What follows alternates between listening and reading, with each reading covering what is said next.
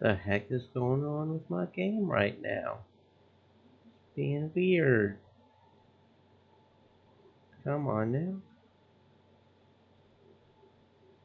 Stop being weird, please. Please, I just want to play.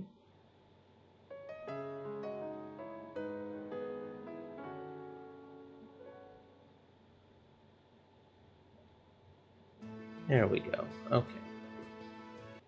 Okay, let's go. This one. Okay, we were about to put on a play in the academy, right? Okay, what are we doing? What are we doing? Okay. Um. Okay. Now I can do this right here. Okay. Oh, I like that. New chair. My new chair is very nice. I can have the armrest down, or if I have the keyboard like this, I can put the armrest up. Yes. I like this new I like this new chair already. Okay. Very swivelly though. The wheels are very swivelly. Like, yeah. um. Let's see. Let's see.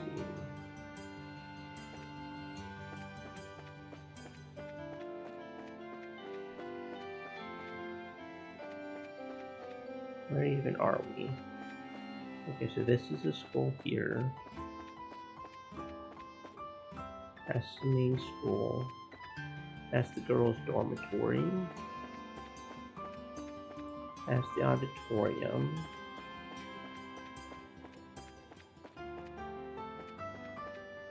That's the schoolhouse. That's the auditorium. Where the heck am I?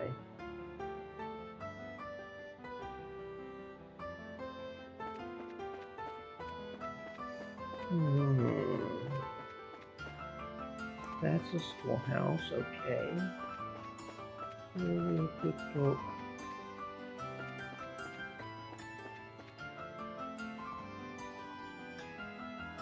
Oh, I'm being silly, Philly. Didn't know I could rotate with that. I am derping so hard right now. What was it talking about? Tomorrow's almost here, but it'll be the last time I get to see you as your night costume. That's kind of a shame if you think about it. I see, thank you. I got that after lunch fullness, derpiness going on, and a big old lunch. We're finally done with all the stuff. Everyone in the club is switching off from being clerk. Hmm.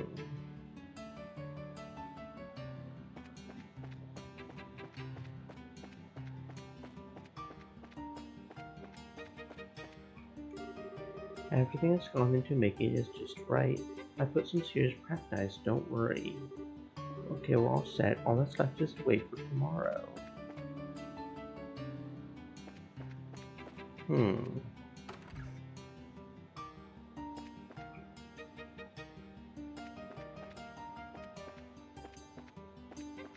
Hmm.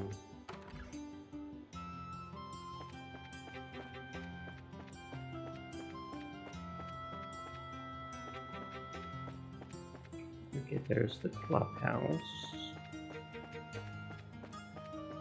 I would call this a central courtyard. Wouldn't you guys call this a central courtyard? I would call this a central courtyard. Isn't that where we were supposed to go? I guess not, but I don't know if that is not the central courtyard. Hmm.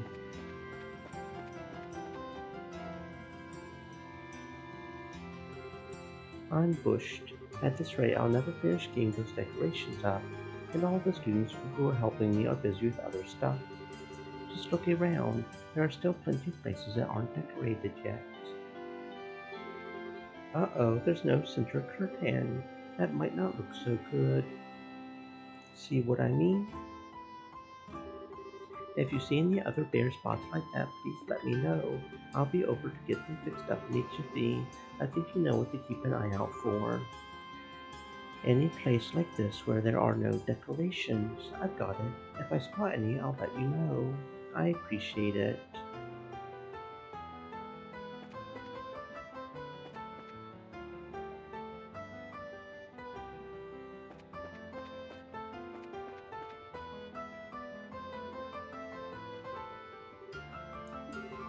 What's wrong?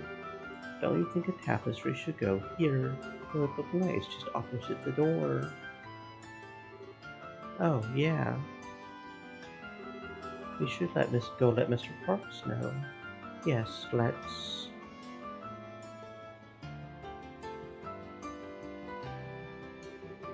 Yeah, I see what you mean. I'll get right to work on it. We will be glad to help. Thanks, I appreciate it. There we go. Alright, that should do it. Let me know if you see any more. Sure thing. Yes, sir. We'll let you know, don't worry. Hmm. Um, let's see.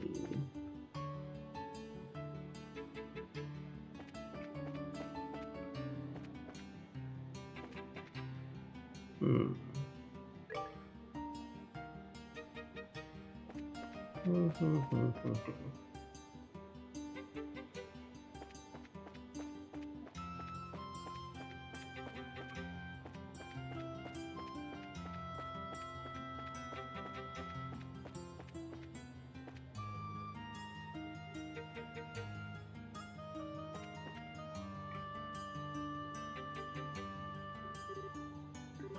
There's no flag here. See, the other buildings have flags over the doors. So it would seem. I suppose if the decorating isn't finished here, then let's go tell Mr. Parks about it. Okay.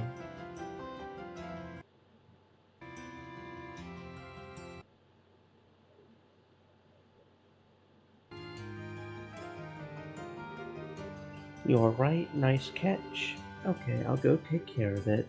Why don't we come and help? Yeah, sounds good. Hey, thanks. I would be glad for the help.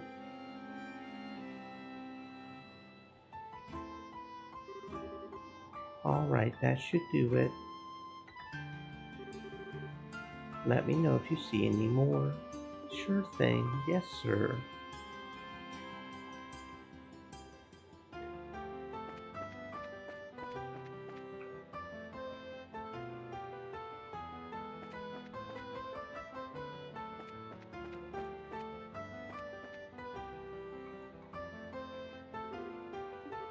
Maybe. Is something wrong? There's no flag here, but there's one on the other side. Oh, you're right. Good thinking, Isabel. Pure chance, really. Let's go, tell Mr. Parks about it. Yes, let's.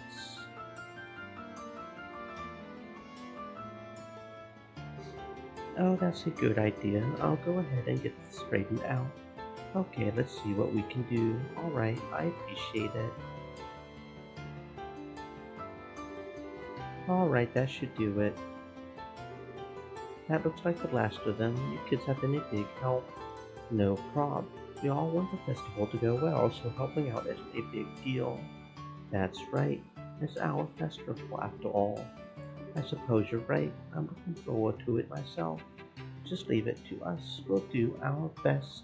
Got my fingers crossed for you then. Yay! We helped with the festival. What else can we do? Ooh woo. I'm feeling silly today.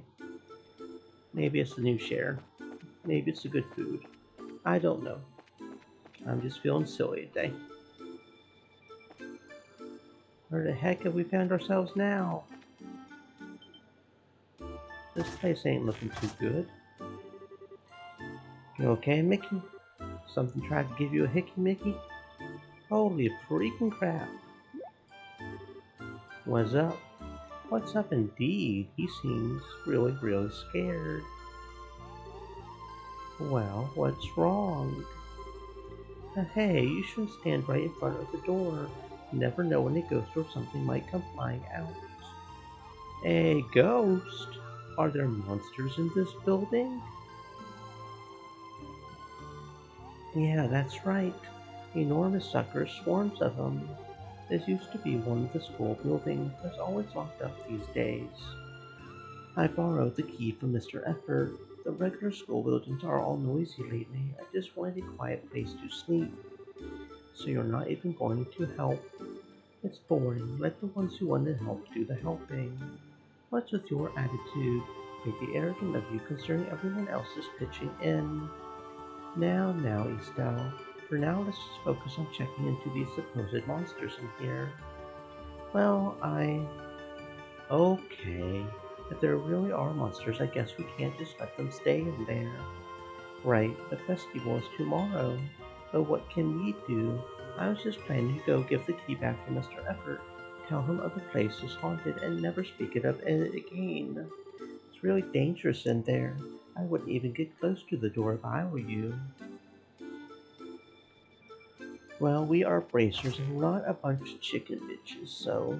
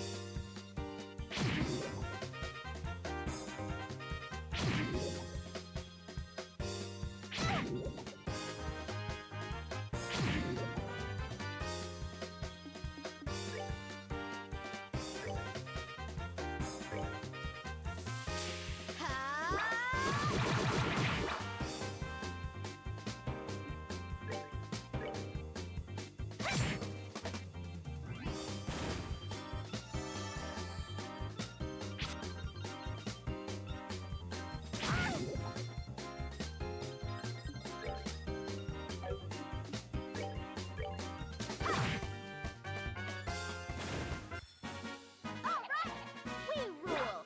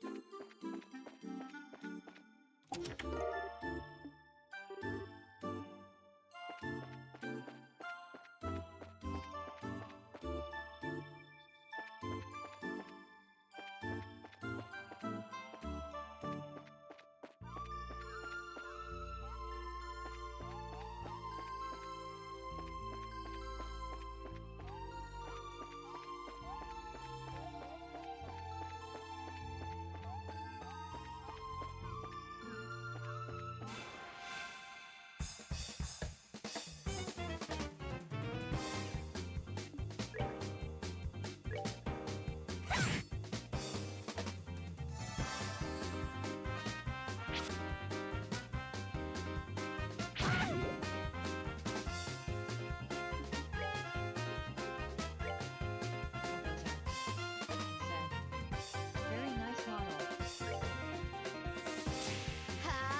Thank you very much. Bulldozer? I guess that's how you pronounce your name. Thank you very much. I might be a bit of a turtle, a bit slow and clumsy, but we all have a little unicorn magic, no? I hope you're having a fantastic existence, friend. Welcome on in, welcome on in. Just clearing out an old schoolhouse of spiders. Nothing too exciting. Oh, well, except the poison. The poison's starting to get close a little bit. Mostly nothing too exciting. Probably should have healed before the fight. Probably would have been a smart move. They are some speedy buggers, aren't they? Actually, you know what? Oh, never mind, she's dead. Okay, that won't work. Well, that's not good. That is not good. Okay, I probably should have paid more attention. Yeah.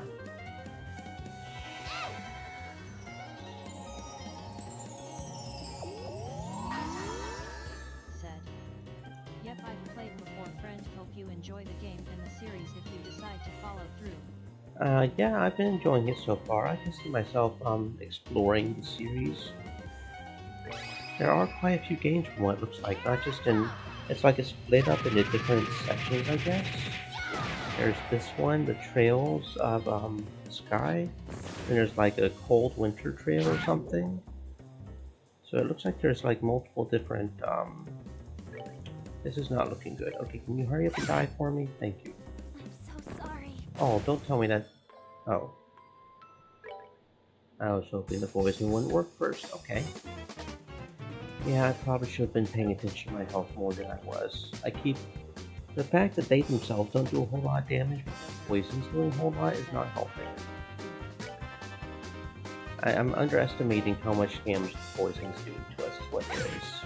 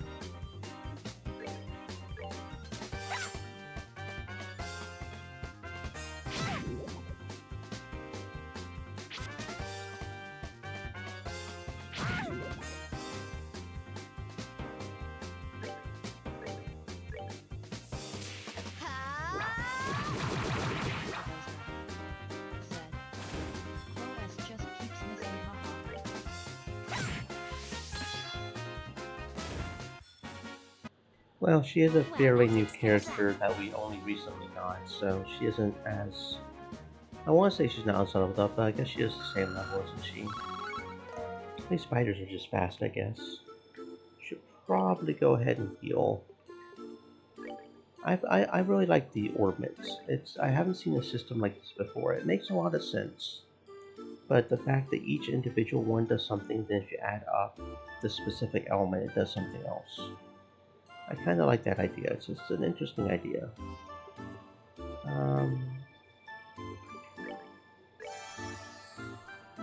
But Estelle isn't even getting hurt by their normal attacks, period. It's only their poison that's even hurting Estelle. I keep thinking it's not as much damage as it is. Orpiment is really cool, I agree. How many spiders are even in here? That was the third group. There can't be that many more spiders. Oh, chest. Reviving bomb, okay. The item fairy has yet to make her second rounds today. Let's see.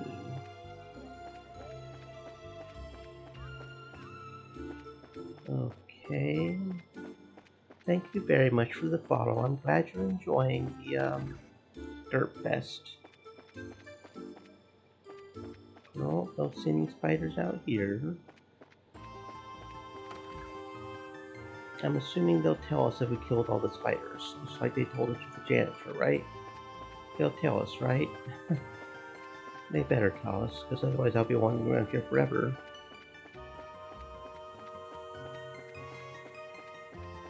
Wondering if I got all the spiders. We got one in here. Said. I'm pretty sure they do. Yeah, pretty sure they do. That would make sense. Oh, we didn't go over there. I see another way we can go over here. Over here. Oh, here we go. Yep, here's another one. Rawr.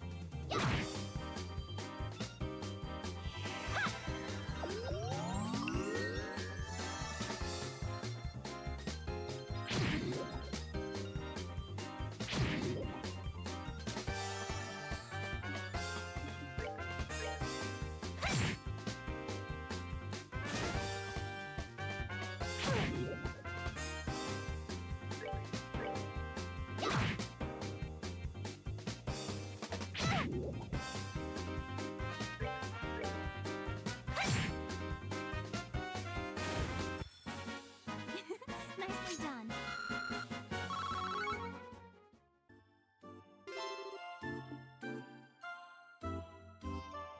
Oh yeah, they do tell you. Yeah, we exterminated all the monsters. Very good. Probably should go into this last room to make sure there's not a chest. No, no chest? Okay. Very good. So that's all the monsters in the old building. Let's go see what else we can do for the school festival. We helped the janitor. We exterminated some monsters. Oh. Mr. Effort, are you kids alright? Mickey told me that monsters have shown up in the old school building. Apparently so. No need to worry, we've wiped them all out. Is that so? Of course, you're a bracer. Well, thank you for your help. We can't have anything happen to the festival. Indeed. Just to be on the safe side, why don't we lock the door again? Better. I don't think that's going to help because there's a hole on the other side, on the right side of the first floor. They'll just get in through there, dude. I mean, that might keep some students out, I guess, in case the monsters do come back, but that should take care of it. Well, I should get back to the night duty room. I'll be close in time very soon. You kids try not to stay up too late. Yes, sir. We'll take care of ourselves. Roger that. Well, we've got to make sure to help everybody, too.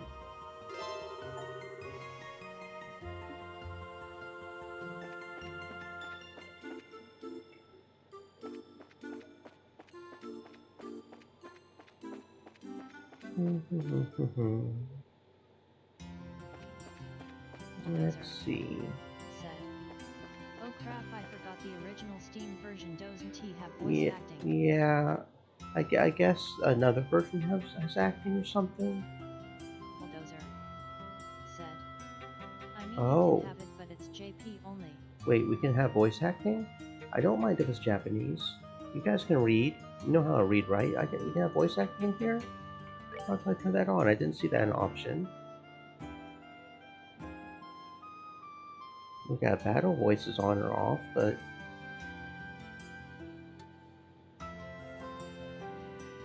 Bulldozer. Said. Yes, hold on, I can send you a video. It has a good guide. I do like some good voice acting. It does save me from having to read out loud. I don't mind if it's in Japanese. Let's see.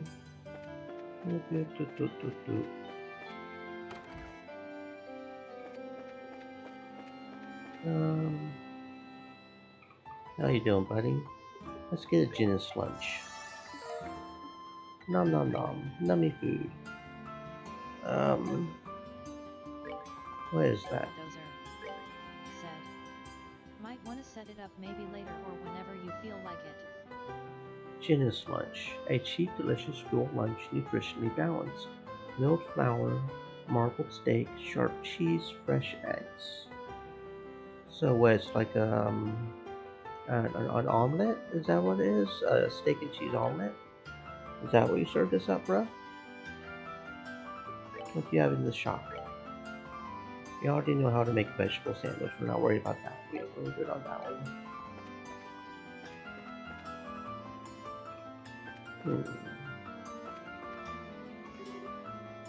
Chloe, logic. Are you still working on the research for a class's presentation? Yes, I'm almost finished. I'm missing a few research materials needed to back up the points made in the presentation. That's terrible. Specifically, I need all 3 volumes of the Ruin Economics series. It appears that some miscreant has carried them out of the reference section. I don't suppose you've seen them anywhere around the school, have you? I don't think so. I see. Well, they must be around here somewhere. If you should happen to find them, please let me know. We shall. If we find them, you'll be the first to know. Okay, so we gotta go find some books. So we gotta go find some books. Okay.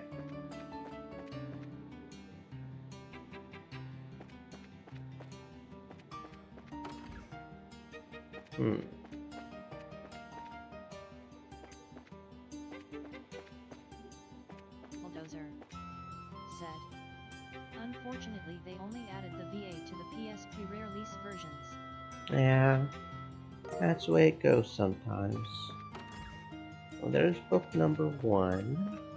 There's in the boys' locker room. We'll just ignore the fact that 2 girls just went to the boys' locker room without knocking. We won't think about that too much.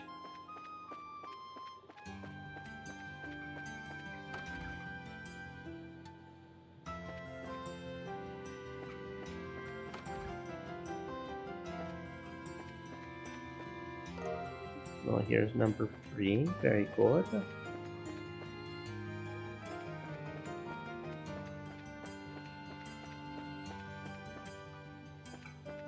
My biggest complaint about the games? Said. But the way you add them to the Steam version is by putting those files in the Steam version. I've had to do that in 1 or 2 different games. The key to doing that, though, is knowing that those files are out there to put them in there in the first place. I've done that before too. But one of my biggest complaints about the game, though, definitely is the camera angles. It is weird how we just keep having our camera just. It is nice that I can change the camera angle to find hidden treasure chests. The fact that it keeps changing on me and there's no fixed camera angle, it feels weird. It feels weird. Not the biggest fan of that. You guys hiding the book up in here? You guys hiding the book? Ruin economics joke. There's all the books. Doop.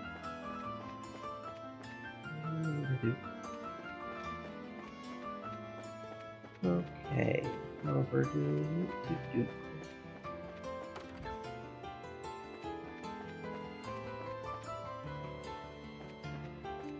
You got all your books, Guy. As I suspected, this isn't going to be sufficient for my research. Have you seen any of the books in the Ruin Economics series around, perchance? Well, Chloe, is this what he's talking about? Yes, I believe so. Logic, is this what you've been looking for? Yes, you have my thanks. Now I finally have all the books I need for my research. I look forward to reading your paper when it's done, Logic. Yes, and I look forward to showing you my results. You'll be astounded. Thanks to your help, I can make this paper the best it can possibly be. Now I really should get started. Time is short. I wish you the best of luck with your play, Chloe. Said. Yeah, well, you just have to throw the camera angle up to the old age of these games. I started appreciating it though after playing. Yeah. Old games do have their perks, that's for sure. It's a good game though. We'll do our best. Isn't that right, Estelle? You can count on it. Good to hear it. Alright. Cool.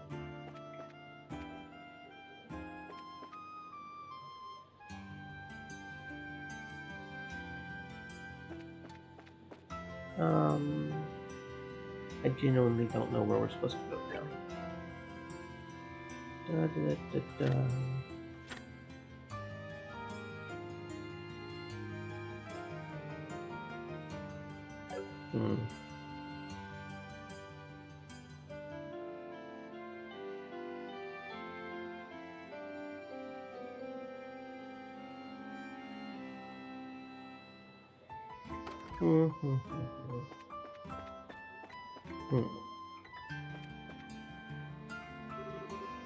Miss Viola is so damn hot.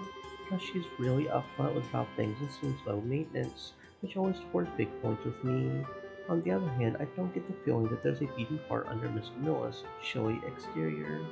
But man, there's something about a woman wearing a pair of glasses that suits her.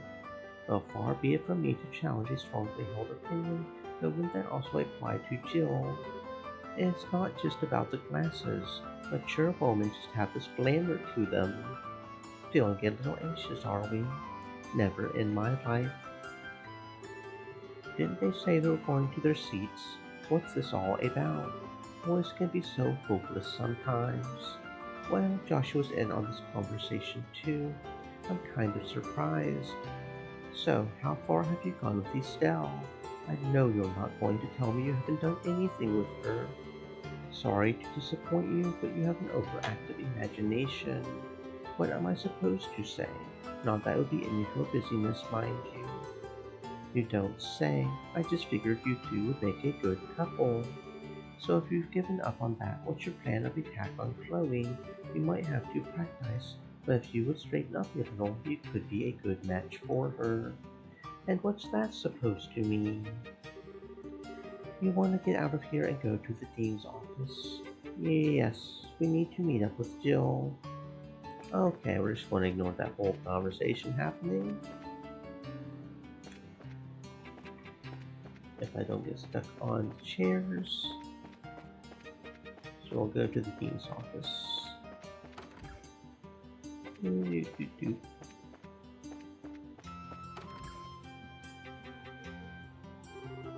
Hey, that's a great idea. That's our dean, always level-headed. There SU next objective, haha nice. You flatter me. Then I assume I can entrust this to you. Yes, sir, I'll take care of it. Excuse us. Oh, we're sorry. Are we interrupting? No, no, we were just finishing up. Actually, Dean, don't say anything. You'll spoil the fun tomorrow. What? We're acting all suspicious. So, what are you plotting this time, Jill? You'll have to wait until tomorrow to find out. Anyway, what's up? Do you need me for something? Yes, actually. Chloe explained that an evening feast had been planned for the next day in anticipation of play success. That sounds nice. I'm just hoping and praying that this festival is a big success. Let's give it all we've got.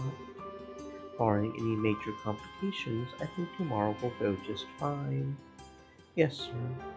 Come on, Jill. Let's go to the cafeteria. Okay. Okay.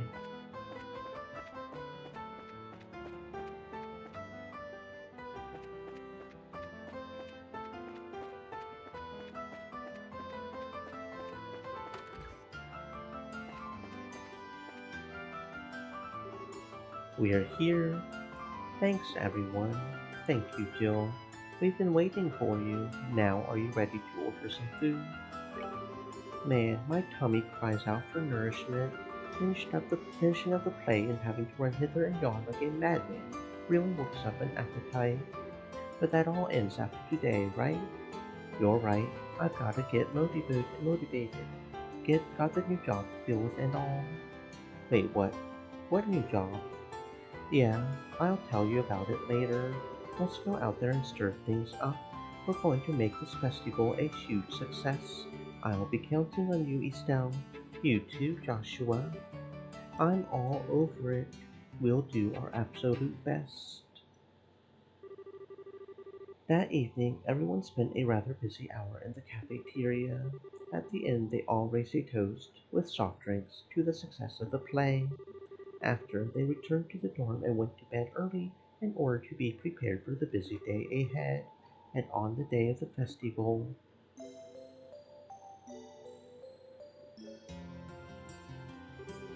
the stage is set perfectly, the lights are just right. Okay, looks like we're ready to unleash our masterpiece. We'll be opening soon. We've got a bit before everything starts though. We'll have some fun in the meantime. Now you're talking. Yes, we're going to stuff our face with every food stand out there, and that we actually are indeed going to go do. Looking around is fine, but if you eat too much, you'll be too full. Hey, don't underestimate a young lady's ability to put away some sweets, okay? Yeah, I probably shouldn't overdo it. Aren't you guys going to come with us? Can't. We still got student council business to deal with. You'll be fine. We'll have some fun. What? What student council busyness? And didn't you say the same thing yesterday? Is there something I can do to help? We are fine, I promise. All you need to do is show Estelle and Joshua around. Aren't the Pipsqueaks going to be showing up soon? Right. Sorry. We'll have time enough to go out and enjoy the festival. Oh yeah. And Joshua, if you see any hot girls out there, I expect you to beeline it right back here and tell me. Got it? I wouldn't want any of them missing out on the pleasure of my company. Yeah, I got it. Tall, gorgeous, sensual, charming. Did I miss anything? My friend, I couldn't have said it better myself. I swear, you're hopeless. What's up, gals? The time you've all been waiting for has finally arrived. The 52nd Genus Royal Academy Campus Festival has begun. I'm not gonna lie, I keep kind of low-key wanting to say penis instead of genus. That is one letter off from being a completely different word. One letter. Holy, tons of people. Well, this is a famed penis academy after all, so it's definitely not your average school festival. Well, we are expecting a lot more festive visitors this year than usual. Alright, it's finally here. Come on, Hans, let's go. Alright, we'll be in the student council office, so come see us if you need us. Jeans. Is that how it's supposed to be pronounced, as jeans? Am I saying it wrong? I am American, we do tend to mess things up. I'll just blame that on being American. My bad. Sure thing. Best of luck, you too. Bulldozer said. Nah, it's Jenny's. I'm Joshy. Okay. Shall we go and look around? Thanks, works for me. Okay. Let's go check out the food stalls. How many food stalls are there? We gotta get all the nummy food. We do love nummy food here. Are these the stalls? Oh yeah, here we go. What do you have? Rainbow jelly beans, a fancy sweet found in all colors, surprisingly nutritious. Okay, we already know how to do a floral jelly, that's nothing new. So we won't worry about that one. What you got, Pushboy? What you got? Light fluffy popcorn. Popcorn? Holy popcorn, the epitome of crunchiness, a wholly natural snack. Said. Gotta get all them recipes, never know when you'll need them. Yep, never know when you'll need them. To mention it's an achievement for getting all of them. And we also love our achievements, not to mention it's just food, and we do love food. Multiple reasons to get our food. Coffee ice. Ooh, I do love some coffee ice cream. Ice cream with a bittersweet flavor, more for apples. Orange ice cream, a refreshing dessert that uses freshly squeezed jewels. Fruity ice cream with the tartness of apples. We have seen that one before.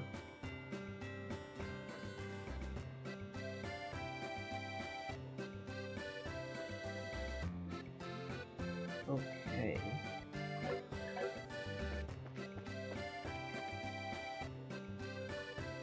What do you have? Milk crepe and royal crepe. An elegant crepe brimming with sweet herb infused cream.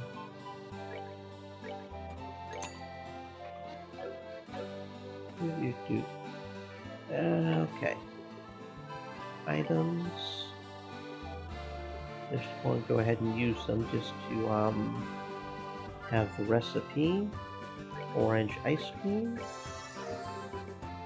Rainbow jelly beans. Royal crepe. Coffee ice cream. Holy popcorn. I don't remember when we got the salmon raid. I feel like we already got that recipe though. Let's double check over here on the recipes.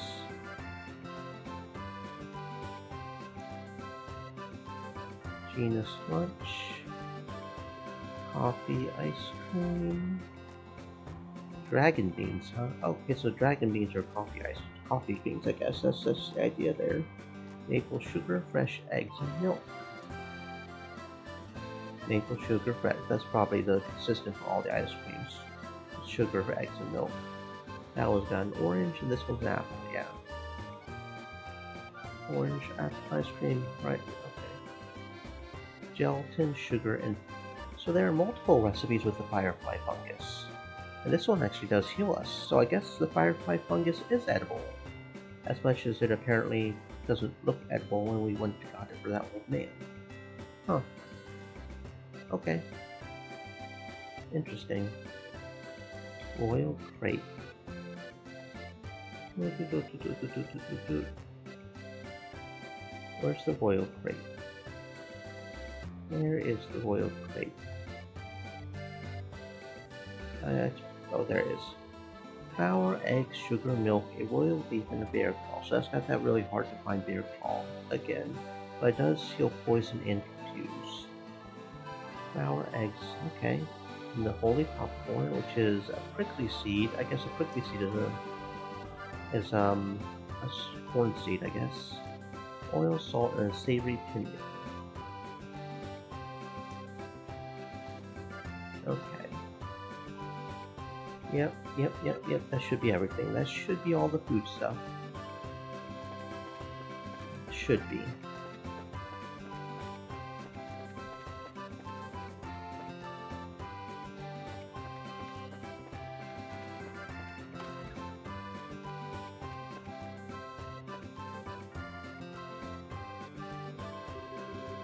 My wife and I moved to Menofia years ago. this is our first time visiting the Quail Academy. Hey, aren't you Professor Alba? Is that you? Well, Isnell and Joshua, this is a pleasant surprise. I trust you're doing well. Were you invited here for the festival?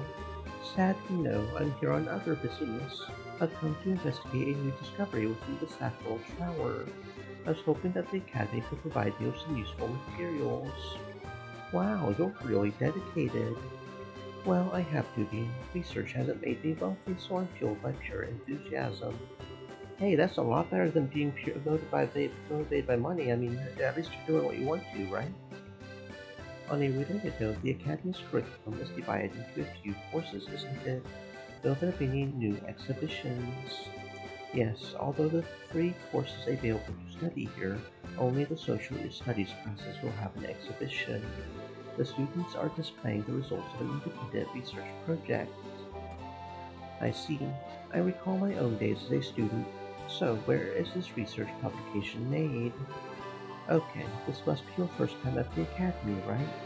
Let's see, how to explain. Indeed, the campus is fairly littered with buildings. If you would like, we can just take you there. That would be helpful. I would hate to spoil your fun here. It's fine, we're not doing anything major right now. I see.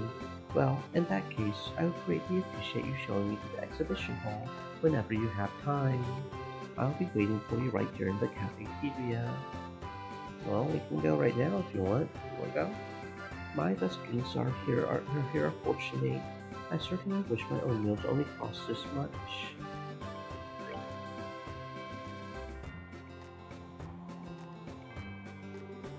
Well, you certainly pulled out all the stops, haven't you?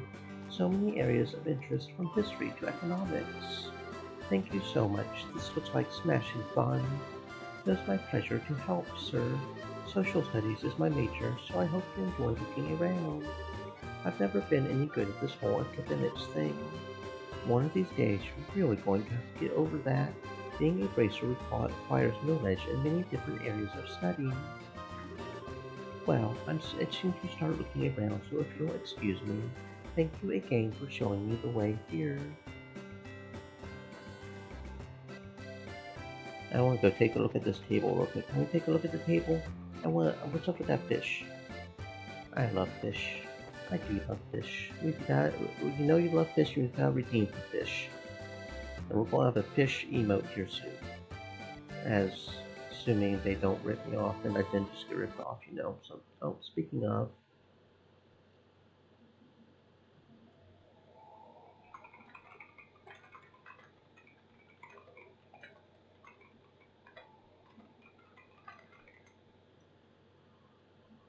Yeah, we should have a fish emote here soon. An animated fish emote. Miss Chloe.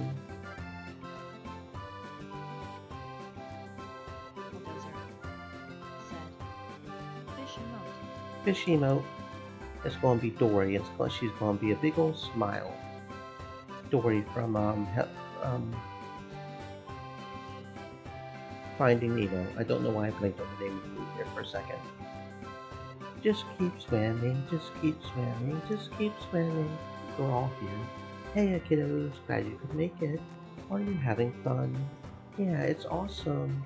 I ate so much candy I puked. I told you not to be such a pig. Is Matron Teresa with you? Yep, she's talking to those people over there. Thank you very much for the fish, friend. Look at that pretty fish right there.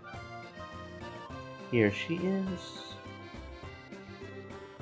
Good afternoon, all. Matron Teresa. Good afternoon, Matron. Thank you very much for inviting us here today. The children and I have enjoyed it greatly. Miss Chloe, when's your play thingy supposed to start? We've all been looking forward to it. I see. Well, you'll have to wait just a little bit longer. Did you know that both Estelle and Joshua are going to be in the play with me? Really? That's going to be so cool. What part are you going to be playing, Mr. Joshua? Well, how to put this? You'll just have to wait and see, won't you? By the way, Are you guys still staying in Manovia? Yes, though the continued goodwill of the innkeepers. That said, however, guys, do you want to see the costumes that'll be used in the play? There are pretty dresses and suits of armor. Pretty dresses? Suits of armor? I guess I have your attention. I'll give you an exclusive sneak peek at them before the play even starts. Yay! I wanna go too. I'll be backstage. Come when you're ready. Okay, now follow me.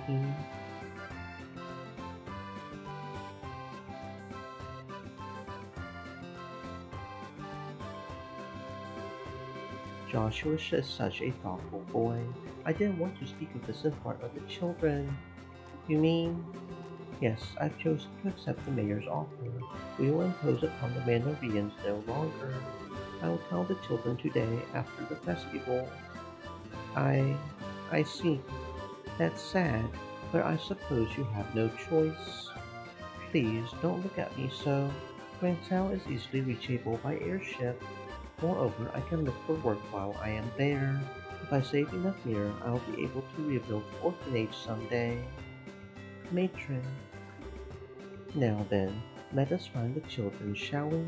I would imagine that they're a bit much for Joshua to handle on his own. This is so cool. I wonder if I could wear it. Not with how short you are. I wish I could try on a white dress.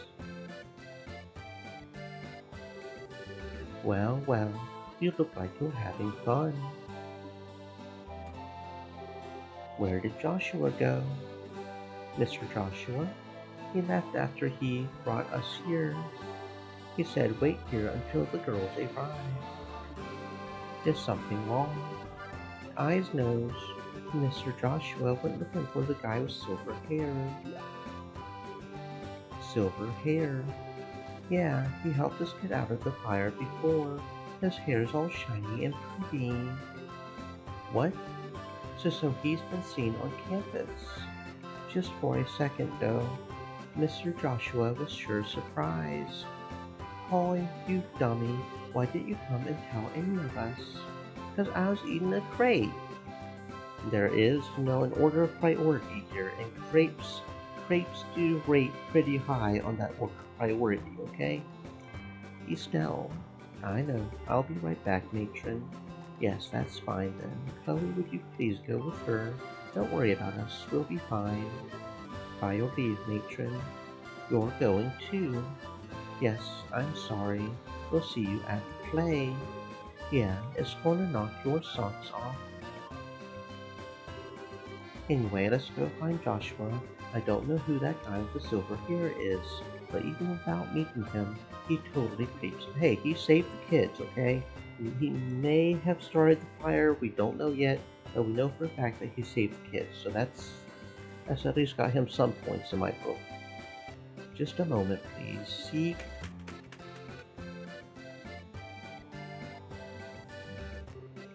Scream? I need to ask you something. Did you see where Joshua went? Stream elements. I don't think I'll ever get tired of that. Wait, is he headed to the old school building down the back road? Yes.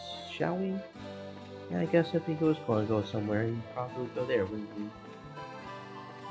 This way, I guess? Yeah, this way. Good thing we cleared out of spiders before we, came to here, right? That's one less thing to deal with.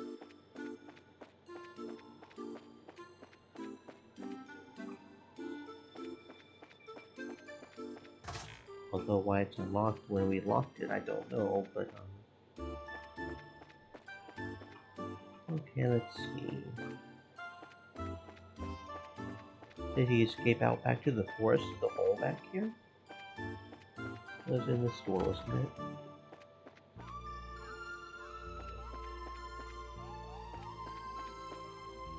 No?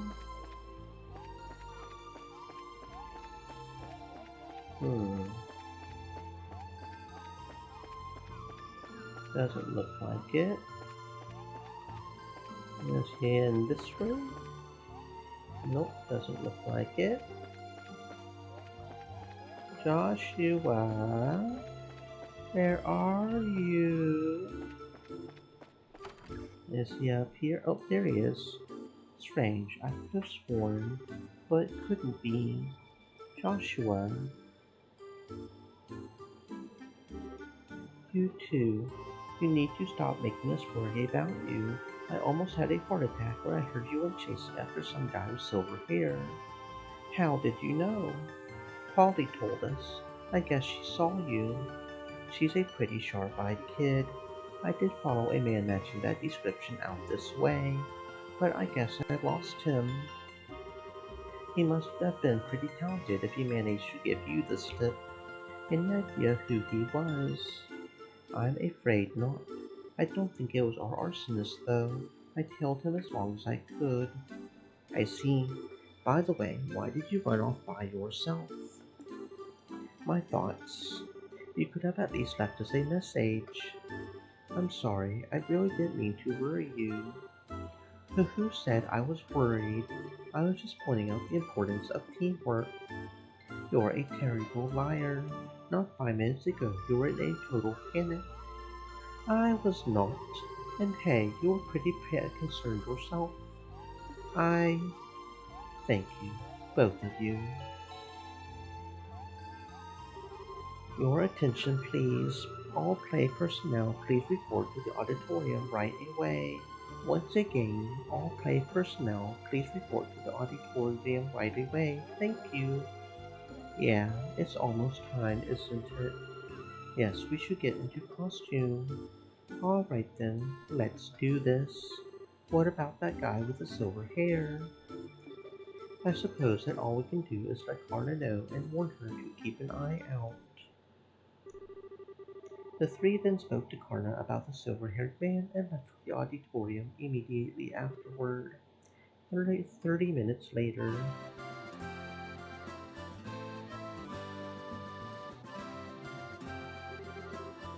Look at all the people. Okay, now I'm getting kinda nervous.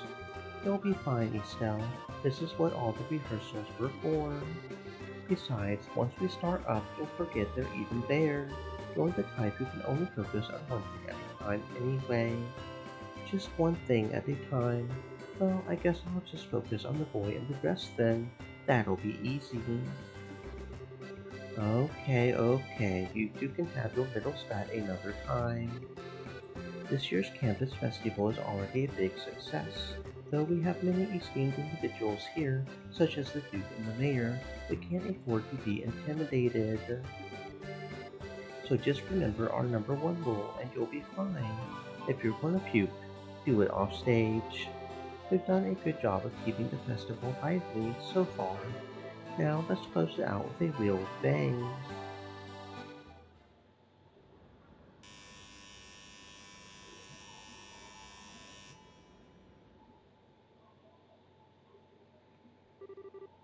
Without further ado, the Student Council proudly presents Madrigal of the White Magnolia. Enjoy the show. In the year 1100 of the Septian calendar, 100 years ago, Liberal was still a land of nobles and aristocrats. But commoners, too, held some power, and they were prodigious traders that grew more influential with each passing year. During this period there was much friction between the classes, and the nobles and commoners clashed often. As time went on, these clashes intensified. The intercession of the royal family and the church failed to end their squabbling. The stage was set for a final conflict. A year had passed since illness stole the king from his people. Our tale begins on an early spring evening in the rooftop garden of Gransell Castle.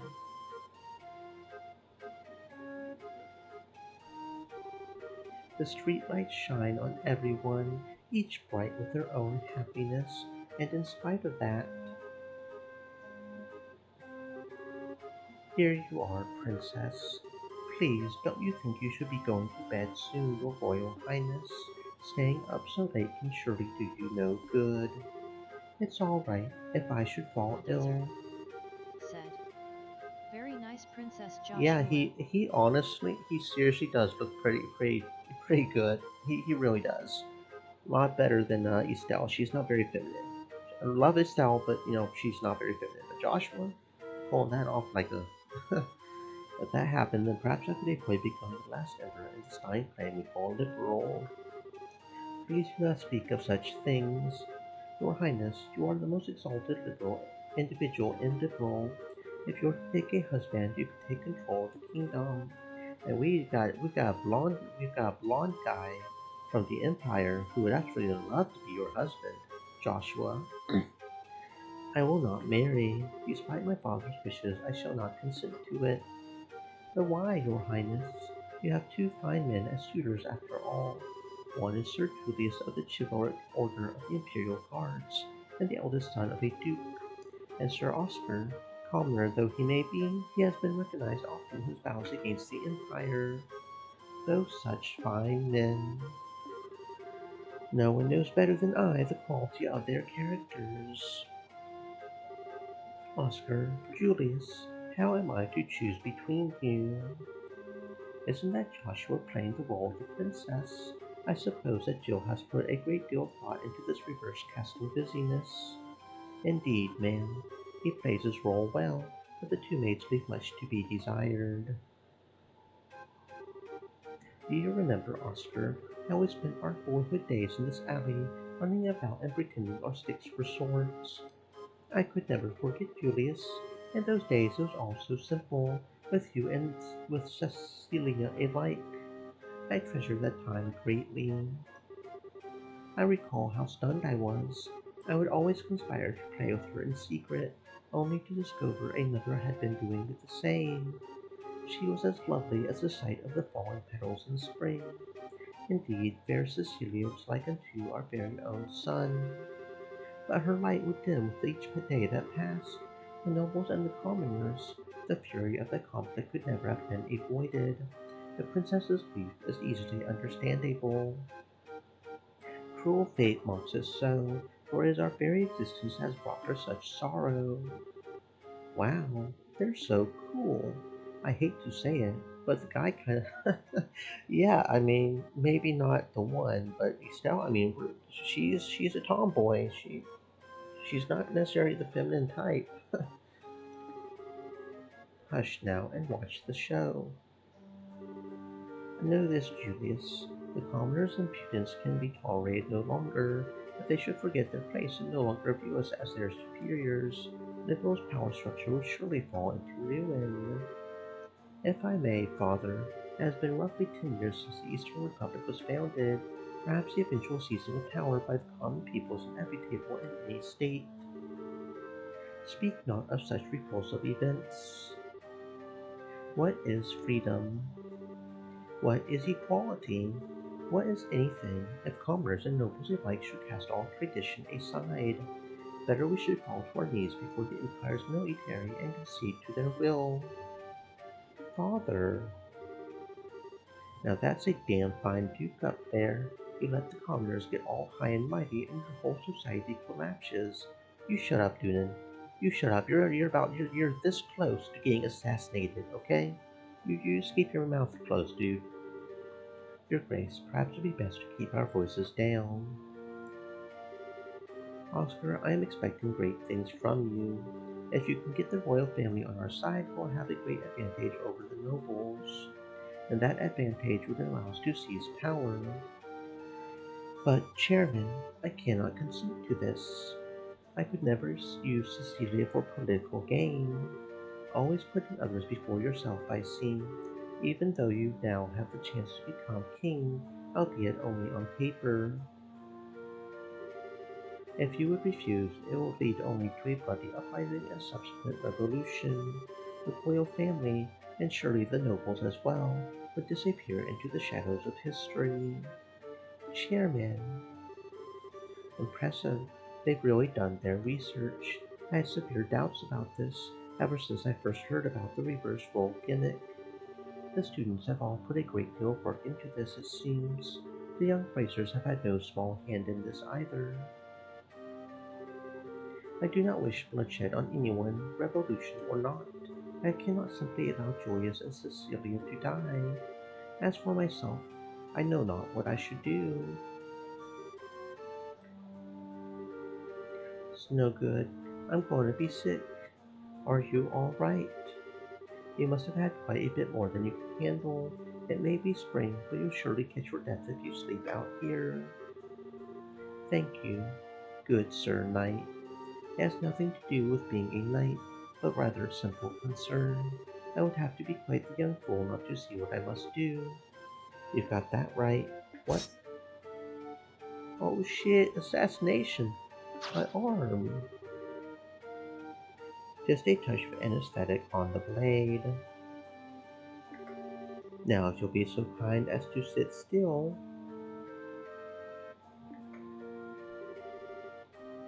Curse you, assassin! Who sent you? Just a noble who wants you out of the picture. He wanted it badly enough to pay me up front, and pretty well at that. All you need to do is die.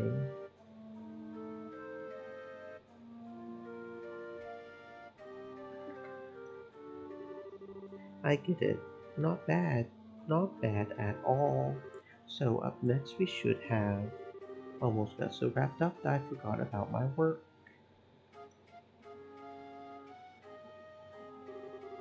Long has it been since you have entered my sight, fair princess. Yes, Julius, it truly has. I cannot help but notice that Oscar is not with you today. Back when my father yet breathed, the both of you were oft spoken of by the maids of the court. As you well know, your highness, the kingdom is in the midst of a debt crisis most dire, and as such, he and I may never be as close as once we were. I confess, I come to you today to ask a favor. What favor would that be? That you would allow he and I, head of the chivalric order of the High Guard and a young general, to engage in a duel of honor, and that the victor shall be granted the great honor of becoming your husband. Quite dramatic indeed. Caught up in the conflict between noble and commoner, these two close friends have finally decided on a duel. The princess now realizes their determination and keeps silent, and on the day of the duel, two knights step into the grand arena of the royal city. Many have come to witness it, commoner, noble, and all social castes in between. But conspicuously absent from the proceedings is the one over whom they fight, Princess Cecilia herself.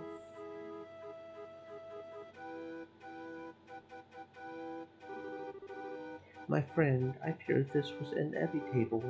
Perhaps fate always intended for us to meet in so base a fashion. Speak, that we may both be unburdened, if nothing else for our beloved princess. We would cleave a path through fate with our own hands, but at this moment my words and her smile seemed lost. Has fear clutched your heart, Oscar? Perhaps, but what is this passion that pierces me to the quick? As I see you with blade drawn, I feel as though I've been waiting for this moment. Before the storm by the name of revolution should claim us both, we shall let fate decide our outcome. Yes, and may the goddess Abigail see our spirits as they truly are. Come, then, let it be done. On guard.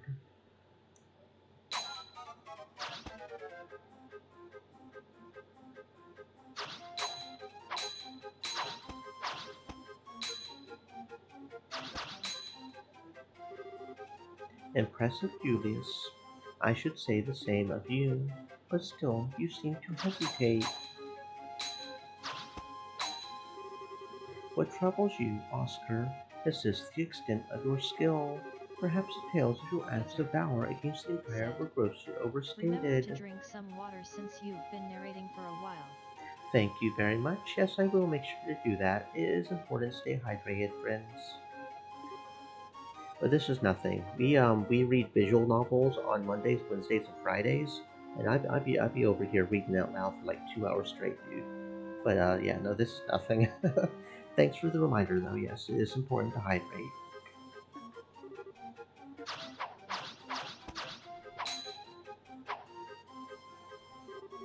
Well done, Julius. Magnificent swordsmanship. Oscar, your That's right, arm. said. Ha, I didn't he know then you are chilling. I've had worse. 'Tis but a scratch. Neither of our blades connected with flesh, not even a glancing blow. Your wound was struck prior. This is a tactic most known to Gradbot. Was this your intention from the start? I'll thank you to cease slandering my good name. Are you implying that I instigated this? Father, is it true? Did you? It's all right, Julius. My own inexperience has brought this about. Besides, I've received far worse on the battlefield. I will put everything I have behind my next strike. I intend, I intend to kill you, Oscar. Very well, I will wager it all on my next strike as well.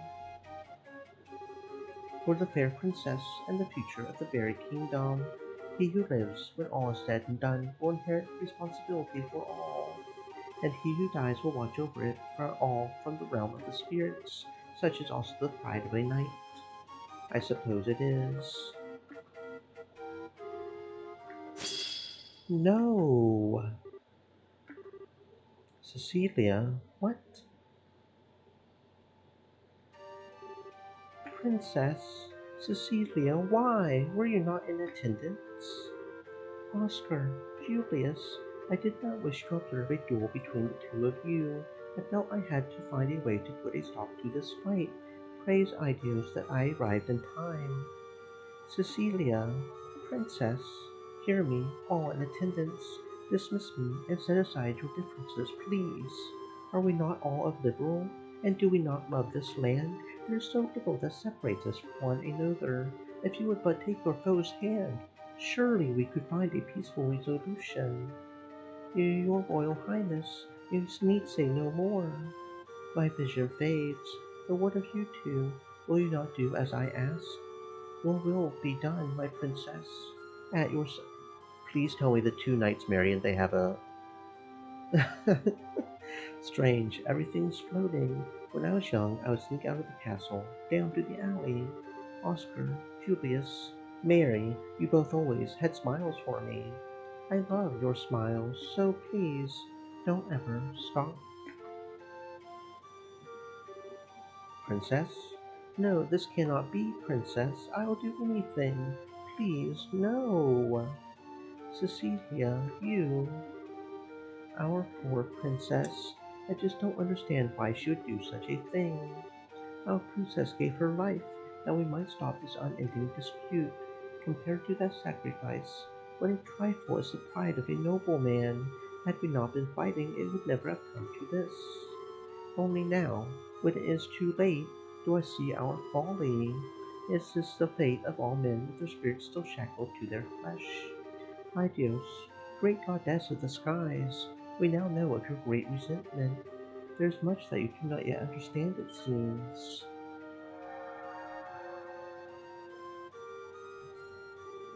I granted you flesh to be your vessel, but your spirits still know more of freedom and nobility. Such contempt for it lies only within you, yourselves. So beautiful, a more beautiful voice I have never heard. It's amazing. Idios herself has graced us with her presence. The goddess. Incredible. Hear me, young knights. I have observed your contest. You are both courageous and strong, yet something vital within you is broken. It is as you say, our own immaturity is what invited this fate upon us. Chairman, has your fate for the nobles and the monarchy blinded you to the fact that we all but men? I am ashamed. Duke, you know your sons better than anyone else could. And you, all the rest of you, who have simply watched these events unfold, there is something fundamentally within you that fundamental with you that is lost as well. Strike your hand upon your breast and think well upon this. And now seems that you have each remembered your hearts. As such, perhaps hope yet remains for liberal, so long as you never forget the lessons learned this day. She has vanished. Where am I? The princess? Cecilia? Julius? Oscar? Have you both been called up to heaven as well? It's it's a genuine mirror. So wait. Is this supposed to be based on a real story like what happened canonically? Did the goddess actually come down and raise this chick up? Or is this part of the play? Because I'm kind of curious. Because if the goddess actually interacts with the world like this, that would be kind of cool. Why are the two of you here? And the Duke and the chairman? So then, I'm not dead. Almighty Idios, Idios has given the girl back his beloved. Praise her for her benevolence. Oscar, Julius, what happened? Nothing that you need concern yourself over, Cecilia. The conflict is at an end. I believe that everything will be alright. You're being naive, Oscar. We still have a duel to finish, do we not? Julius. No, you still intend to fight. On the contrary, this match is concluded, and besides, this fool managed to get hit on his sword arm. It would not do for a duel such as this to not have a clear victor, as it stands to reason that the man who fought with a significant handicap, yet emerged undefeated, should be regarded as the victor. Wait, Julius. Don't misunderstand me, Oscar. I have not yet given up on the princess. Once you are healed, our duel will continue, both blades of wood, just as when we were boys. I see. Very well then. I accept your challenge. Have neither of you any regard for my own wishes? You are mistaken. You, my lady, shall judge today's match. I think it only fair for the victor to be granted a kiss. Surely, everyone waits with bated breath for it. I think it's just a play. I'm not sure Adios actually has done much in these games other than be used as a thank Adios like expression like thank God is for us. Oh, okay. I always do love it when the gods come down and touch someone. That's always a fun little mechanic. Unless it's overdone. Very well. Don't they look marvelous together? Almighty Idios, look well upon this, and may this fine day extend unto eternity. I also like the fact that her name's Idios, because if I remember right, I is the Japanese word for love, right? So that's pretty much saying, like, love God, right? Because Dios is Greek for God. So it's like Japanese for love, and then Greek for God. It's like the love God. Said. Yeah. It should be yes. If I'm understanding that right, so that's pretty much like she's love God. May this fine day extend into eternity. Eternal peace to liberal. Eternal glory to liberal. I think it's also Spanish for God too, isn't it? Dios, mio Dios. Pretty sure it is. Said. I never thought about it. Damn you right. Yeah. Quite the grand finale. But no. Oh, silver-haired man. But no matter. And so the curtain fell on the madrigal of the White Magnolia to grand fanfare and acclaim. And with its conclusion, an announcement went out that the campus festival had reached its end. The crowd began to disperse and leave the campus, each person wearing a look of contentment.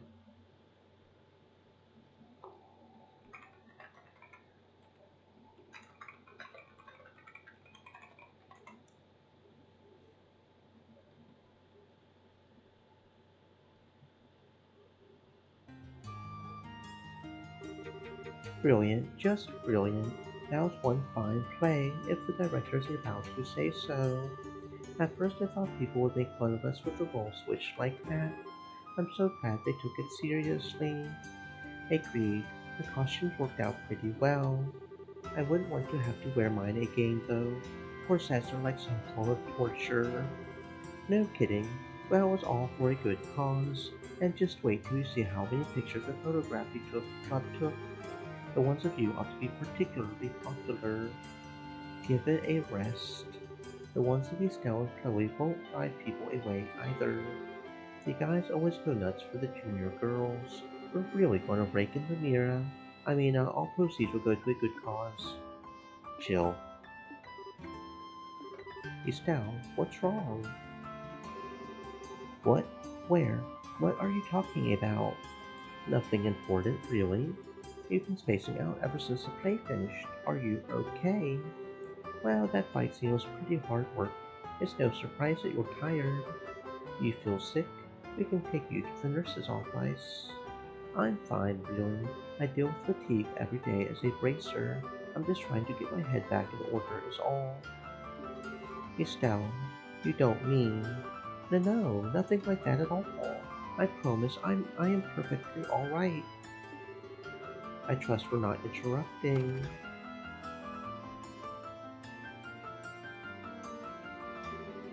Miss Chloe, Oscar was so cool. I want to be that cool when I grow up. Thank you. You were really great too, Miss Estelle. Sir Julius. Now, Mary. And Joshua was so cute. Yeah, I couldn't stop looking. Thank you. It was great fun for us all. A play about love and friendship buffeted by the winds of a tumultuous era. It was so moving. The fight scene was intense, and though one could only expect it to end in tragedy, it had such a heartwarming conclusion. I thought it was splendid. Well, with praise like that, I would have to say it was worth the effort. Hans? Right, almost forgot. What's up? It's nothing bad, don't worry. I'll be right back, so just keep doing what you're doing. Okay. The student council is going to do something for the orphans, aren't they? They're going to do something for the orphans to allow the orphans to stay here, like maybe something to do with the abandoned building. Those were Jill and Hans, no? Chloe, your students, your friends are on the student council then. Yes, they were in charge of the production of the play. I see. I must thank them then. The children will have many fond memories of Ruan. Matron. I've made up my mind. I will tell them my decision when we return to Vanovia, and then tomorrow we'll take the first steps. So soon. Hey, what you talking about? Clem, you shouldn't listen on grown-ups talk. It's okay, Mary. I think we should probably return to the inn. We can have dinner and continue our discussion over there. Okay. Now then, Chloe, and you too, Estelle and Joshua. I'm afraid we'll be taking our leave. Thank you for today. It was a lovely play. Hold on a sec. Jill's coming back any moment, and she'll probably want to say goodbye before you go. Pardon me. Dean Collins. It's a pleasure to see you again, Matron Teresa. I must apologize for not coming by earlier to thank you for taking the time to visit. You needn't thank me. The festival was magnificent. I'm grateful for the invitation. Yes, the students were magnificent, weren't they? Chloe told me of her current situation. Truly dreadful. I was trying to think of a way that we could help. Jill? Yes, sir. Please take this. Jill handed Matron Teresa a bulky envelope sealed with the Royal Academy's crest. What's this? I took up a collection for you. It's 1 million lira? Please use it to help rebuild the orphanage. 1 million lira? That's impressive. But how? Well, we have the Duke as well as the Mayor of Bose, so there are some celebrities here. Thanks to them, we were able to collect far more than we would have otherwise. Dean. No, I couldn't. I can't accept this. I don't see why not. The festival collects donations for charity every year. People donated specifically to help rebuild the orphanage. But it's too much. Please accept it, Matron. But, Chloe, I realize that you're overwhelmed, but think about it. With that much mirror, the rebuilding could start, and you wouldn't need to go to Grand South. You wouldn't have to give up your herb garden. She speaks the truth. Joseph would want you to accept this. For the children, you needn't focus on the amount, just what can be done with it. You're right. I don't know how to show my appreciation. Thank you. Thank you all so very much. That's awesome. Yes, that should settle it. That. What's this about going to Grand Cell? Did something happen? It's okay. There's no need to. Her fucking PNG is crying too. You guys see that? There's a tear coming right out of that. Hmm. Feels. The feels, bruh. We've all been through so much. It's not really that big a deal. Why are you crying, matron? Don't be silly, Clem. These are happy tears. Now we just gotta find out who the hell burned the orphanage down and whooped their ass. I don't know who did it, but they've got an asshole to come. Said. Tears PNG hits right in the feels. After the matron and the children left to return to Manovia, Estelle and Joshua joined the other students in cleaning up after the festival. By the time everything was done, the day had given way to evening. But we had everything set up for you to be able to stay. I mean, the festival was just ended and everything. Sorry, but we can't. Since we're still apprentices, we can't go too long without checking in at the guild. We'd like to give our report before the day's out, if we can, so you'll have to excuse us. Is that so? Well, guess I'm on my own tonight. It sure is going to be lonely in bed without you. What? Hans? Joshua? Uh, would you please give the tasteless jokes a rest? Estelle, don't listen to him. A joke. It's never boring with you guys, I'll give you that much. I hope you get the chance to come see us again, and stay for a couple of days and nights. Sure, we will. Thank you. We'll stop in again soon. Well, let's get going. We'll lose the daylight if we don't hurry. So you're headed to Manoria, Chloe? Yes, there's a lot I want to talk to Matron about. She said it would be alright for me to stay over at the inn with her and the kids tonight. I hate that you won't be here after the festival. Well, what can you do? I hope you have a good time. Yeah, about the matron and the kids. Isn't it kind of risky for them to be carrying around that much money? Don't worry about that. One of the other bracers has escorted the whole lot of them back to the village. Her name's Karna. Apparently, the dean made a special request. He never misses a beat. Well, stay healthy, you guys. Here's hoping you guys do great with your racer studies. You can count on it. Best of luck to you both of you as well.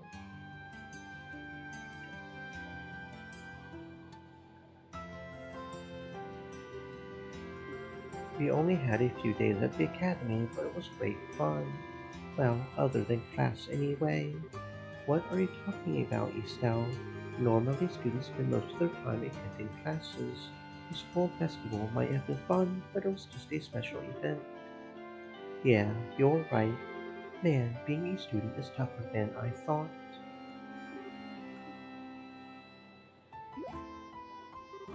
What's wrong? Nothing. It's just that I can't sense Sieg nearby. I wonder where he went. Maybe he's just looking for dinner. Yes, that may be it. I'm sorry, I'm just being oh. Please allow me to come with you as far as the coastal road. Sure, it'll be fun. Foreshadowing, foreshadowing, foreshadowing, foreshadowing.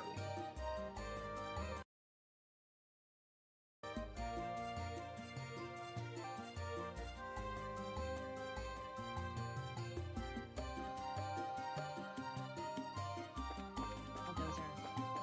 Said. The foreshadow has foreshadowed me.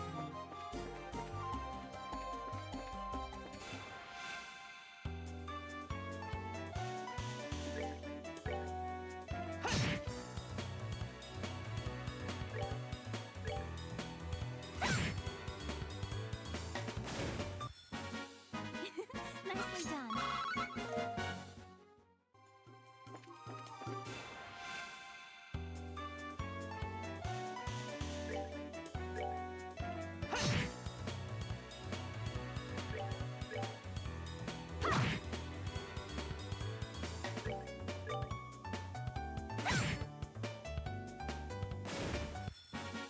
Well, that takes care of that.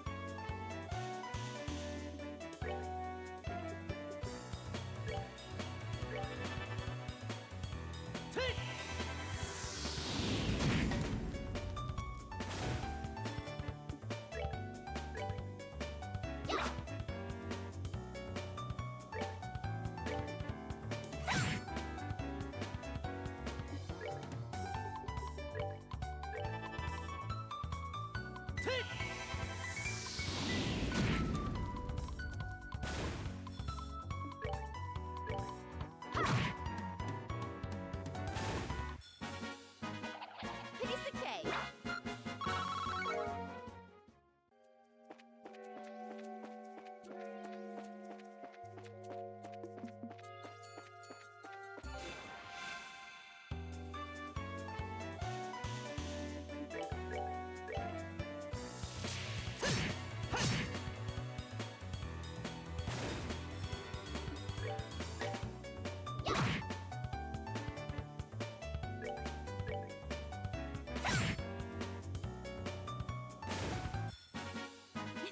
Nicely done.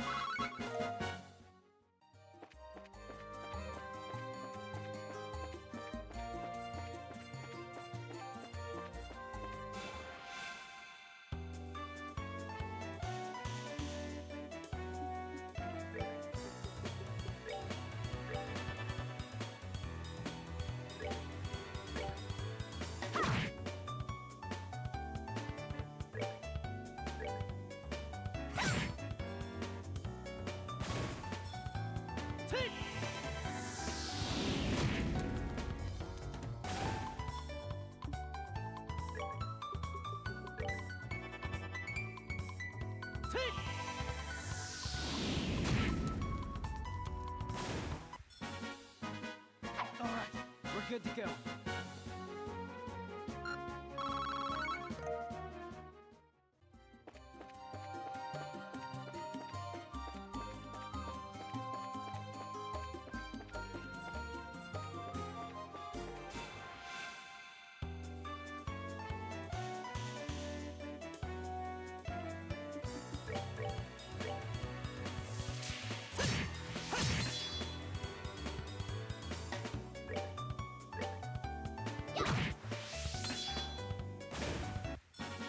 All right.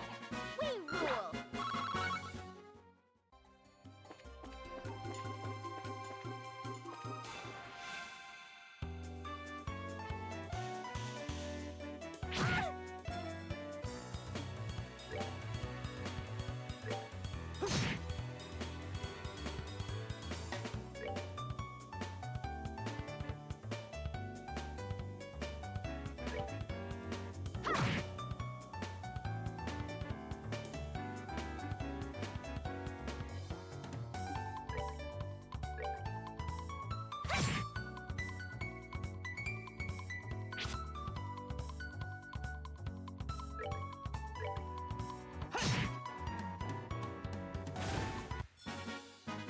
That's that then. Let's move out.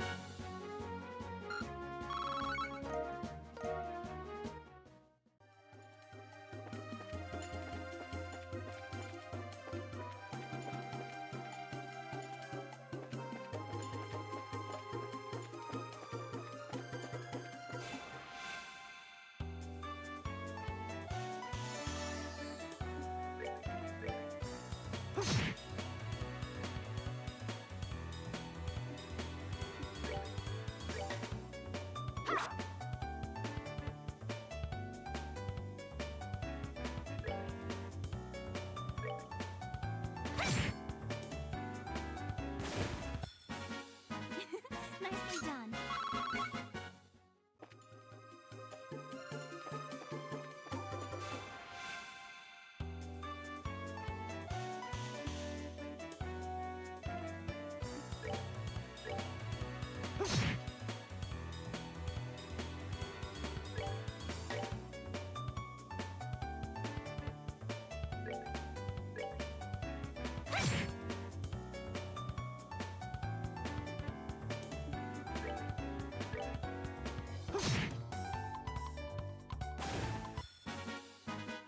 All right, we're good to go.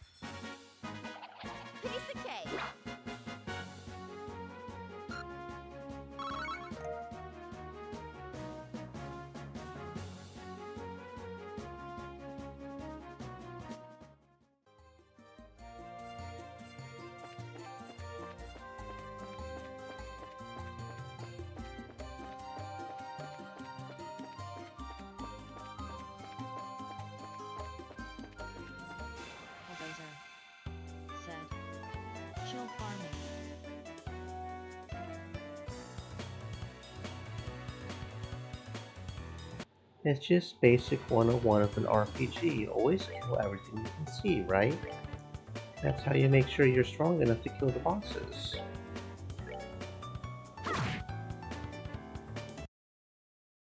Bulldozer said. Exactly.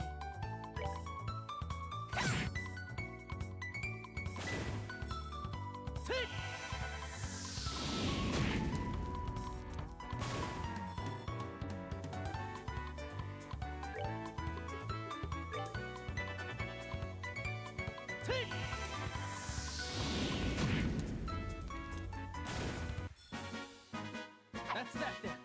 Let's move out.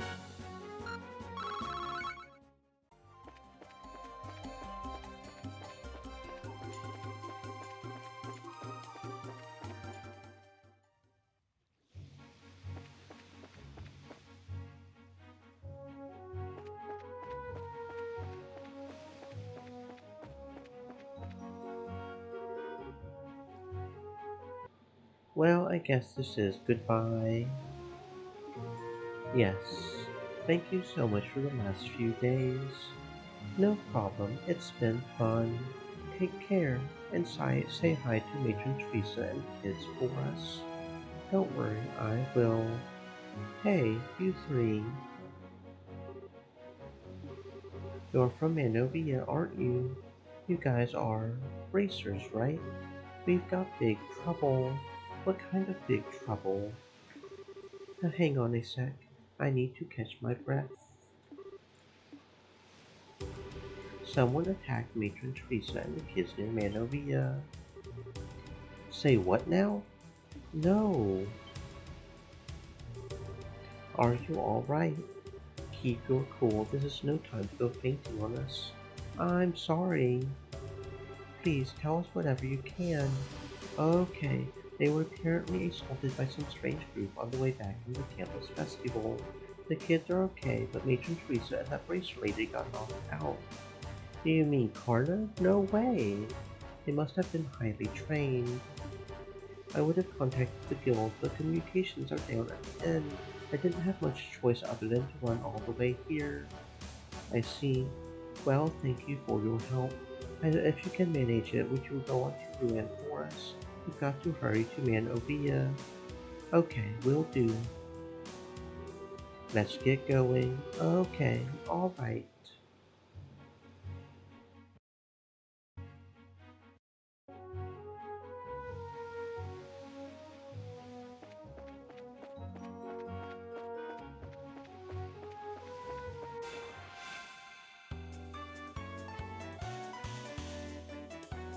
Bulldozer said. Go get M Turtle.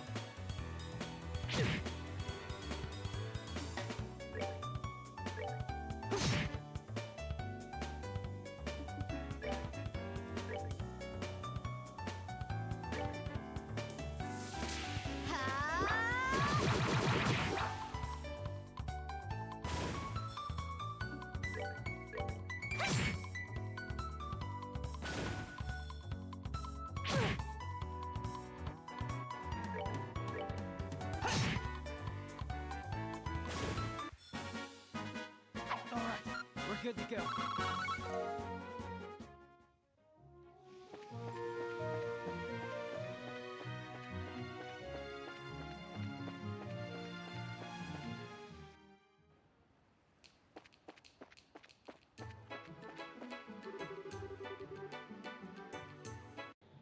Well, that settles it. I'm going to have to give you this book.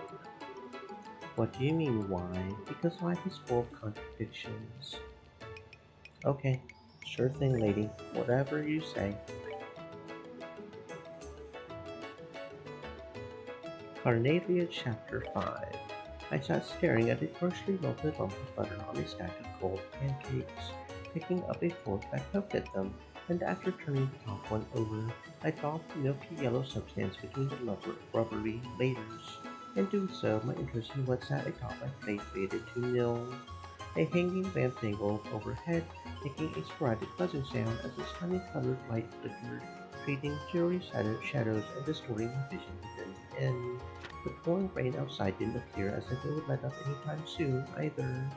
Bringing my face closer to the window, I peered through the film of water flowing down the outside of the glass as I tried to make out the dimly lit avenue. Although the station house sat right at the end of the road from where we were launched, all that was visible was the side of the structure, obscured by a shadow which prevented me from being able to see the platform. "There's nothing to be worried about," said Sister Cornelia as she returned, wiping her hands with a handkerchief as white as newly driven snow. Stretching the square strip of cloth out, she sat down and placed it neatly on her lap like a napkin. Then, in a reassuring tone, she added, "We've seen the last of them for a while." Watching the tips of her fingers move as she smoothed out the wrinkles in the piece of fabric resting on her legs, I was hit with a sudden flashback, reviving the awful sight and coppery scent of the sticky blood which had covered those hands not more than a few hours before. "How can you be so certain?" I asked, still having more than a few reservations. "Because that's how these types of crime syndicates work," she replied, clearly seeming to know all the answers. The waiter came and set a plate in front of Sister Cornelia, with a soft clink as the base of the glassy dish tapped lightly against the hard surface of the table. After scooting the meat-laden porcelain plate closer to her, she licked off the sauce now filling the tips of her fingers in an almost sensual way. Sickened by the bloody image already in my mind, and now the sauce, I tossed my fork aside and leaned heavily back in my chair. The city outside began to fade into shades of gray, 50 shades of gray specifically, and by the time Sister Cornelia was finished tucking away her steak, I had completely sunk into the darkness of night. I questioned her again. "How can you be so certain that no one will come after us?" Using a piece of black crusted bread to wipe up the last drops of sauce, she answered, "Because that's how they function. One unit consists of 3 people." Then, as if remembering something else important, she added, "That group was after you. They're a Jaeger Corps." Upon hearing this, I recalled seeing some of those men at the landing port some time ago. Only the most renowned and skilled of the mercenary groups have the honor of calling themselves a Jaeger Corps. Or at least, that's what Mick had told me about them. They were soldiers of fortune who were said to relentlessly follow the flow of Mira wherever that happened to lead. And they would stop at nothing to get at it, even if it meant spilling blood. Warhawks, mercenaries without bolters, and a group never to get involved with, is what Mick often had a habit of saying about them. Instinctively, I slid my foot forward and checked the location of my bag with the tip of it. "It's quite simple, really," Sister Cornelia explained as she reached for her dessert. "You, Toby, are carrying something that's apparently got a lot of people on edge, and someone's hired a Jaeger Corps to take you out. But it's not me they're after, it's what I'm carrying." "It's all the same," she retorted as she gulped down her cup of tea in a single breath. "They're going to kill the courier before they even think about searching the contents of his bag. A butcher kills a cow before someone grills a steak, not the other way around." Lecturing me all the while, Sister Cornelia took a glossy tallow-handled knife in hand and sliced into her apple pie. The powdered sugar sprinkling on the flaky crust danced under the golden light. I felt a stabbing pain of guilt race through me, just above my gut. Unexpectedly, I began to think about what Nick could be doing at the moment, but my short period of rumination was cut short when I saw Sister Cornelia's hand stop cold. Glaring into the darkness, eyes focused and intent like a hunting dog's, she tossed something shiny onto the table and eventually rose to her feet. There it was, my ordnance. "Where are you going?" Without pausing to answer my question, Sister Cornelia expeditiously fastened the buckle of her coat. "You've got good taste, Toby." One at a time, she sat her heels on the chair and tightened her bootlaces. Using the full capabilities of that ordnance is no small feat. I think even most racers would be in for a real surprise if a push came to shove with you in the ring. Growing ever more impatient, I asked again, "So where is it that you're going?" "That's none of your concern," came the answer. "Suffice it to say, I will be seeing you again on the morrow." And with that, Sister Cornelia disappeared through the door of the woman's restroom. As if exchanging glances, 2 other men entered the restaurant. They walked directly to the table at which I sat and stood before me. Flashing the emblem on his chest and without making any sort of eye contact, one of the men said, "We are with the Bracer Guild. I apologize for disturbing you in the middle of your evening meal, but you'll need to come with us." And that was Cornelia Chapter 5. No idea how many chapters there are, but I am starting to get interested in what the heck's going on with this guy, Toby. I keep thinking of dogs when I hear Toby too. I don't know if there's a dog named Toby somewhere. I don't know why I keep thinking of dogs, but I keep thinking of dogs. Nothing to report. Okay. Okay. Any other side quests? Oh, we got another Skull Seaway monster. A ferocious monster known as the Jabba's back. Oh, the Jabba's back apparently. Okay, I guess we'll have to deal with him.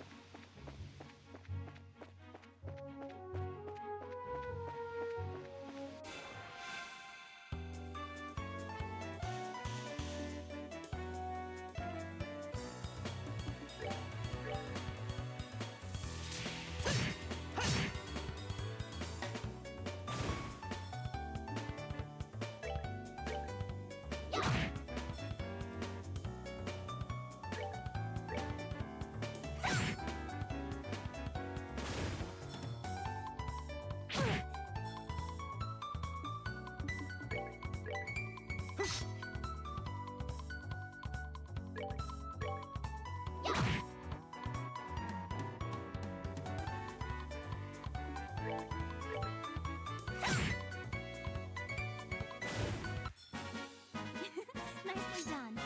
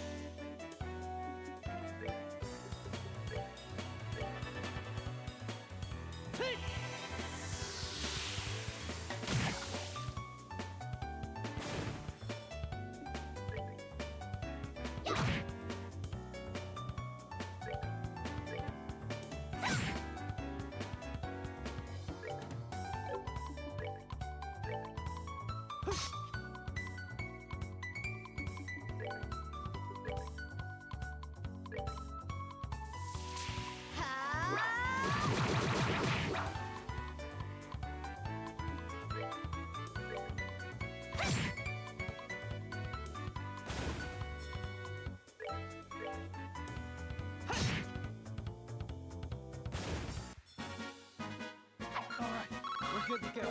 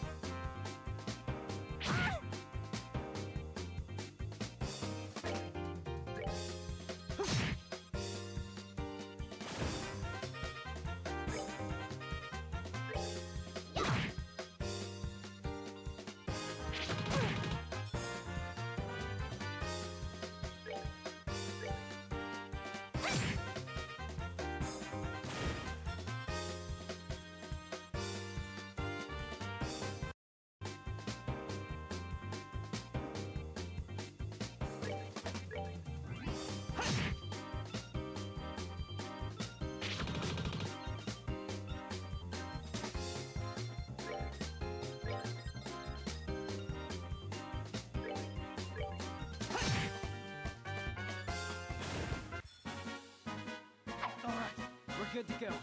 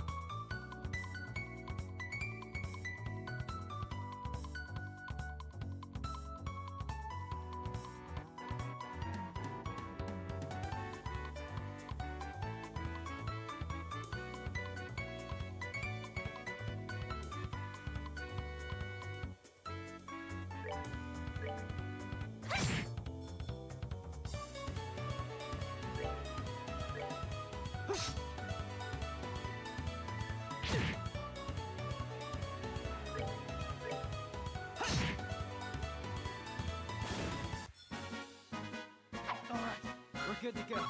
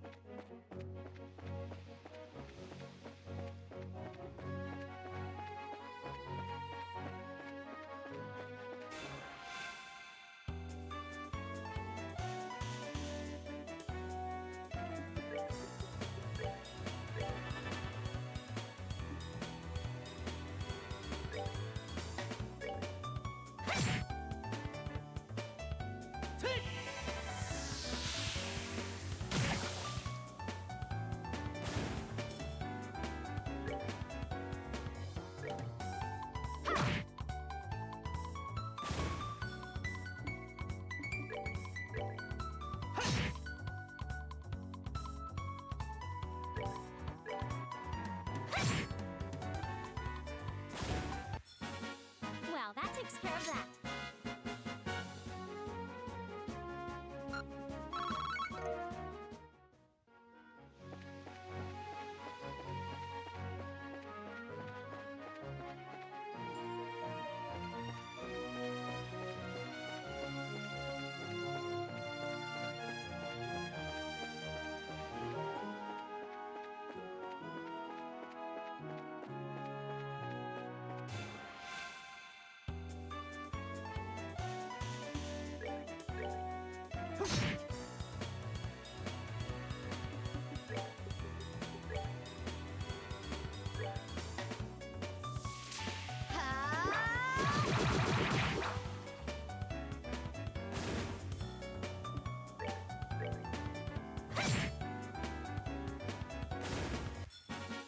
Well, that takes care of that.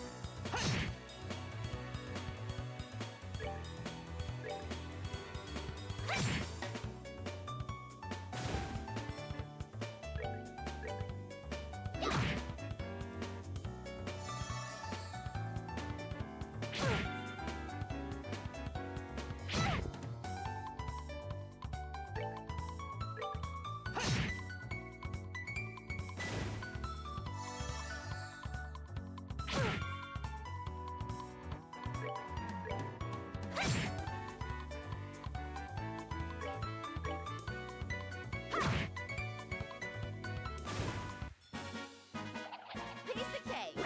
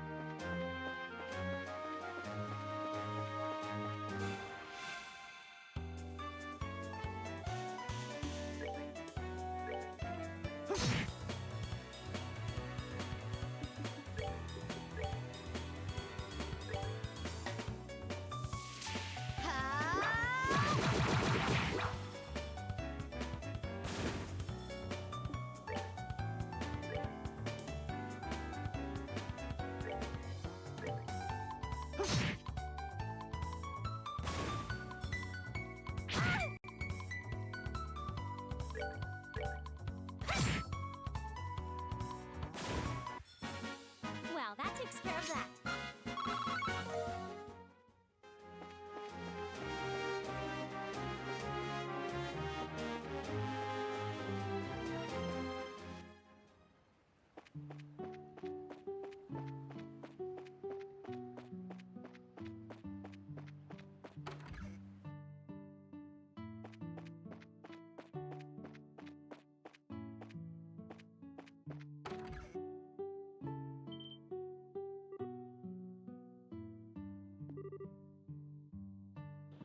Miss Chloe, everyone. It was so scary. Thank goodness you're all safe. Pardon me, but what about the others? How is Matron Teresa? Don't worry, they're not hurt. They haven't woken up, though, which has me a little worried. If I may, then, I would like to see them.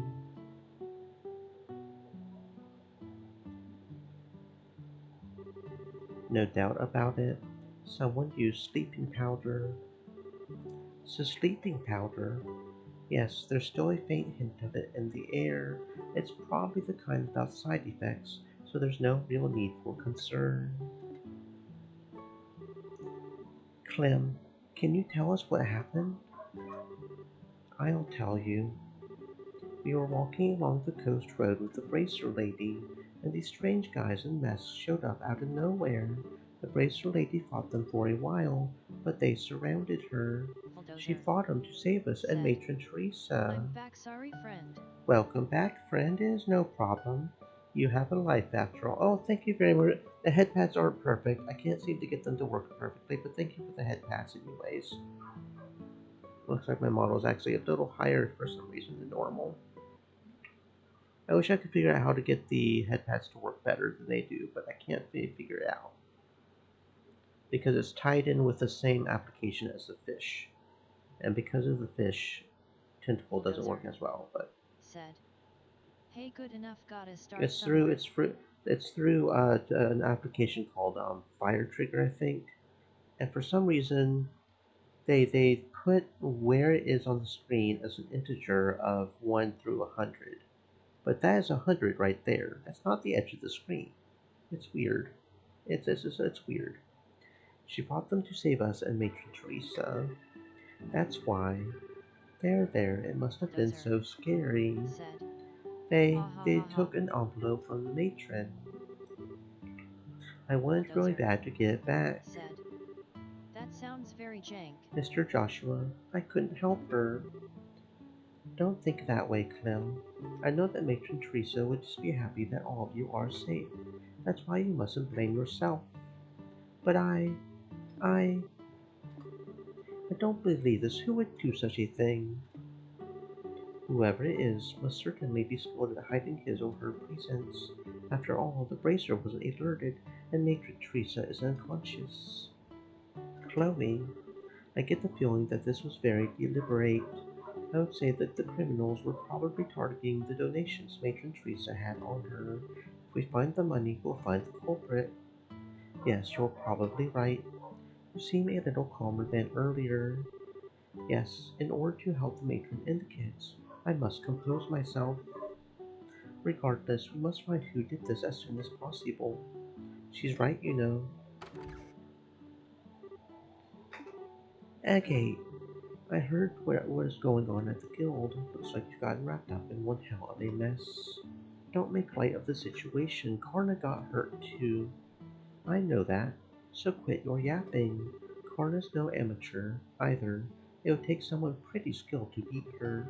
How about you give me a quick rundown of what's been going on here? Okay. Joshua and Estelle told Agate the whole story about the donations for the orphanage. Alright then, there's definitely something weird going on. Weird how? Well, here's the thing. You know that Raven gang that was hanging out at the warehouse? They're all gone now. Warehouse is empty. Then, they must be the ones who assaulted Matron Teresa. I'm not so sure about that. I really doubt they would have what it takes to get the upper hand on Karna. Yeah, that's true. They talk a big game, but I don't think they could back it up. Didn't they? Is Karna the one they said they were scared of? When we very first met them, the very first time before they even knew Estelle was a bracer and they were hitting on her? Didn't they say there was a crazy bracer lady who beat them all up? I mean, it sounds like they already got beat up once by her. Yeah, give them a single hard look and they shut right up. However, today they're suddenly nowhere to be found. Couple that with today's little incident, and what do you get? Like I said, something weird is going on. Even if they're not directly responsible for the fire, I do feel like they're involved somehow. Yeah, but this ain't the time to go checking that out. Come on, greenhorns, let's go. What are you talking about? Where are we going? You slow in the head or something. Obviously, we're going to the seaside path where the crime happened. I don't recall, sorry friend. How those idiots did it doesn't matter right now. We've got to focus on finding some clues as to where they are. True. Understood. Will help.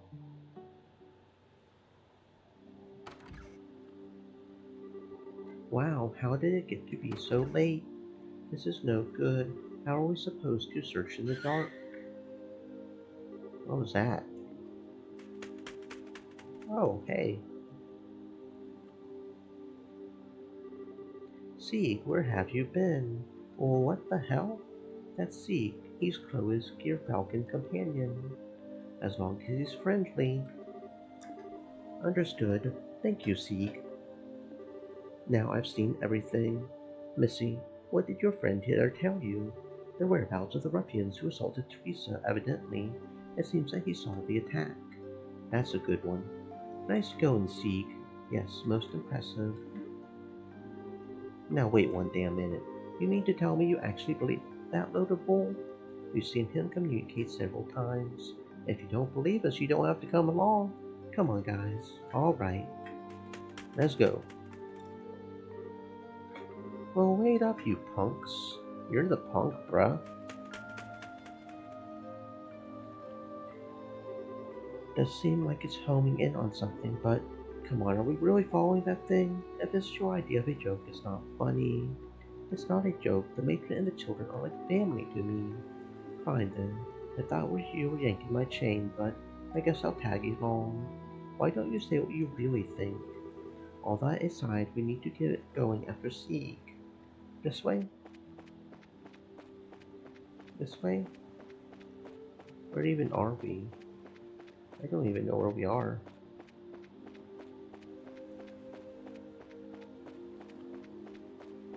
Oh, are we near the lighthouse? This is near the lighthouse, isn't it? Are they hiding out at the lighthouse? Did they kidnap the old man too? Yeah, that's the way to the lighthouse. Let's go check it out. Said. Is Stay the old thirsty, man my okay? friends, hydrate. The one that we came over here and gave the booze and the anchovies to?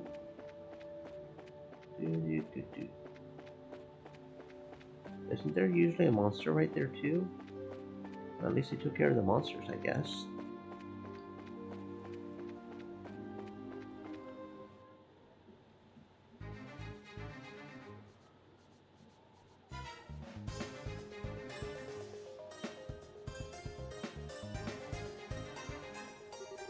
Just as I thought, the Varin Lighthouse. It belongs to the city of Ruan.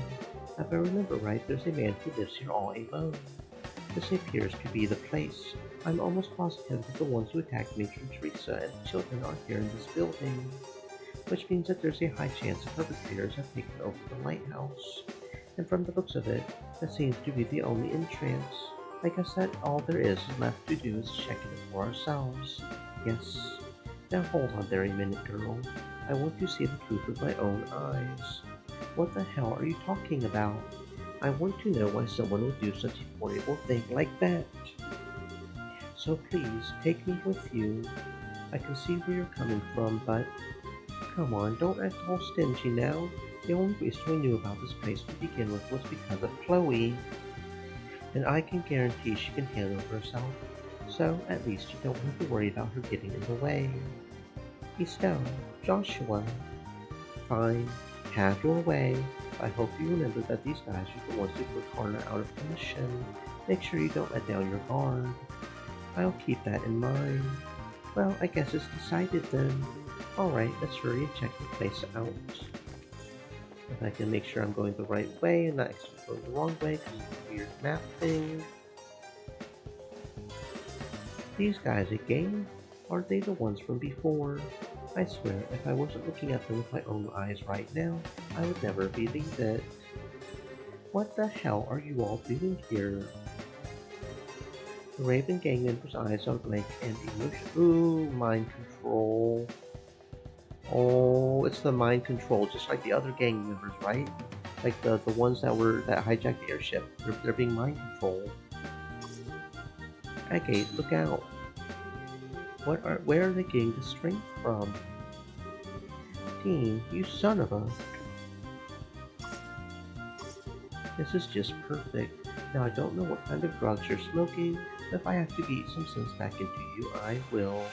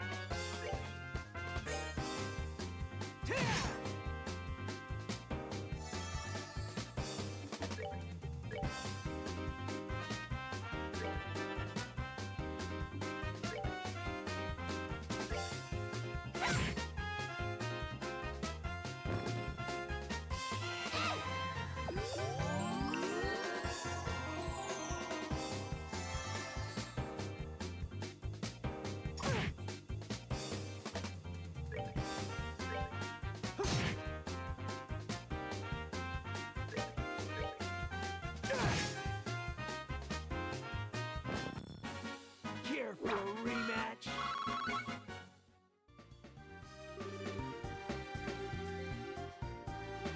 I can't believe it. These guys are 100 times stronger than when we dealt with them at the warehouse. They appear to be acting rather strange. I wonder what's going on. It looks like they're being controlled by someone. Controlled? Yeah, I agree. I would say it's some sort of special hypnotic induction, using a combination of drugs and suggestion. This allows this person controlling them to draw out the maximum physical potential. Can someone really do that? Of course, but they would need to be pretty skilled to even attempt such a thing, and I can only think of one group that could pull off something like this. You have an idea who might be responsible? Yeah, possibly, but there's no time to talk about it now. Let's head upstairs. The real perpetrator should be up there. Alright, let's go. We'll probably go have to fight the other 2 bosses, right? There were 3 bosses, I think. Here they come again. It looks like we don't have any choice but to put them down the hard way.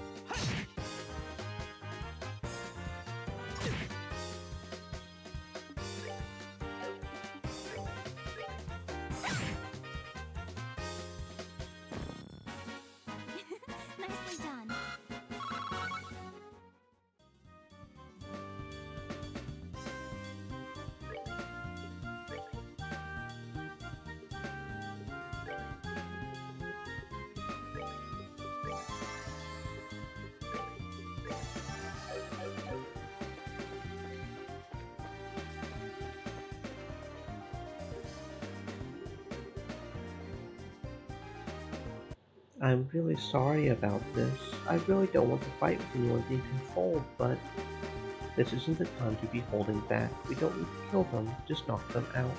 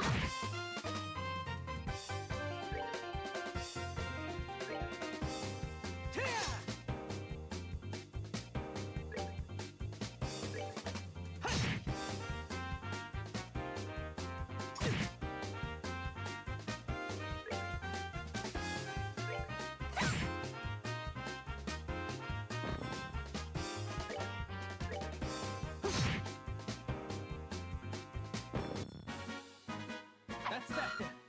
Let's move out.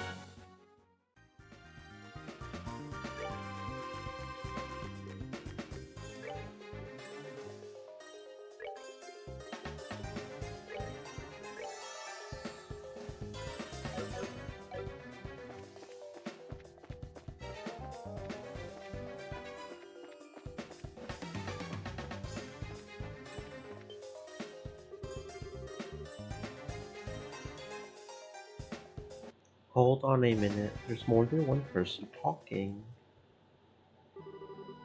A job well done. Gilbert? Gilbert? I guess we really are doing the Grapes of Wrath in here, aren't we? Gilbert Grapes of Wrath, okay.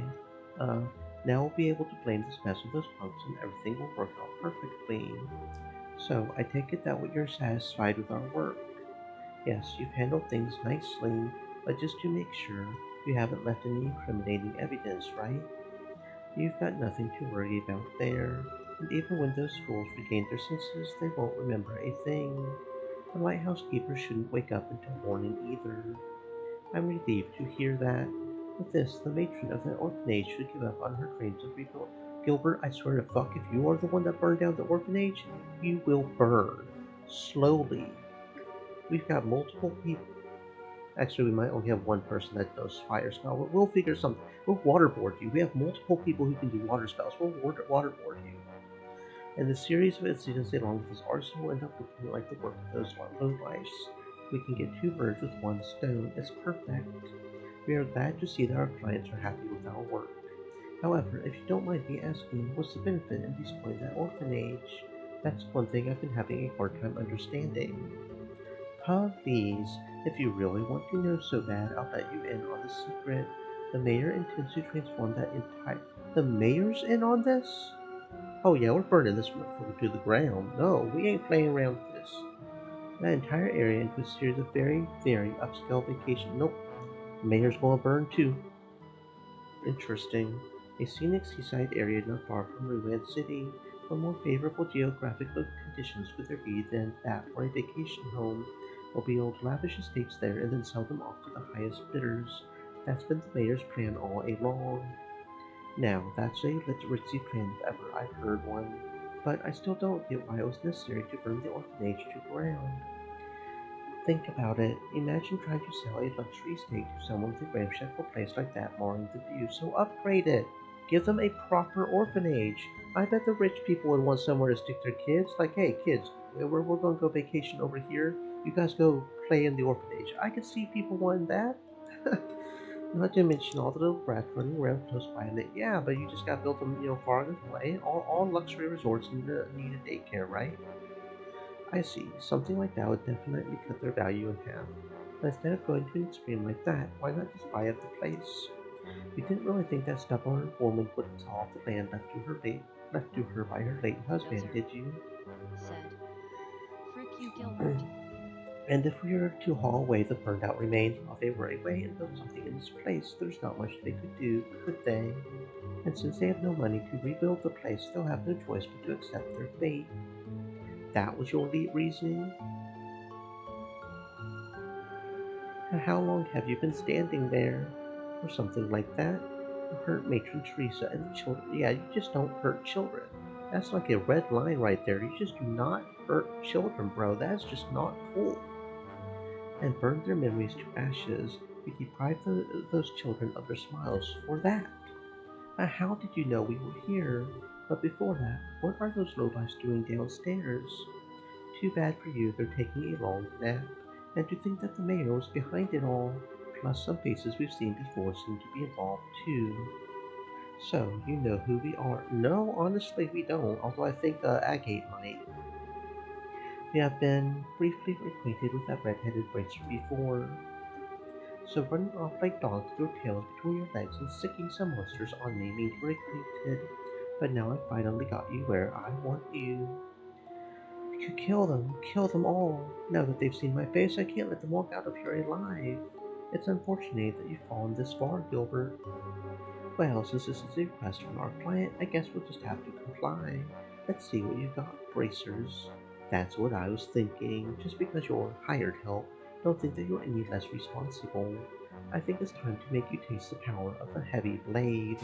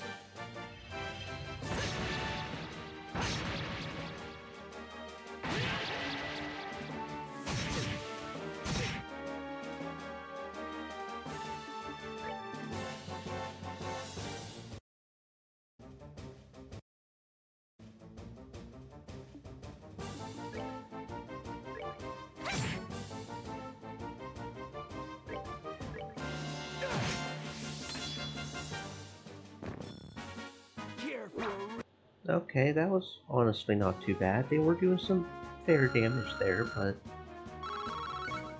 And that is why you always fight every monster you come across, so you can just whoop their butt like that. This can't be. Gilbert, steward of the mayor, and you boys in black. In accordance with the laws of the Bracer Guild, you are hereby placed under arrest. Give it up and surrender. You're pretty tough, I'll give you that. Going toe to toe with you hasn't disappointed me at all. The lieutenant's going to be mad. He warned us about this. We shouldn't have been as careless as we were. The lieutenant? Do you mean that guy wearing the red mask who was negotiating with the Sky Bandits? I'm surprised you know about that. It looks like you dogs from the guild are better at sniffing things out than we thought. Well, considering what a giant pile of shit you are, anybody with a nose can smell that much shit, okay? Your insults are pretty funny considering we just gave you a serious beatdown. Now hurry up and throw down your weapons and surrender. Sorry, but we can't do that. What? Well, what do you think you're doing? Don't move. Come any closer and this guy's brain. Hey, you saved me the job. Fuck, do it. Do it. We want you to do it. Do it. Well, what is the meaning of this? What do you intend to do by threatening your employer? You're wrong about that. You're not our employer. The mayor is. But whether it was you or the mayor here, the outcome would have been the same. We only cooperated with you because we shared a mutual interest. But we couldn't care less whether you live or die. Well, I want him to die, so go ahead. But please, don't shoot me. Cut the tears and the crap. Don't think you can get away by trying to fool us with a show like that. Oh, fuck yeah, they actually killed him. Fuck yeah. Oh, no, it was just a mistake. You know what? Actually, that's fine. Kill him slow. Kill him slow. That's fine. My leg, my leg. Get Gilbert. Looks like they were serious about what they said.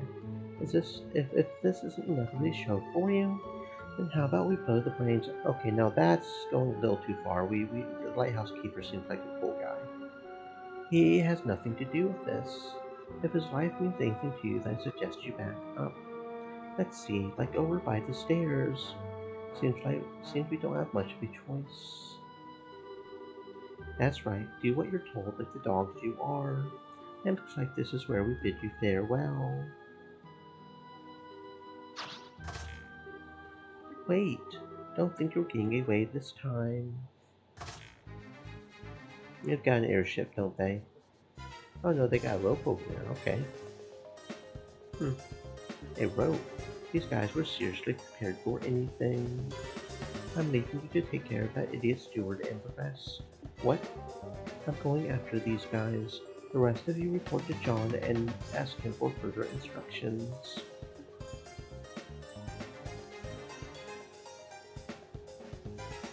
Alright, me too. Hold on, Estelle. Didn't you just hear what Agate said? We can't just forget about Gilbert and those guys from the Raven Gang. That's right. And though I think Gilbert got what was coming to him, he is still hurt. Oh, alright. I hate to say this, but I guess we'll have to leave the rest up to Agate. Thus, in the end, Estelle and the others were able to take back the stolen money without incident. By the time the mayor's steward and the group of delinquents were safely locked up in the Manoria windmill shed, morning had already broken.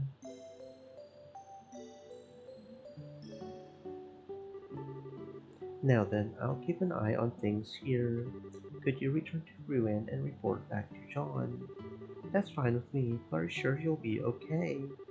Come on, I just got a whiff of sleeping powder, that's all. It all happened a little too fast for me to remember who attacked me, though. Pretty shameful, I know. Don't beat yourself up over it. You still managed to fend off 4 attackers.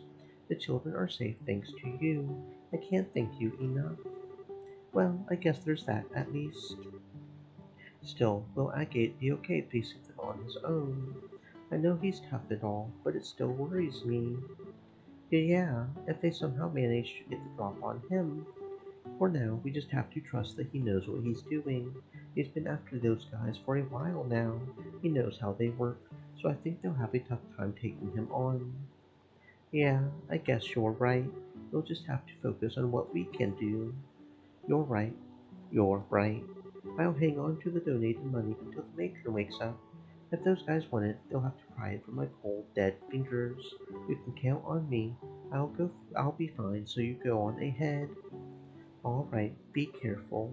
Let's go, guys.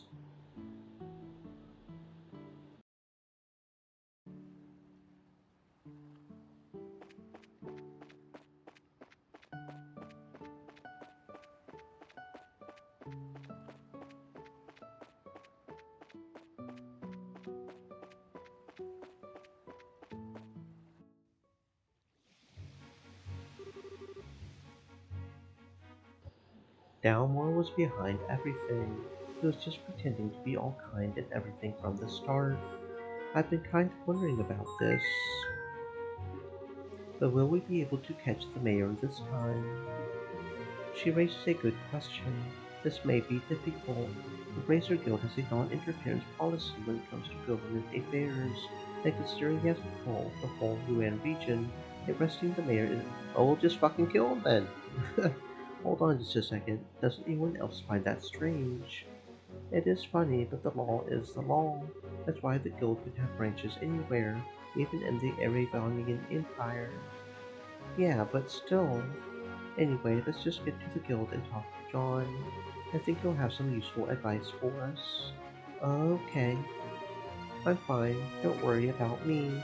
I just need to make the man in charge pay his tab. I forgot to say, Turtle, to check the local map so you don't get lost. You can press the left select button if you are on controller or V if you are on keyboard. Yes, that's right. You mean this one? So I usually just click up here on this middle button right here. I didn't know you could press V. Oh yeah, I guess you can press V.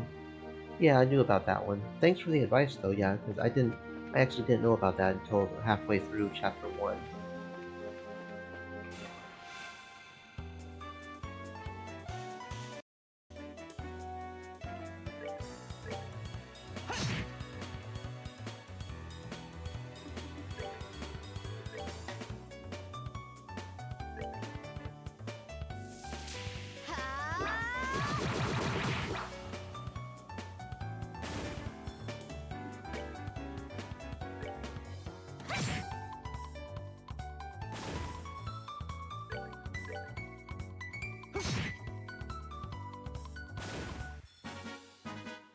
Alright, we're good to go.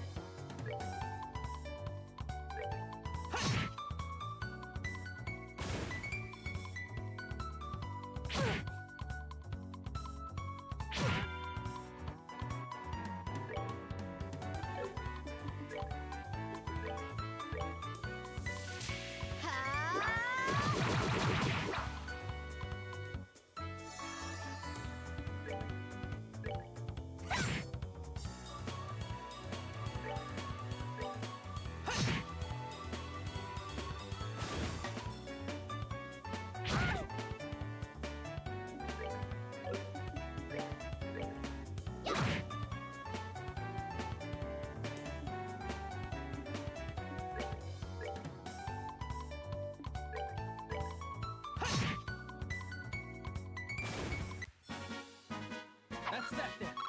Let's move out.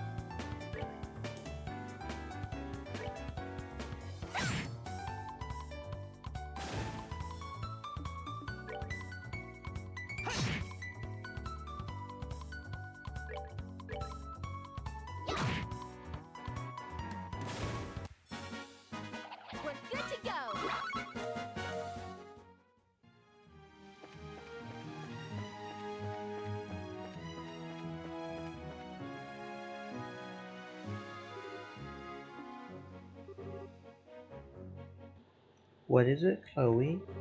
Well, are you two going to the guild? I just remembered something I need to do.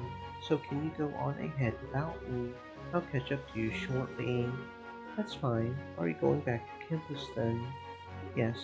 I think I should report in to the headmaster and let him know what's happening. Okay, I got it. We'll be waiting for you at the guild. I'm sorry, Estelle. You too, Joshua. Chloe produced a notepad and pen and began scribbling furiously. This ought to do it. Seek? What? What's she doing? I understand. It's just hard to believe that Mayor Dalmore is behind these recent events. This is certainly a major incident. So, John, do you think the mayor can be caught? Well, I'm afraid it's going to be rather difficult. The only way it'll really happen is if he can be caught in the act. I figured as much. You can't be serious, so we just have to allow a corrupt mayor to stay in power. Now, there's no need to panic. The Blazer Guild's hands may be tied, but the Royal Army can get him.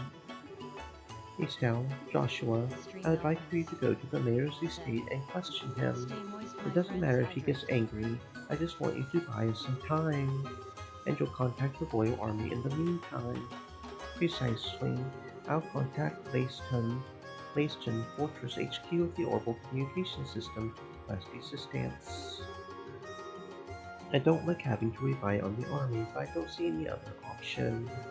Okay, once Chloe catches up to us, we'll go see the mayor at once. I made it. Sorry for the delay. Not at all. Perfect timing, in fact. That was pretty quick for a run to the campus. Well, I'm pretty fast on my feet. So, what's the plan? We were just talking about going to the mayor's estate. We have to stall him with an interview while the Royal Army is contacted. I see. Maybe that wasn't so necessary after all. So will you be coming with us? Yes, please allow me to accompany you. We'll be counting on you to contact the army, John. Just leave it to me. Any other new quests? Nope, no new quests. We did report all the quests in, right? Okay, good. Yeah, I was just checking. Gotta be the best racer we can be. Make our Papa proud.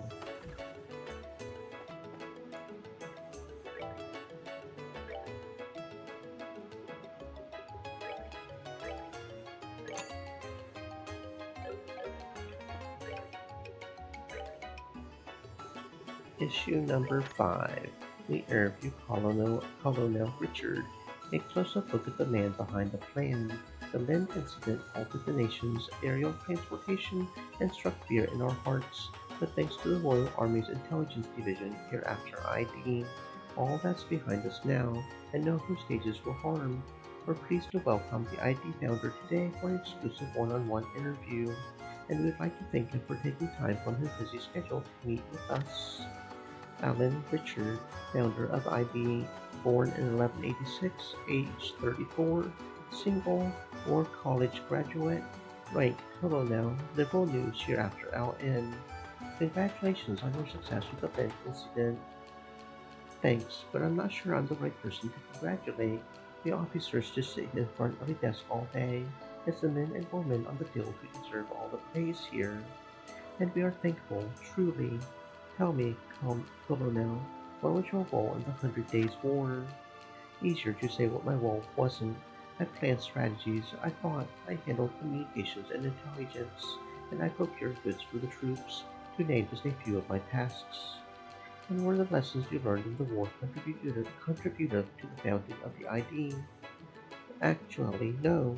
We now live in an information age, and as orbital technology advances, life becomes faster paced. And if the Royal Army can't keep up, well, then that's it for us. How do you see the Royal Army now, and in what ways do you believe it could be improved? As an officer, I really can't officially answer that. If you're asking for my own personal opinion, though, then I would have to say we need to become a more robust organization. As in, more armed proliferation? No, quite the opposite.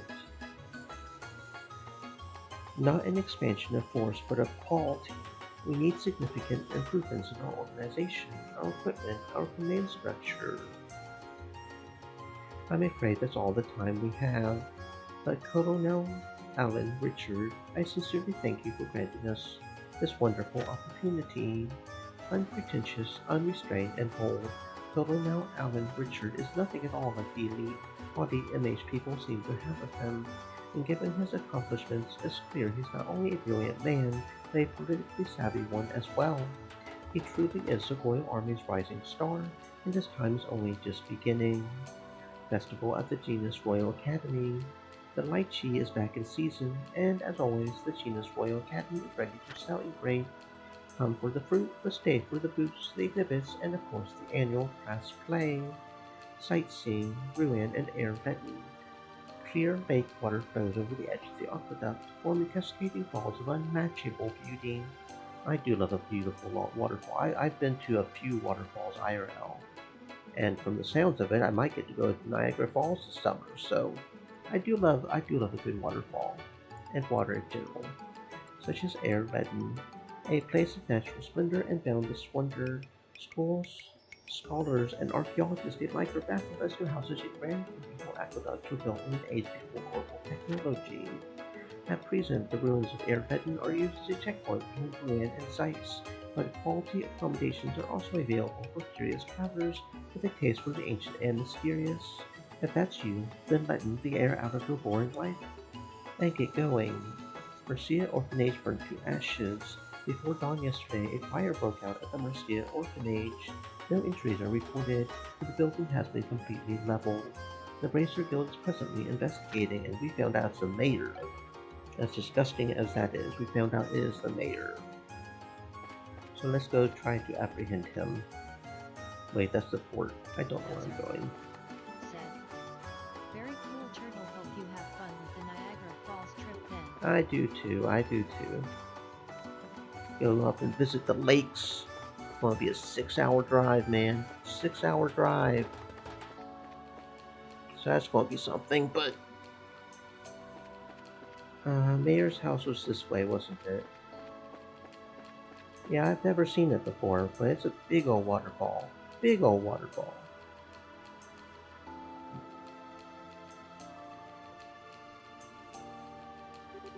Man, this place is huge. Is he really doing all that nasty stuff to make place this nice? I don't think that really matters.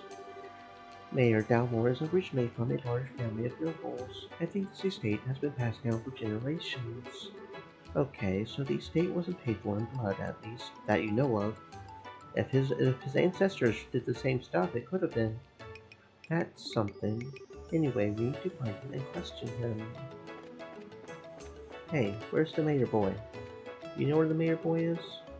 Time was important people used to come here. Want it or not, they sure did up their hair funny. Where's the mayor at?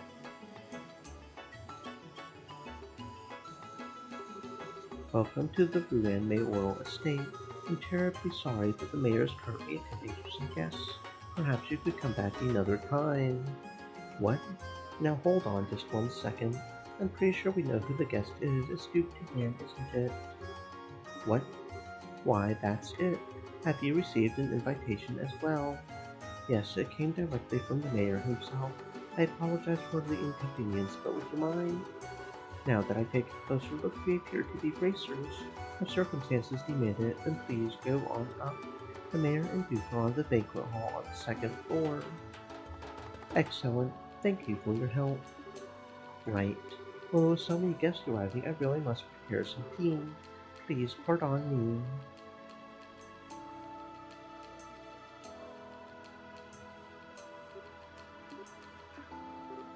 What? Nothing. I was just thinking how impressive it was that you knew the Duke was here. It's just a matter of asking the right questions. He's planning to sell vacation homes to the rich, remember? Duke Dunan might as well have a bullseye target painted on his misshapen head. Yeah, he really should. Wow. That's smart thinking. Where did you come up with that line about the mayor inviting us? It wasn't a lie. He did invite us over the first time we met him. If those ravens start making trouble again, feel free to drop by and let me know, or something like that. That's right. So he did invite us. Well, why don't we head up to the banquet hall? Yeah, okay, smart thinking there, Joshua. You are a smart boy, ain't you? This is the banquet hall? Yeah. I like the sound of that. Ruin would be the perfect place for it. It really would be, but not at the cost of orphanages, okay? I think I might stay for a while. I had a feeling you would think so. I'll see to it that you get the finest place available, my lord. I believe you'll be quite satisfied. You're quite the smooth talker, but good. Money is no object. Prepare me an estate that is worthy of your future king. Make it as splendid as your holdings here. Pardon me, my lord, but wait a moment. The queen asked you to consult with her before spending such an amount of... Silence, Philip. I am to be your next king. Such purchases are every day for a man of my standing. Yes, of course. Well said, your grace. We can get a written contract together shortly. But first, one more drink. Hi there. Greetings from the Bracer Guild. You. What do you people want? You look kind of familiar. It's you. Hi, Mr. Butler. We just brought by to talk to the mayor. No biggie. This won't do. If you're here on guild business, you should speak with some semblance of manners. I'm in the middle of an important discussion, so why don't you come back later? I apologize for our rudeness, Mayor. We intend no disrespect. We simply came to report to you that we have identified the arsonist. That. Well then, I suppose. My lord, would you excuse us for a moment? No. Say what you're going to say here. This sounds interesting. But it's okay. Maybe the Duke will have something to add. It won't do any harm for him to hear this, will it? And I am honestly kind of interested to hear what he thinks about it. Would he genuinely be willing to burn down an orphanage for a vacation home? Because if he is, that makes me very worried about the future of this kingdom with him as a king. I'm already worried with his attitude right now, but... Well, if we must. While we're on the subject, it seems that Matron Teresa was attacked again last night. Could the arsonist be linked to that? It seems very likely. Unfortunately, the attackers are still at large. I see. Still, at least you say you know who they are now. So, who did it? Who indeed? It's who you think it is, Mayor Dalmore. I see. That's quite a shame. I was hoping I could make them see the error of their ways before it was too late. I suppose that was a vain hope on my part. Who are you talking about, Mr. Mayor? What do you mean, who? Why, the Ravens, of course. They've been in hiding ever since last night. I'm sorry, sir, but they aren't responsible. This time they claim to be victims themselves. For what? So, without further ado, the culprit is... Mayor Dalmore. You, Mayor Dalmore. We already have Gilbert in custody, and we know everything.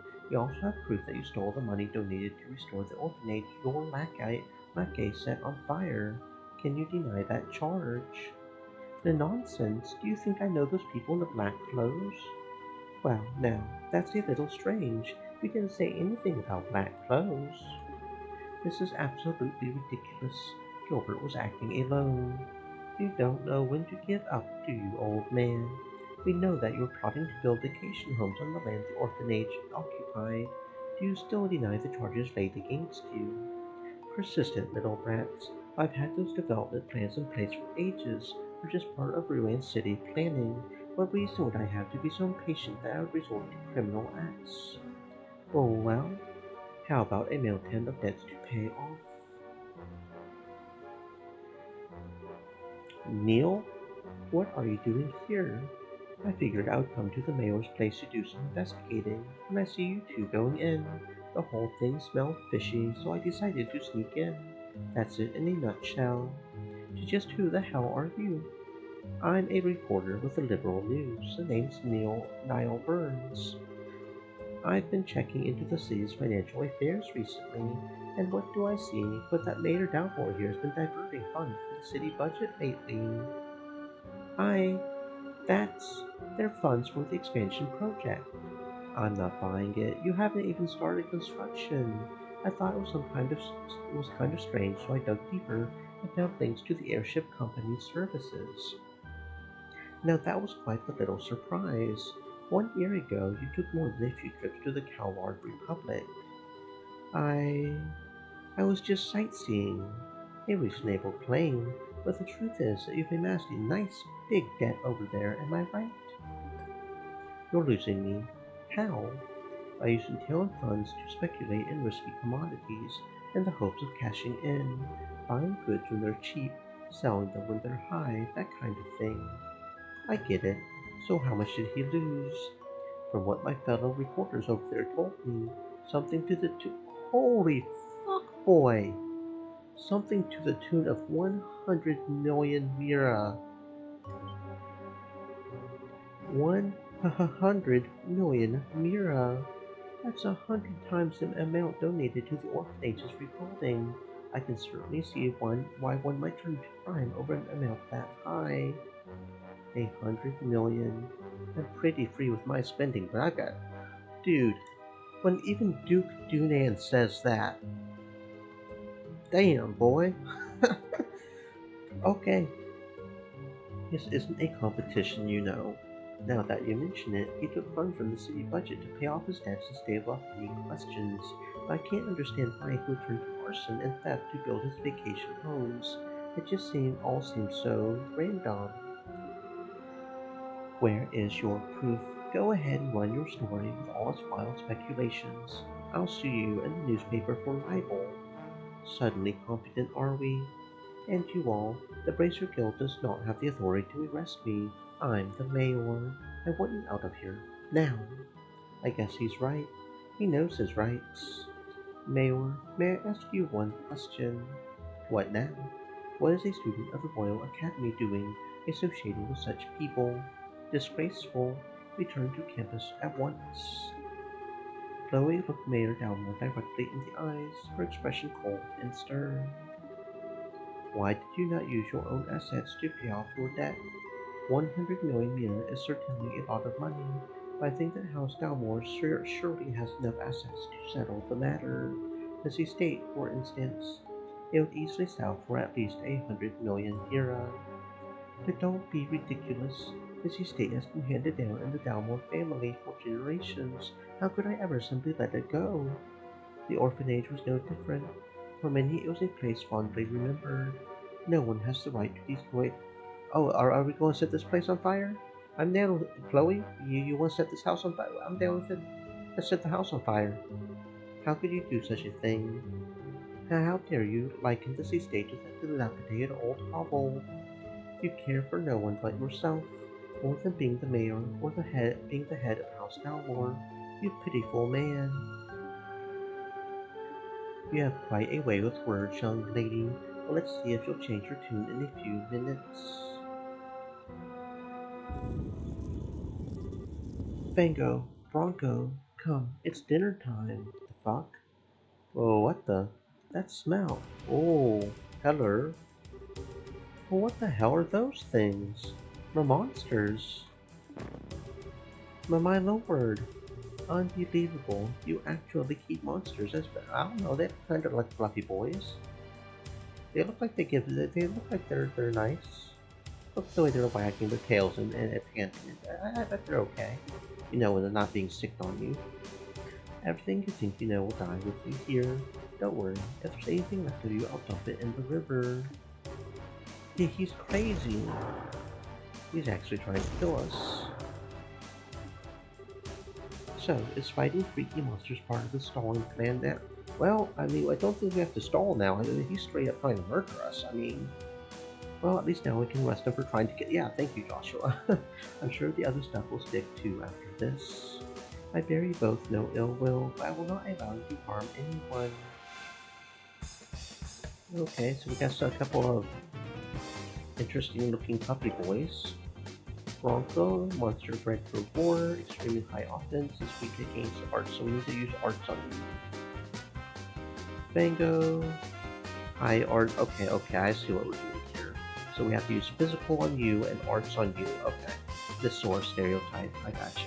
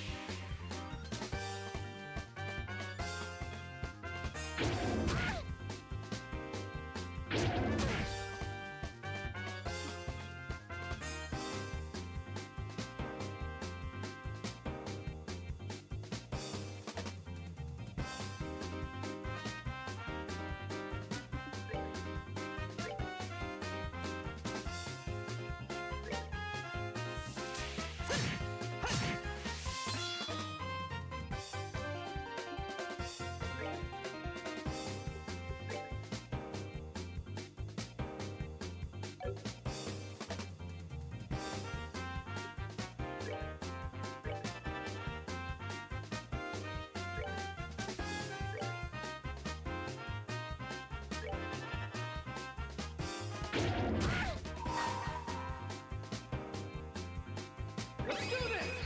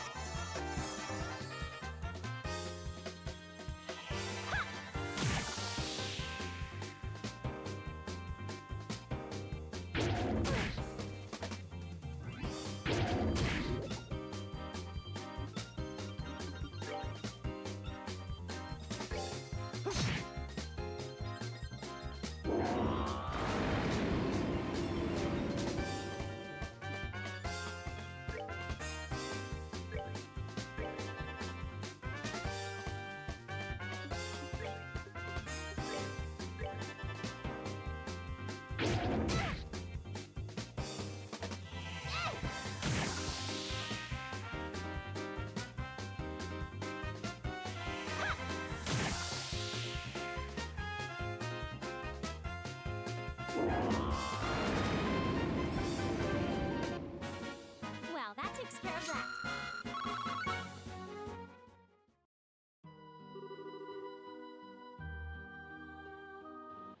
It can't be, my sweet babies. How?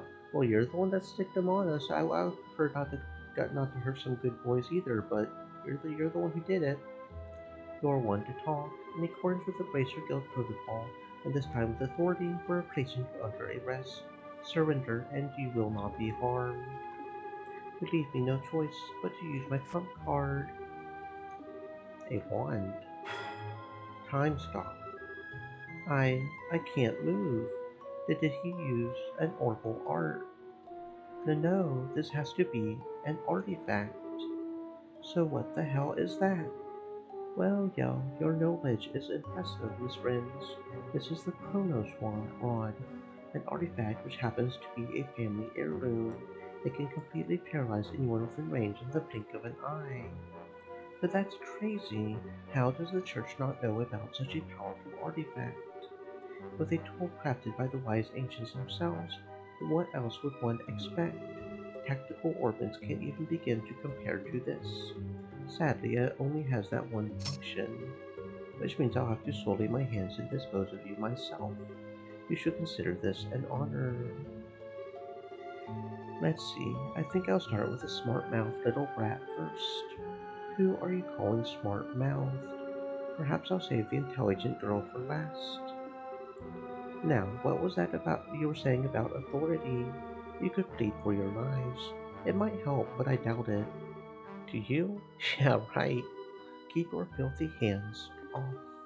What's that? Keep your filthy hands off of Estelle.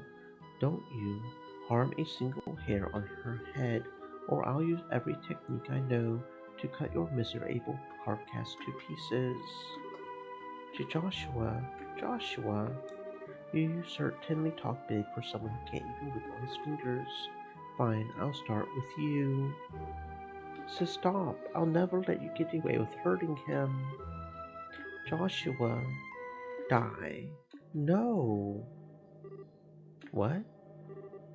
That light. Damn it, if I could just reach my camera. What's going on? I can move again. Estelle, what was that black light?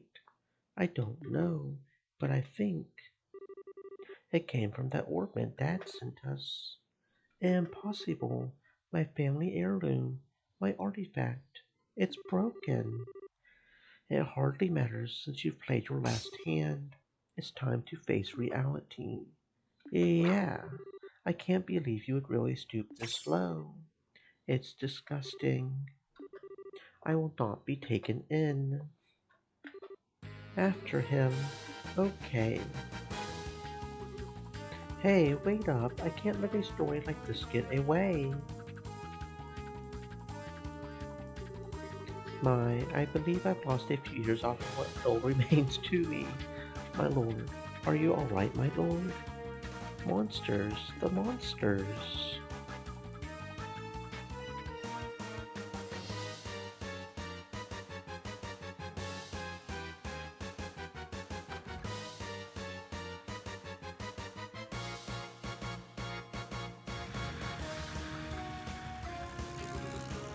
What's that?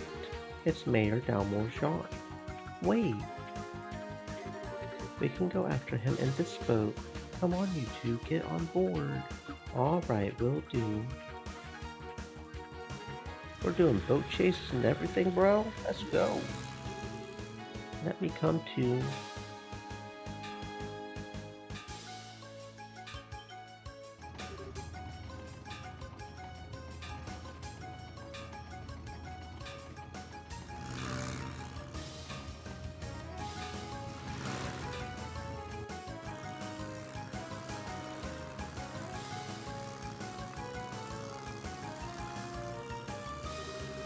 Alright, we're closing in. This craft is small and lightweight, so we have the edge, it seems. Damn stubborn little, take this. Oh, what? That'll teach you not to underestimate a bracer. Joshua, flank him on the right. Roger that. How did he get so fast?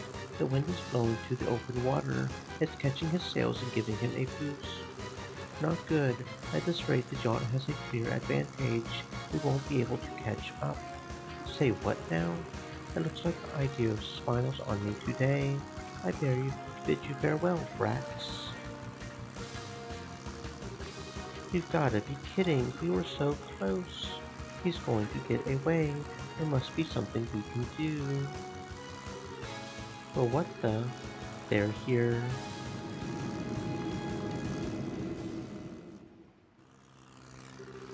Alright, getting away is all well and good, but what now? I guess I have no choice but to head to the Empire. Or, if I lie low for a while, maybe he...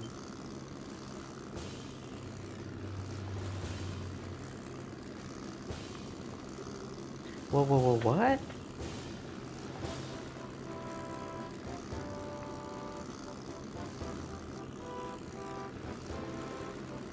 Whoa, what?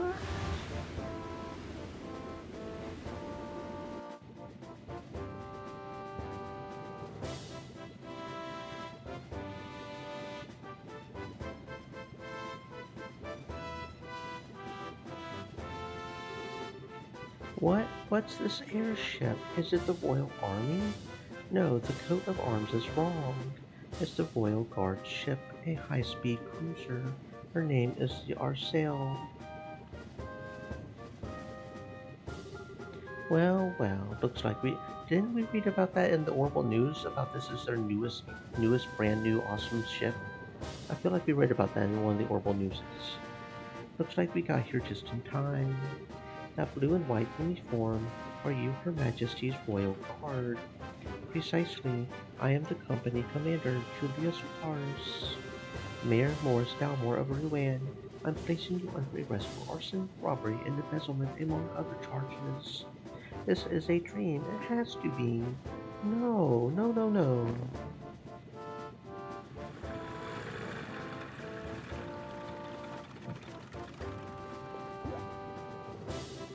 Well, what's going on? John called the Royal Army for reinforcements, but how did they get here so fast? Ho there, bracers. Your cooperation is greatly appreciated. Please let us handle this matter.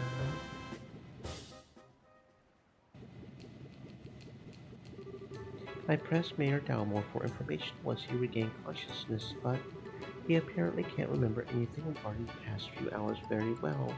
If he remembers the... Hold up. Are you saying even he was being controlled? Are you saying even he was being controlled?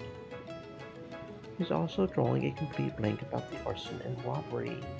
But really, kinda like the leader of the Sky Bandits. Maybe it's related to those men in black from before. Well, even if he can't remember, the crimes are pretty clear-cut. It should go without saying that we'll be checking on his steward too. If we uncover anything, we'll be sure to let the Bracer Guild know. We appreciate it. By the way, Lieutenant, I have a favor to ask. What might that be? Would it be at all possible for me to go on board that ship as well? It's supposed to be the most advanced airship ever to come out of the sun. Yeah, that's what I thought. It would make for a great story, and I really need one. I'm afraid not. The RSA was only just completed and is still undergoing flight testing. I must ask that you not comment on her at all until she's officially unveiled. What? Come on. You've got to at least give me something about the mayor and his steward being arrested. Don't worry. The facts of the story will be given over to the Royal News Agency. Until then, please refrain from reporting any of this. What choice do I have? Alright, I can do this. I can write a story with even the barest scrap of info. I've got to hurry back to the agency and put these events to paper. If you'll pardon me, everyone.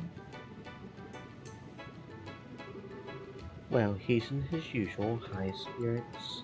Would you expect anything less?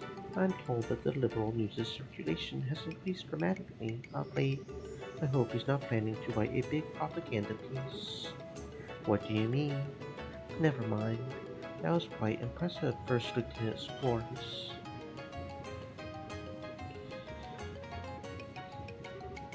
Colonel Richard. I remember you. I presume that you are the new bracers the guild spoke of. So you were the one John got in touch with, Colonel Richard. Yes, I received word at Layston Fortress, where the royal forces are stationed. I got here as quickly as I could, only to find that the crisis had passed. Excellent work, Lieutenant. That's very kind of you, sir. Still, I wonder what would bring the guards from the royal city here, and so quickly. Perhaps you know of a route so secret that even our intelligence division is unaware of it. So surely you jest. Come now, Captain, this is hardly a time to pick a fight. I was simply admiring the proactive stance of the Royal Guardsmen. It's good to have you on our side. If it please you, Lieutenant, we'll take over the investigation from here and move matters to Layston Fortress. I believe the mayor will be well attended to there. Yes, sir, I understand. Now, if you'll excuse us, ladies and gentlemen of the Bracer Guild and Royal Guard, and the young lady in the uniform. Fate willing, I think we shall see each other again, and with that I bid you farewell. Safe travels, everyone.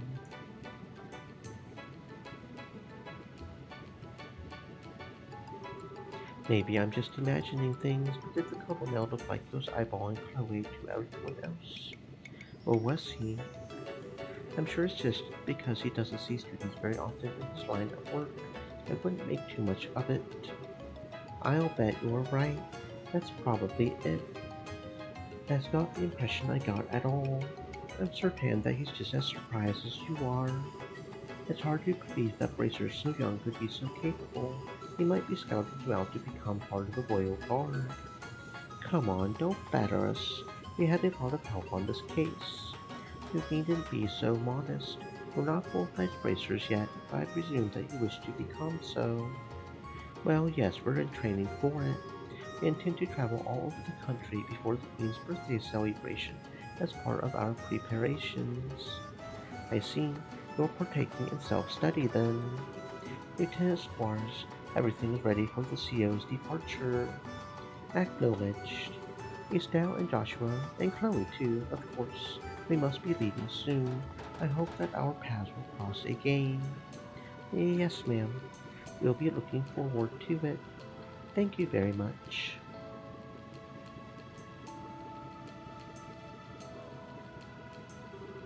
Regiment, attention! Royal Guardsmen Warship, Marcel, prepare for takeoff.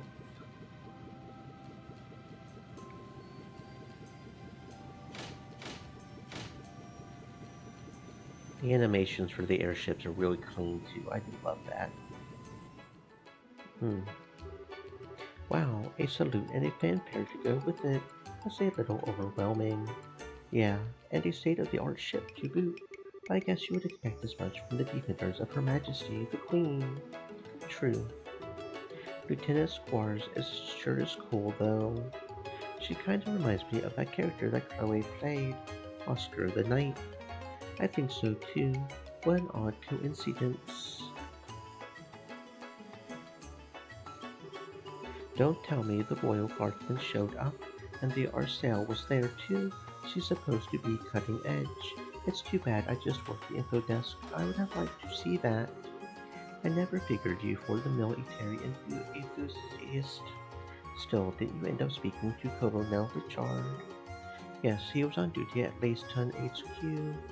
I don't know how the Royal Guardsmen got there so quickly though. I guess there's a lot more cross-communication in the military than I thought. Amazing that they managed to communicate at all, given how many agencies there are. Regular Army, Border Patrol, Intelligence, the Royal Guard. It must be pretty complicated. Cleaning up after an incident like this will be a major undertaking. What will happen to the administration of Ruan from now on? Yeah, since the mayor has been arrested. I would imagine they'll be sending in someone as acting mayor, and if Dalmore is found guilty, elections will have to be held. Plus, reparations will probably be made to the orphanage. Really, thank goodness. All this is thanks to Estelle and Joshua. Thank you so much, truly. Come on, you don't have to be so formal. We just did what was right. Plus, it wasn't just us. Agate played a big part. Speaking of, John, have you received any word from him?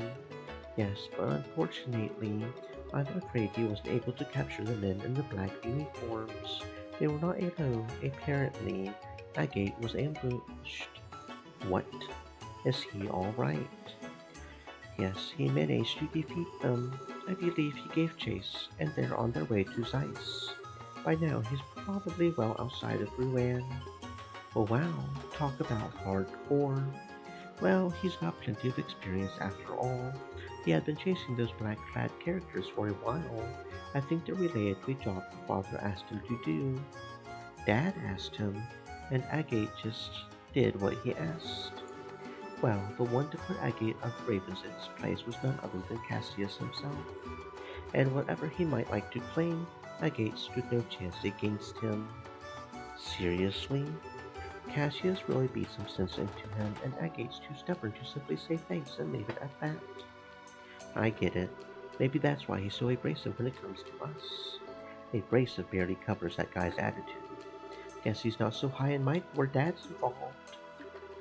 Speaking of your father, something wrong? What about that black orphan that lit up and saved our lives at the mayor's estate? Yeah, that's right. So much has been going on that I forgot all about it. I wonder what that was all about. That orphan may have saved our skins, but it was still weird.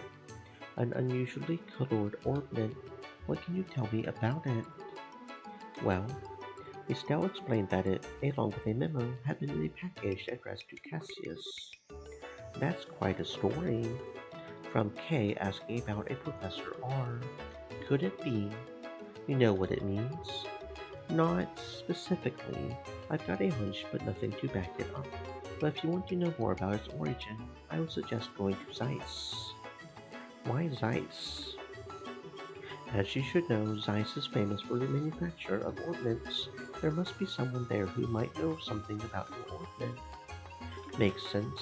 We may never learn more about the Black Orbit without consulting an expert, but we still have more training here to finish.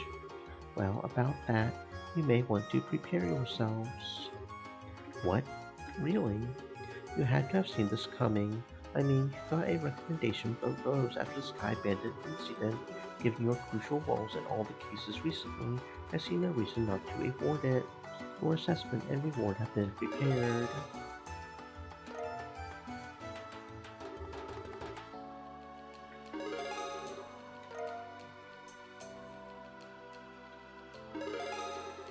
Yay, we're third class racers now. Very cool. A Death Blow 1 quartz, huh? Wow, all this on top of the pay for performing in the campus's festival. Thank you for everything you've done for us. Come now, you've earned it.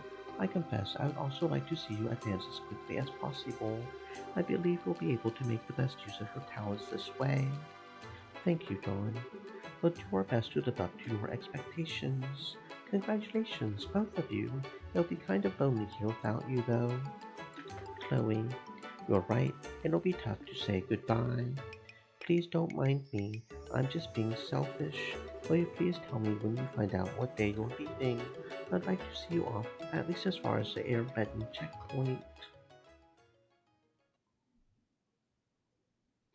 End of Chapter 2, Madrigal of the White Magnolia. If you're going to puke, do it off stage, is apparently the achievement there.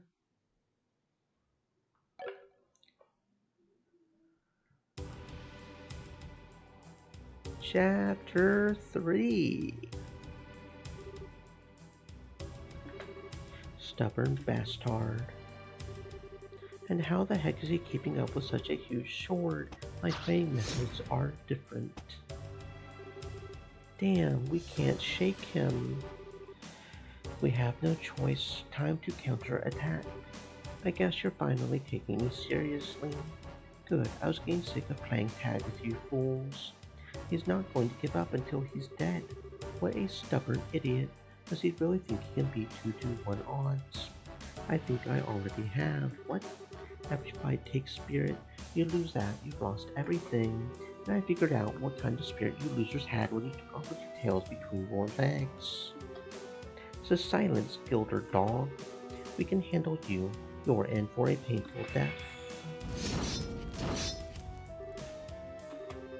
Damn it, we can't get caught now. Okay, how about you just surrender and give me your full confessions, starting with who you are and what you're after. You needn't concern yourself about that. What? Well, when did you get here? Commander, you came for us. You two are pitiful. You failed to report in as appointed, and this is why. We have no excuses. We've had a lot of interference. I get it, so you're the man in charge. I can't tell if that's his hair and he's just got things at the end of his hair, or if he's just got a lot of buckles coming down from his helmet. Are those buckles, or is that his hair? Or her hair, I guess we don't know. Their hair. Only of this particular scene. Allow me to apologize on behalf of my men. Could I persuade you to overlook this incident? Bulldozer said. You think it's the helmet? I think it's the helmet. Kinda weird for a helmet to have all those dangly bits on it, I guess, but Okay, repeat that. Unless it's maybe just like extra protection for their neck, I guess. Yeah, I guess I could see that some neck protection. I said that I would like for you to overlook this incident. We never had any intention of running afoul of the Bracer Guild. Don't make me laugh. Do you think I'm Bulldozer just going to look the other said. way? The other two guards look to have the same comedic helmet. Yeah, but they don't have the neck, they don't have the dangly bits though. Not that I saw. Or maybe they do, and it just looked wrong. Didn't let you get away with what you did. Oh yeah, I guess they do, don't they? Well, I thought it was a generous offer personally, certainly a fairer price than death. Both of you stand down. Return to the rendezvous point at once. Yes, sir. Thank you, Commander. Where do you think you're going? Son of a... Fine, the target may have changed, but as long as I have one, and you being the leader, I assume you've got better information to offer me than your underlings anyway. You think it'll be that easy to make me talk? I sure as hell intend to find out.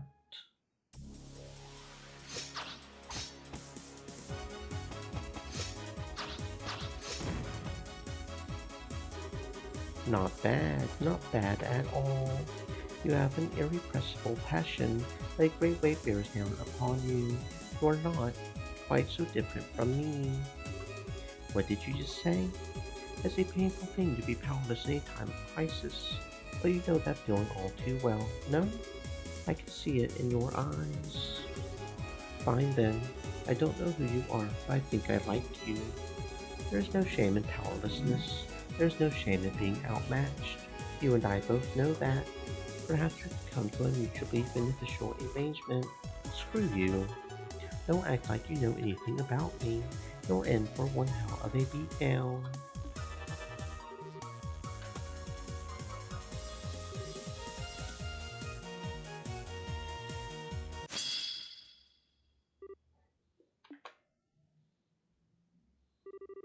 All talk, no shock. Bet the guild's going to love interrogating you. What the?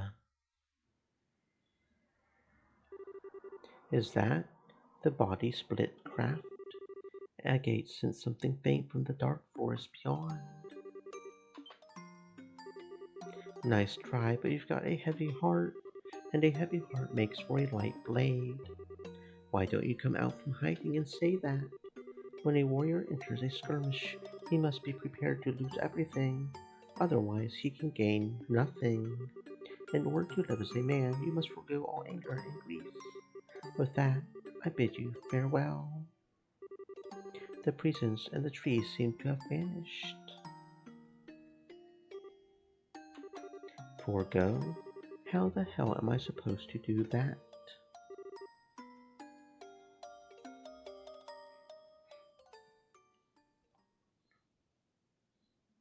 The black okay, so we're gonna probably learn about the black orbit here. The weird black orbit. The black cauldron.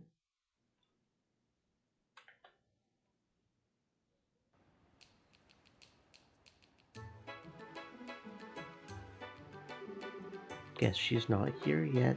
Did we get here that early? Could be. Want to kill some time at the tavern. It's nice out, so I think I would rather just wait here. I doubt I could ever get tired of the view of the river.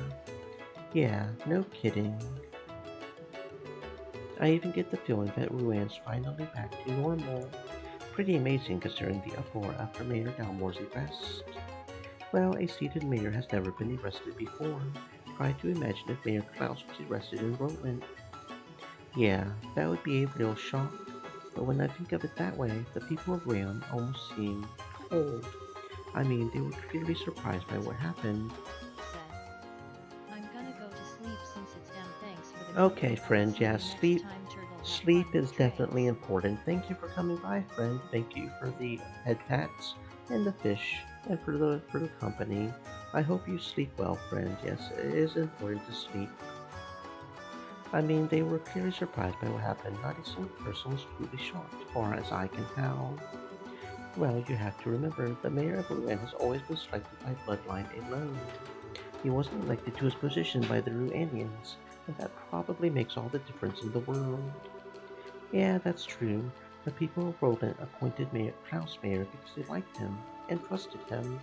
Dalmore's getting what he deserves. I still feel kinda bad for him.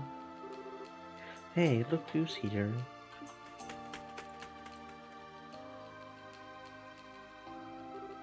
Sieg. Estelle, Joshua. Hey, I'm sorry that I'm late. No problem, we just got here ourselves.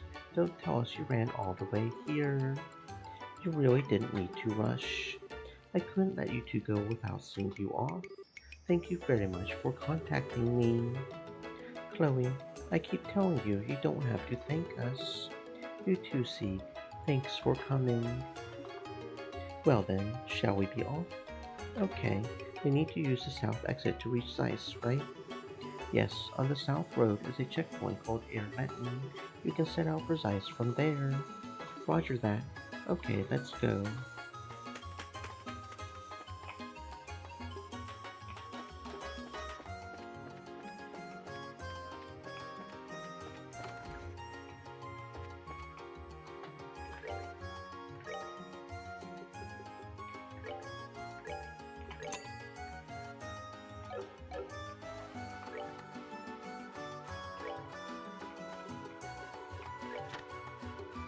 Rouen mayor arrested. A sudden arrest.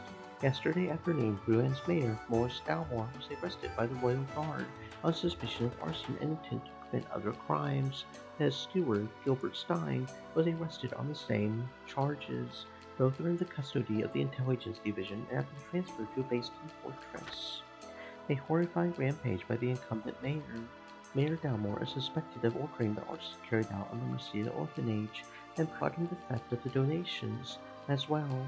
Although those responsible for committing the acts have not yet been caught, the mayor's steward, Gilbert, was seized at the scene, suggesting his involvement. Ourselves aids in arrest. Mayor Dalmore abruptly fled his residence during questioning by the Bracer Guild and attempted to flee down the Rubine River in his personal yacht. The Bracers reacted quickly and alerted the Royal Guard, who rushed to the scene in the high-speed cruiser, Arcel, and used its hull as a barrier to thwart the escape. After his apprehension, the suspect appeared to have a temporary lapse of memory, possibly due to shock, but has since regained his composure. What motivates such a despicable act? A figure born to privilege and wealth who for years managed the affairs of the municipal government has fallen from grace, all for what in the end was nothing more than the enormous net born from insatiable personal greed. In an investigation conducted by the Liberal News, it was uncovered that Maurice Dalmore had been engaged in a number of speculative market transactions. However, a year prior, these deals in the Republic fell through, and he was left with a substantial debt. In order to cover his losses, Dalmore diverted money from the city's budget and attempted to develop a number of resort homes to be built somewhere within the region, perhaps reasoning that the profit gained from some prime real estate would hide his property from the city coffers and restore his prior wealth. Unfortunately, the key to his plan, the Mercia orphanage, declined an offer to sell the land upon which it stood. The desperate suspect then resorted to arson and slept behind a spree of crime. Rouen awaits a speedy election, with the incumbent mayor under arrest and incapable of fulfilling his duties. Rouen's succeeding municipal government is expected to endure an extended period of confusion. However, through the abolishment of aristocracy and simultaneous enactment of the royal charter, in an instance such as this one, the law stipulates that elections be held at the earliest possible date and a new mayor selected. Therefore, in the interest of public stability, a prompt and nonpartisan election is awaited by all. The Orbital Calculator, Capel, #1 in processing ability worldwide. Mechanical computation through the application of ordnance has been used as a vast range of fields, beginning with navigational equipment aboard airships. However, the Capel, which is located at the Zeiss Central Factory, reigns supreme in this department. The Capel has the ability to instantly locate information from within its databanks, which currently store an amount equal to that of numerous encyclopedias. Its inventor, Professor Russell, is presently researching further possible applications for this technology.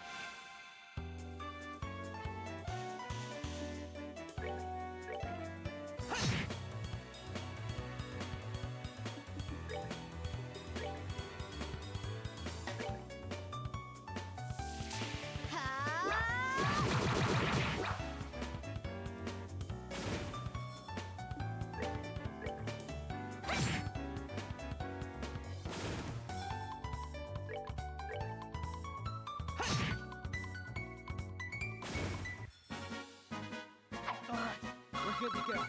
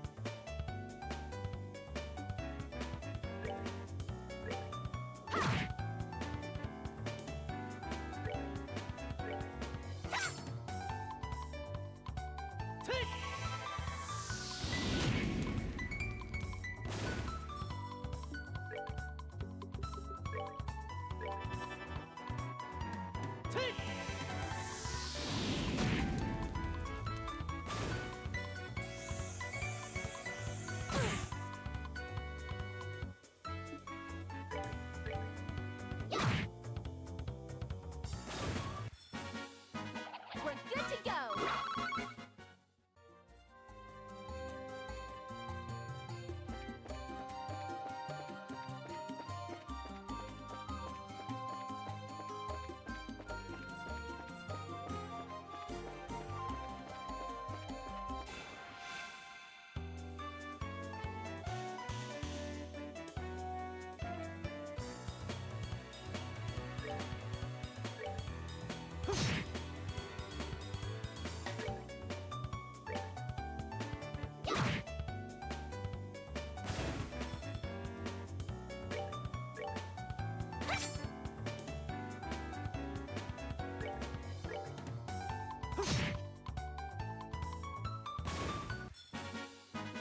That's that then.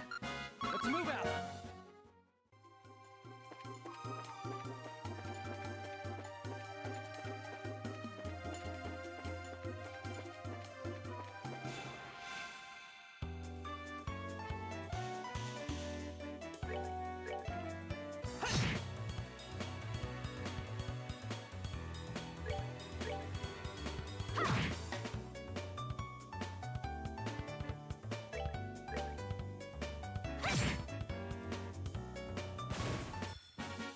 Well, that takes care of that.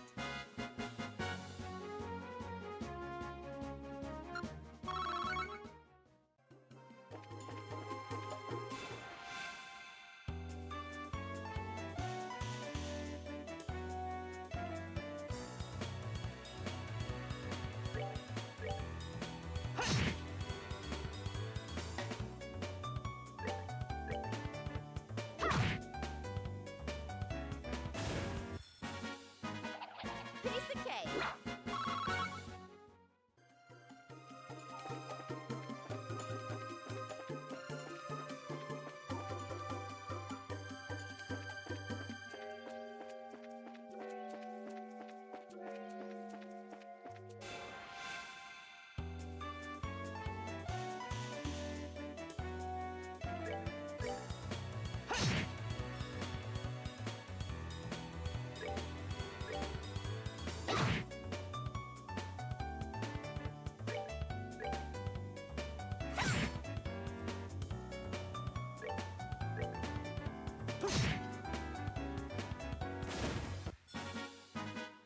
All right, we're good to go.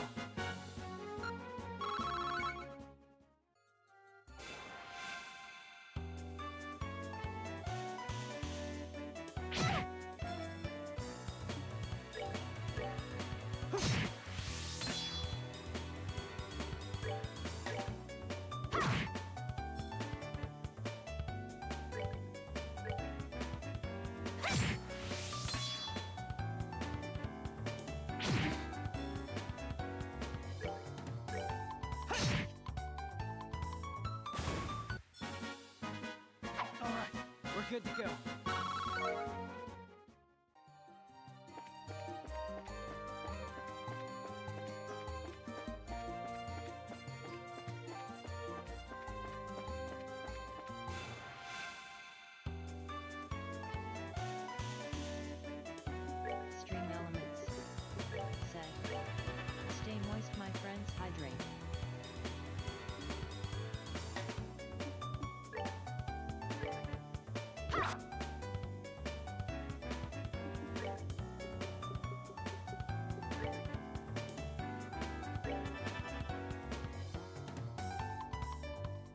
Take!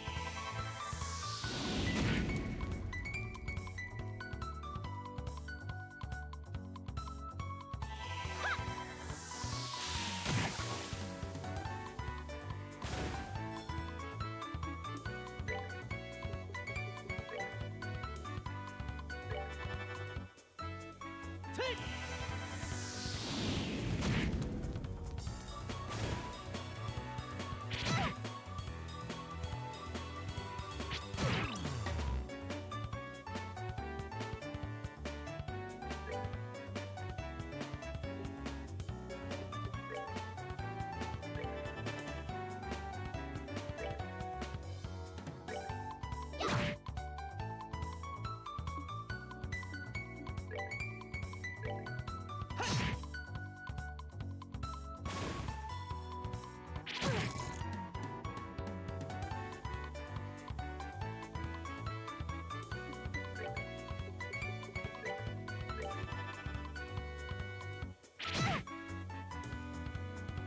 Take!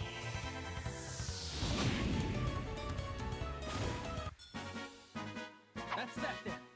Let's move out.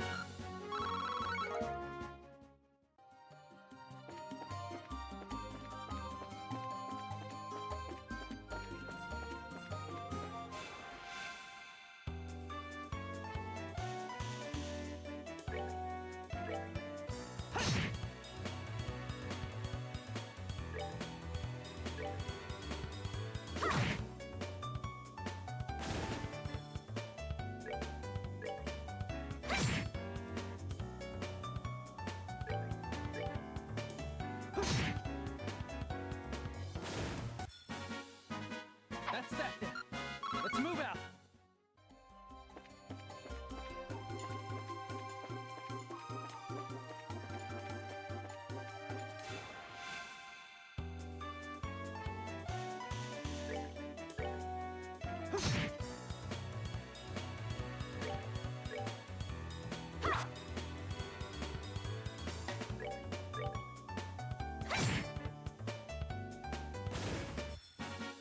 Well, that takes care of that.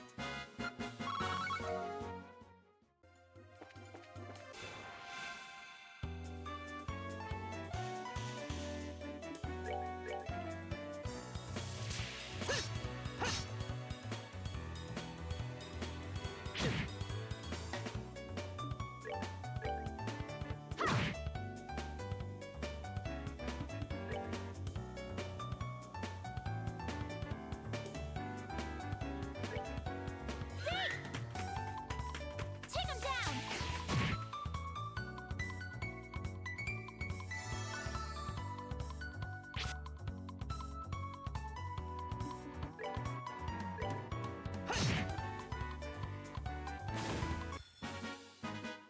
All right, we're good to go.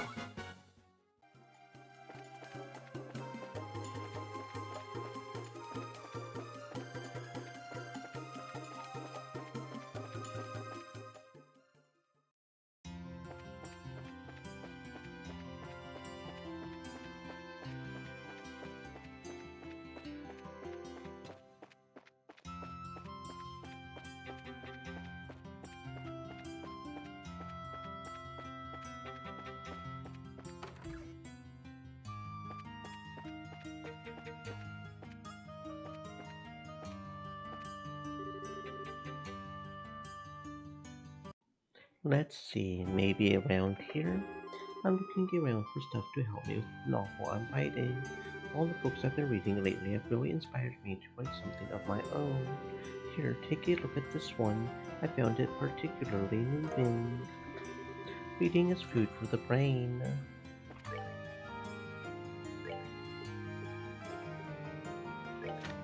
My orphan, empty bag, and package wrapped in old magazine paper were laid out neatly on the table in front of me. The bracer sitting opposite me gazed alternately at my face and the items on the table as if trying to gauge my reaction to them. Constantly rubbing his chin between his fingers, it appeared to me as though he were making an effort to display his right hand, snugly fit within a leather gauntlet. I had been led to the second floor of the lodge by the two men, And then, after they had painstakingly checked the layout of the floor, I was taken to the farthest room from the stairs. It occurred to me that the reason for the use of the makeshift space was due to there being no guild branch nearby. The first man to sit in front of me was the lanky one.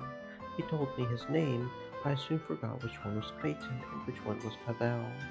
About the time I had finished being frisked, the bracer wearing the gauntlets, Clayton or Pavel, whoever it was, returned and whispered something in his partner's ear. It seemed as though they were trying to locate Sister Cornelia, but having no luck. After much probing on the subject of her and the Jaeger Corps, and after relating everything I heard from her on the train, I turned the conversation around and, playing the ball with the victim, inquired into her past history. Though strictly speaking, I guess I was, in fact, a victim. Her name was Cellmate. I'm Cellmate, read aloud the lanky bracer from a pocketbook he held just below eye level.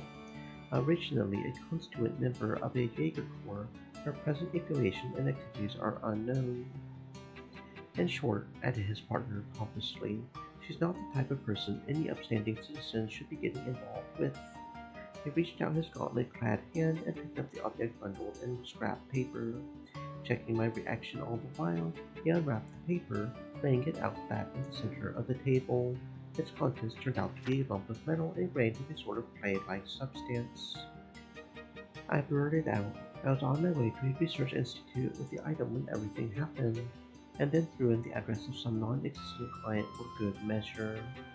The bracers took notes, making sure not to leave out any of the details of our conversation.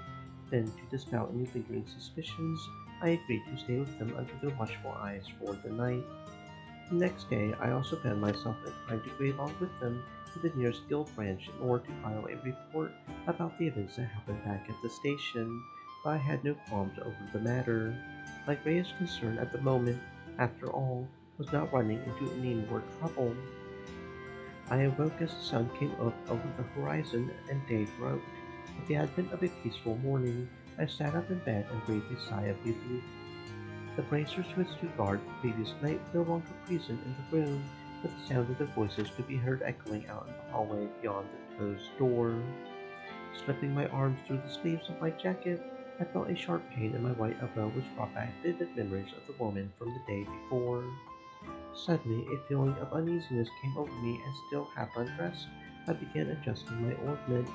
After opening its back cover, I used a thin piece of tan doe skin and started plucking out the cords installed in each slot. It didn't take but 5 minutes to insert them each into different slots and rearrange their configuration with a set of light magic as my base. One by one, I replaced each screw until finally the metallic panel was back in place, and as a feeling of calmness set in, I rolled back over in bed. It was at that time that a tall woman, appearing to be a maid, opened the door carrying a basin of hot water from the sink, with which guests could shave and wash their face. After placing the small steaming tub on the table, the woman went quietly about her daily task of removing the bed linen. Finding myself shooed from my own bed, I reluctantly headed to the basin from just beyond the open door and caught sight of 2 shadows cutting across the hallway in succession. "They're here," I heard myself mutter as the low tone of my suppressed voice reached my ears. With only a bar of soap in hand, I remained unbelievably calm as I quickly shut and bolted the door. Then, pondering my next move, I stood still with my back pressed up against the wall. On the other side of the hardened clay wall, a brief clamor of fighting ensued. Fumbling with the chain attached to my hip pocket, I grabbed hold of the orbit I had adjusted just barely moments before. It was 2 bracers versus the 2 others I had seen moments ago. Throwing myself into the mix with 2 men from the guild had definitely put us at an advantage from a numbers standpoint. However, when I turned again to face the door, the voice of self-doubt came percolating through my closed lips in the form of a distant mutter. There were only 2 of them, I murmured to myself. If Sister Cornelia's words were to be believed, then one unit consisted of 3 people, not 2. Again, I questioned myself inwardly. Then where's the third? The hair on the back of my neck stood on end as I realized my plight. Something swung down over the top of my head, catching me around the neck, and the next instant I was flung to the ground. From the corner of my blurred and spotty vision came the inexplicable view of a woman with demonic bloodshot eyes standing over me, trying to wrench the very life out of me. With every twist of the sheet she had wrapped tightly around my throat. Clutching my orb in hand, I activated it and fired off a burst of magic while lying half asphyxiated on the wooden planks of the room floor. The destructive vortex of compressed air sliced deeply into my hip, and at the same time it caused the woman to double over before forcefully throwing me into another part of the room. Shreds of whirling linen flecked and spraying, with fresh blood blasted out through a gaping hole in the wall where a closed window once stood, leaving nothing behind but shards of broken glass and a frame rent beyond all repair.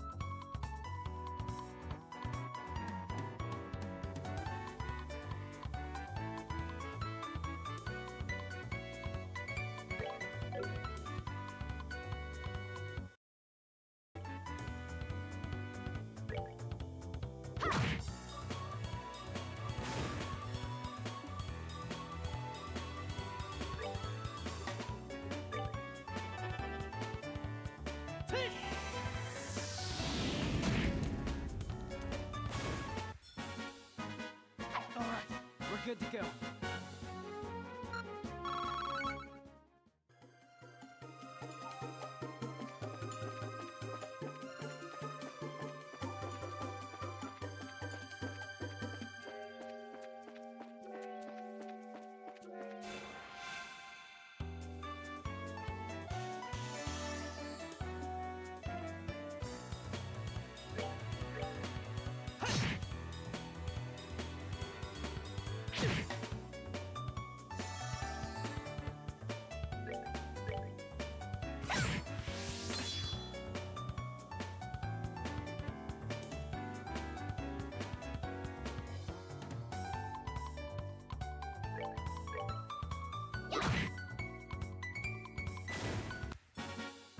We're good to go.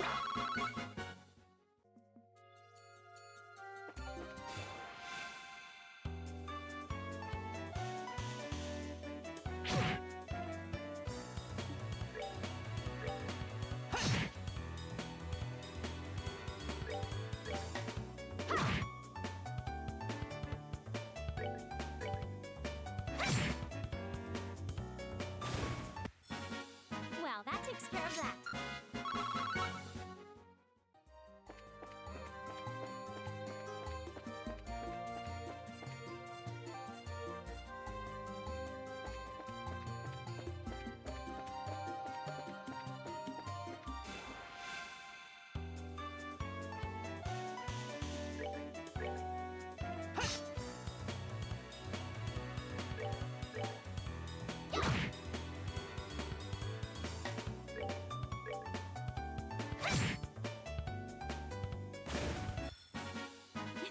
Nicely done.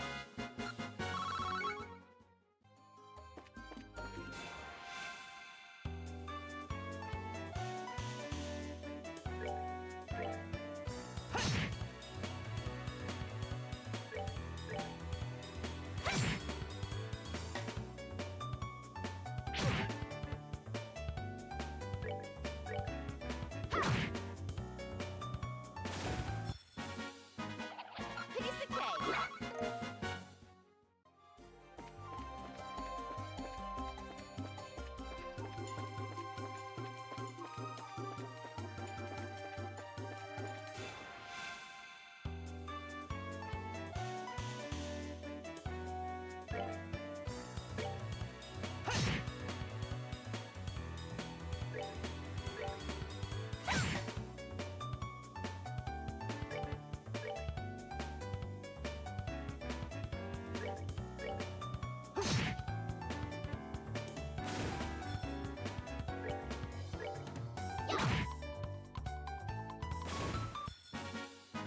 We're good to go.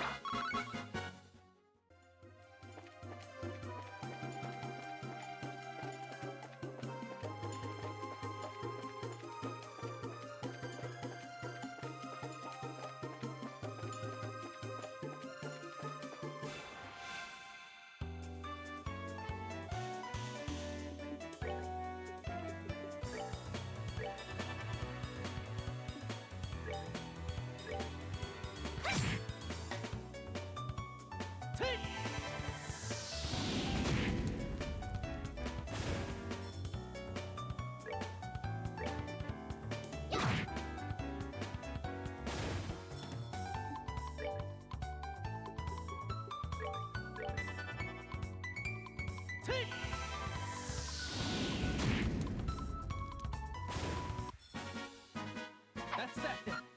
Let's move out.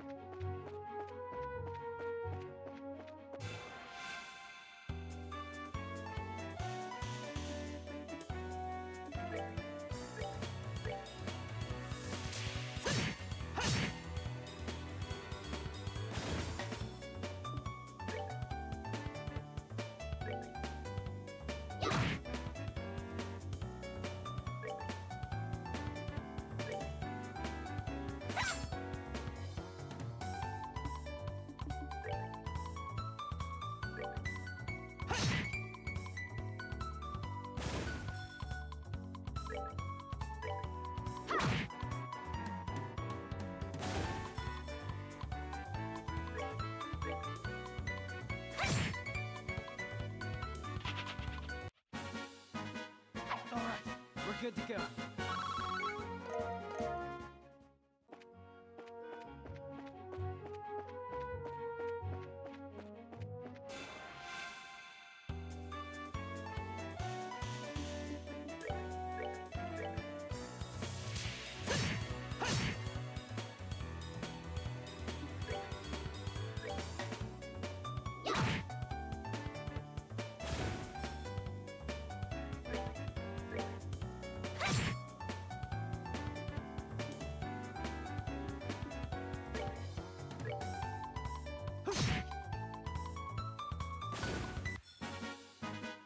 All right, we're good to go.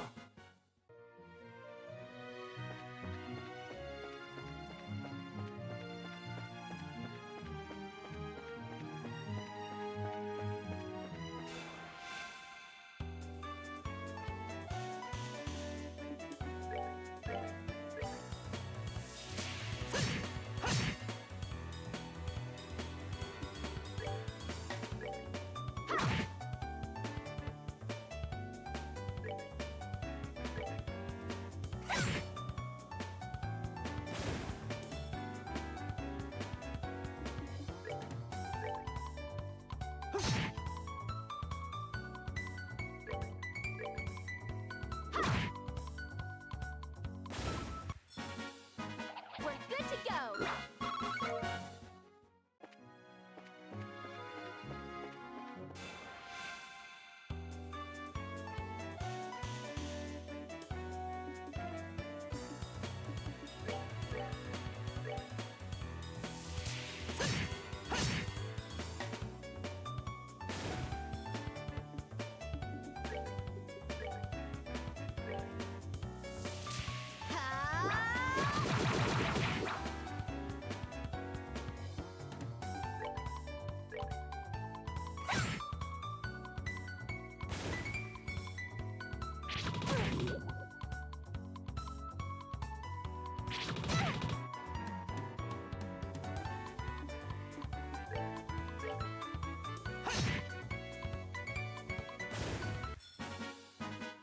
All right, we're good to go.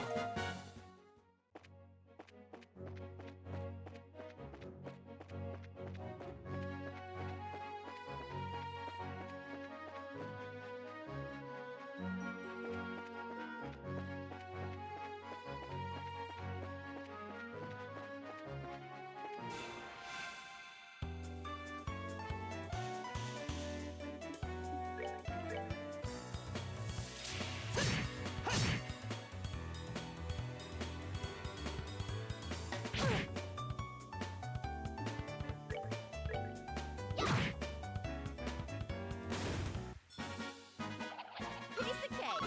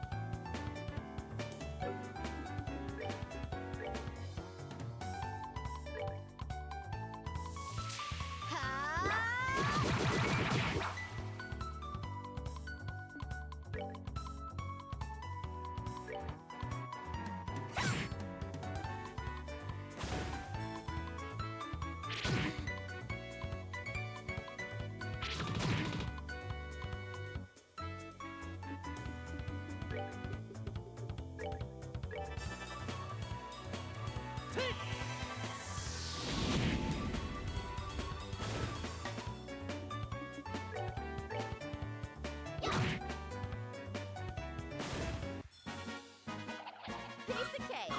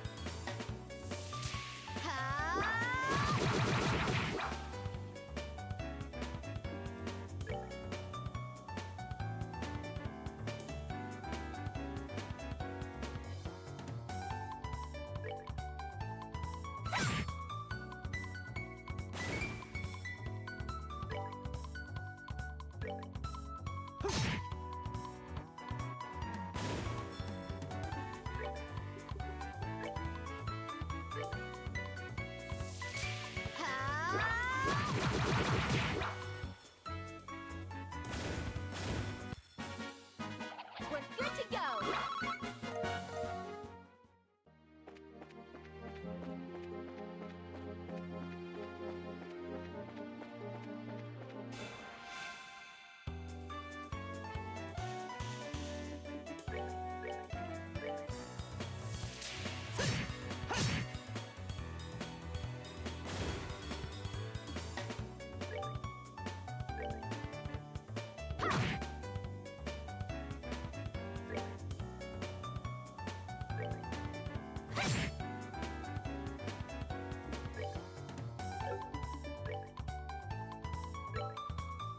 I'm sorry.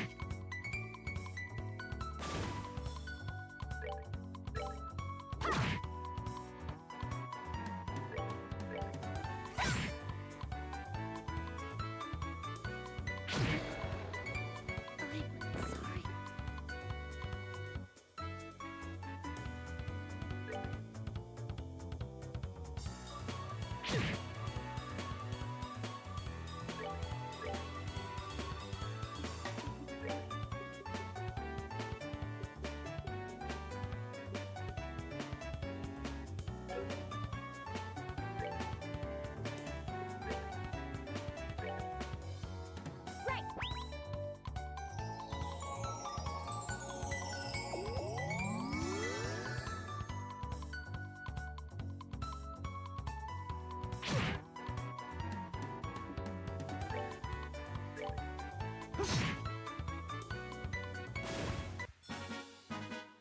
Alright, we're good to go.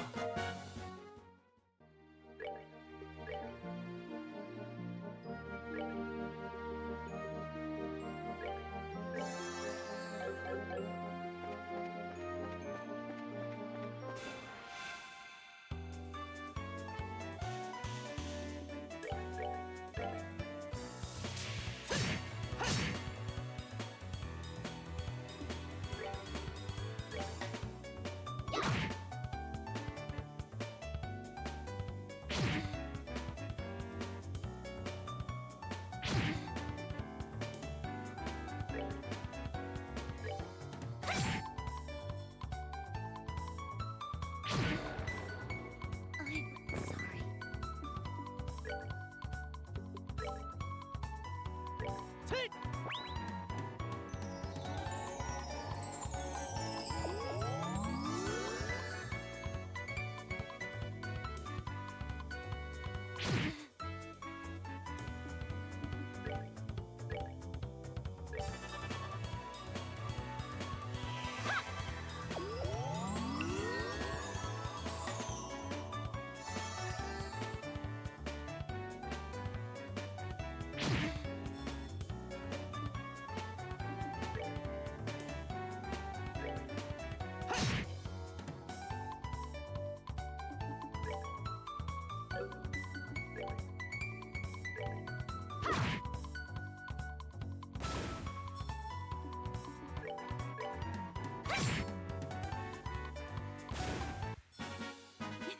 Nicely done.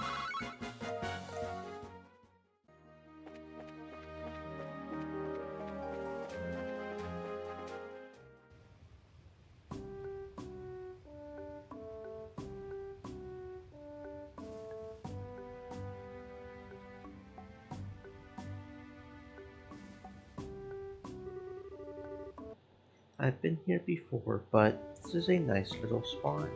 The view here is breathtaking. Certainly doesn't feel like a checkpoint, that's for sure.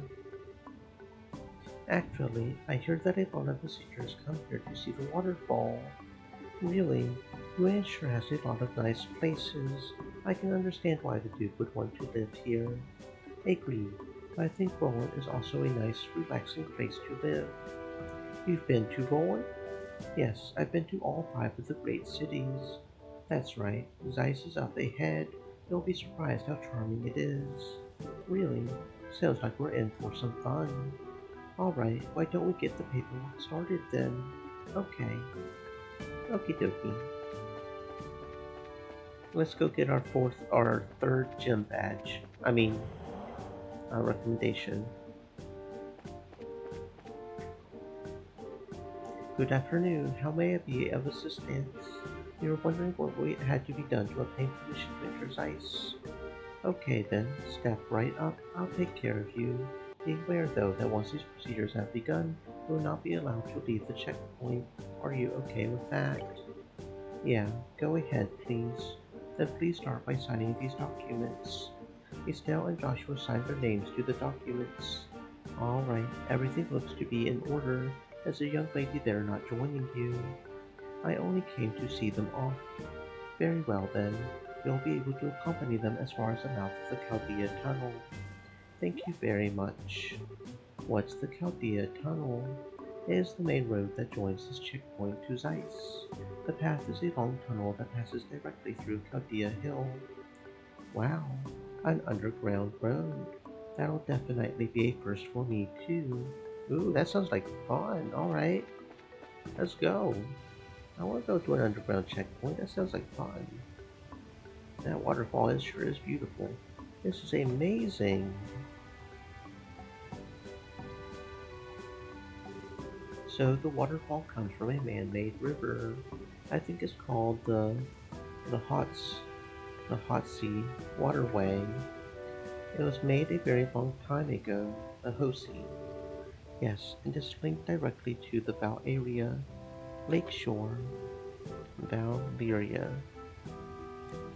Pretty impressive given that they did it without any orphans to help. So, what's that over there?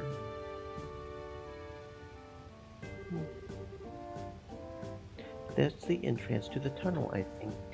Yeah. So, I guess this is goodbye. Yes, so you're going to be traveling around the kingdom, right? We might be able to meet again in Grand Cell. Really? I'll be going back there when the Queen's birthday celebration starts. Some of my relatives will be there, so I have to join them. That's just a month away, isn't it? I think we may actually be in Grand Cell around that time. So then, once you're done with your family stuff, contact the Grand Cell Guild branch. If you do, we can try to meet up. I certainly will. Estelle and Joshua, I can't thank you enough. I won't ever forget everything that you've done for me. Come on, don't be so formal. We're in your debt as well, for many reasons. I would say we're pretty even. What a thing to say. When we confronted the mayor, I said some terrible things. You care for no one but yourself. But I was no different. I've been running away from the reality of my own situation for a while now, to the orphanage and to the academy, but the two of you taught me something. You helped me find the courage to hold my head high, and to find the strength to protect what matters. Because of you, I know how to be brave. I really don't get it, but if we were able to help you, I'm happy. Cheer up, okay? We'll see each other in Grand Cell. Yes, absolutely. And maybe we'll get to see Sieg there too, right? That was a joke. I mean, Grand Cell's pretty far away. I don't think those wings would hold. Besides, your home is here. Sieg isn't just any bird, you know. I think he'll be there. I'm sure. Sieg's just full of surprises, isn't he? Well then, shall we be off? Yeah. Good luck to both of you on your journey, and I'll be praying for you to find your father. Thank you. You two take care.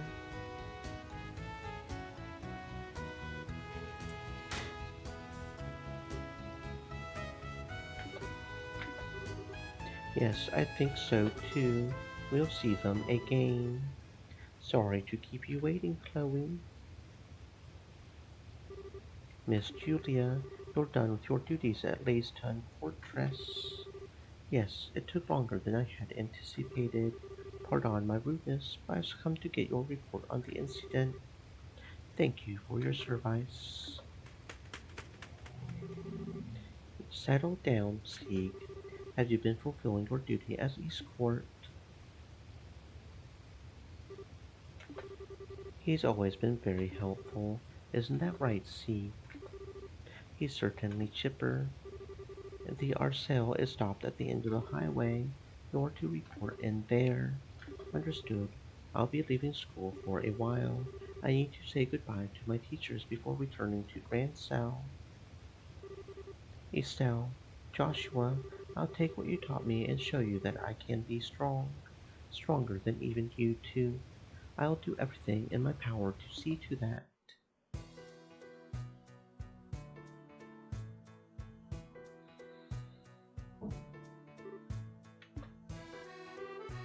What's wrong? Nothing. I just got the feeling that someone was coming.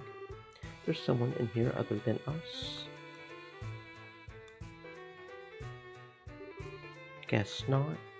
Yeah. Sorry, must have imagined it. I get it. I think you still got a little crush on Chloe. What makes you say that? Don't be shy. You know I can read you like a book. It's not unreasonable at all. You did, kiss her during the play. Well, what if she asked you to come back? You would say yes, right? I guess you didn't not ice then. Not ice what? The last scene. That was just for show, you know. It was staged so it would look like a real kiss for the audience. What? You really can be completely clueless sometimes. It was written right there in the script notes. I see. Note to self, do not insert foot into mouth. But why do I feel so relieved? Estelle, you okay?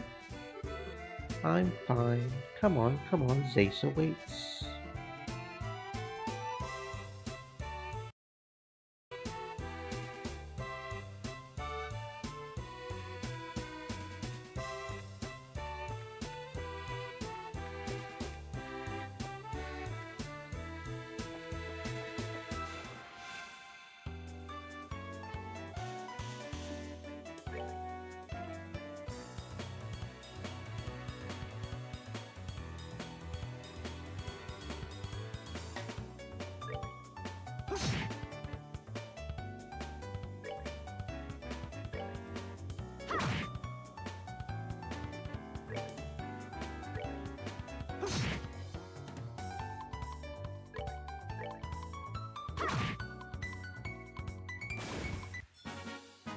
We're good to go!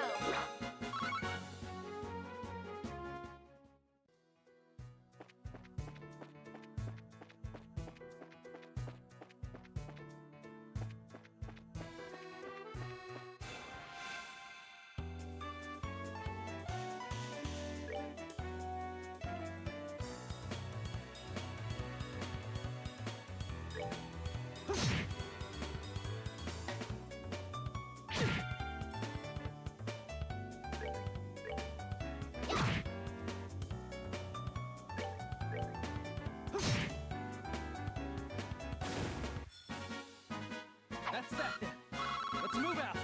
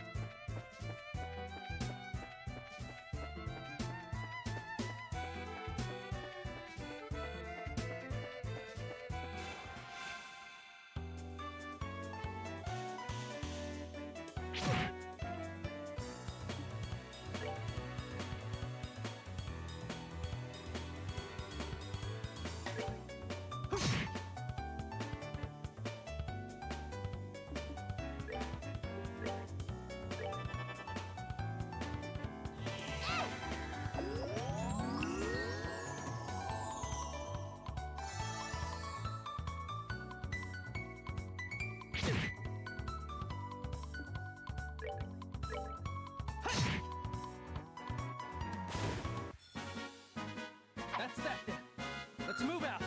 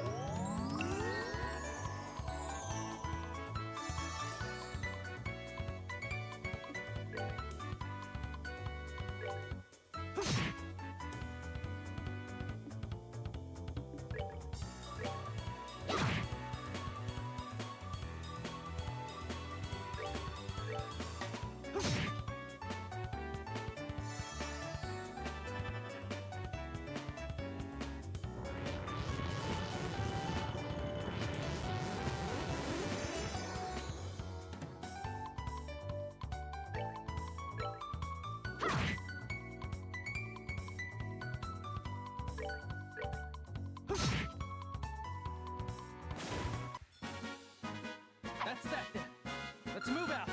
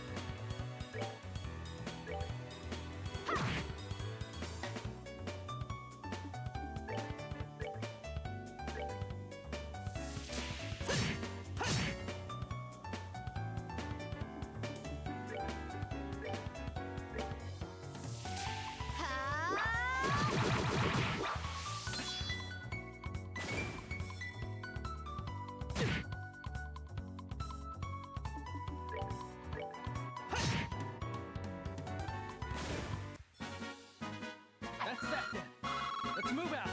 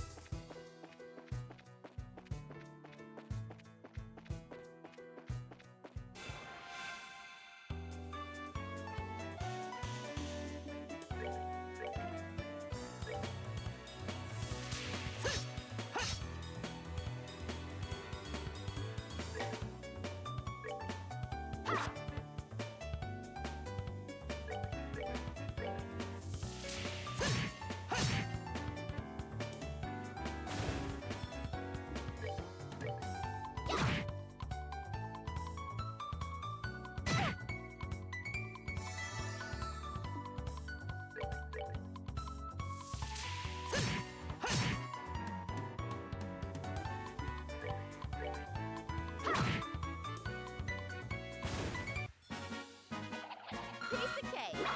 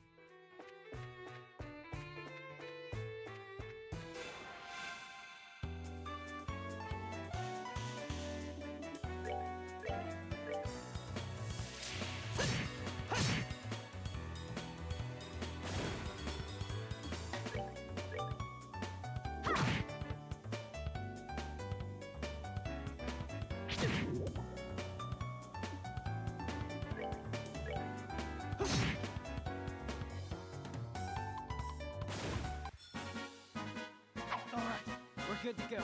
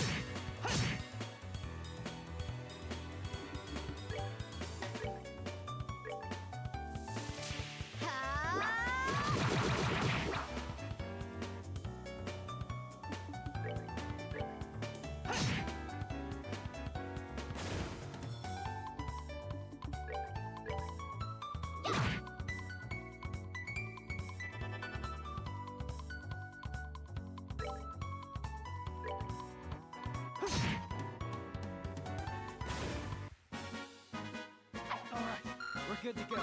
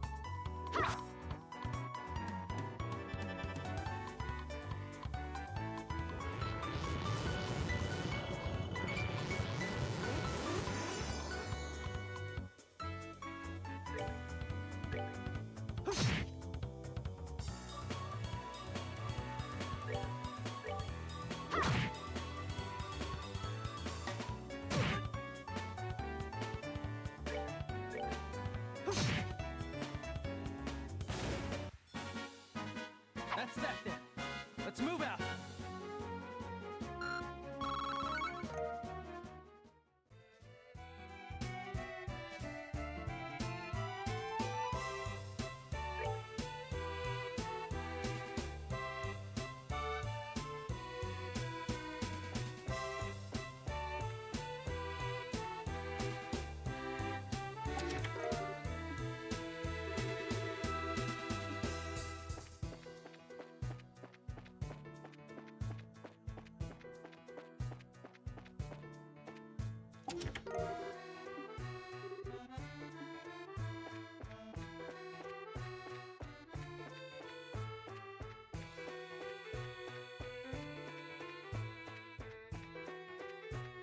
Stream Elements said, "Stay moist, my friends, hydrate."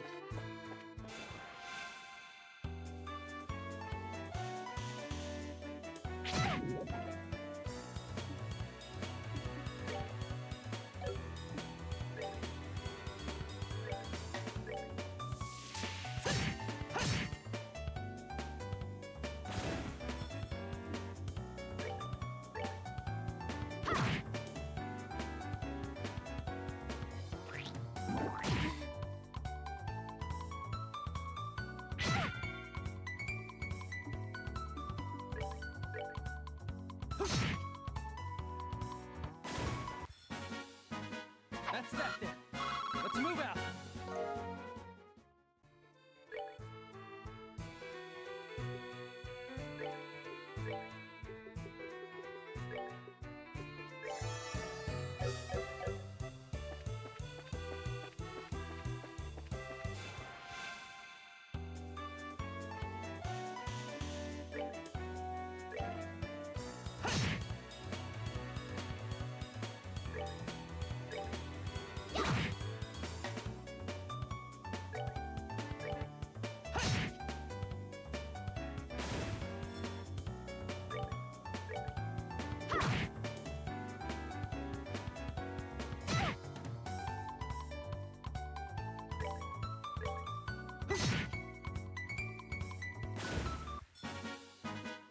All right, we're good to go.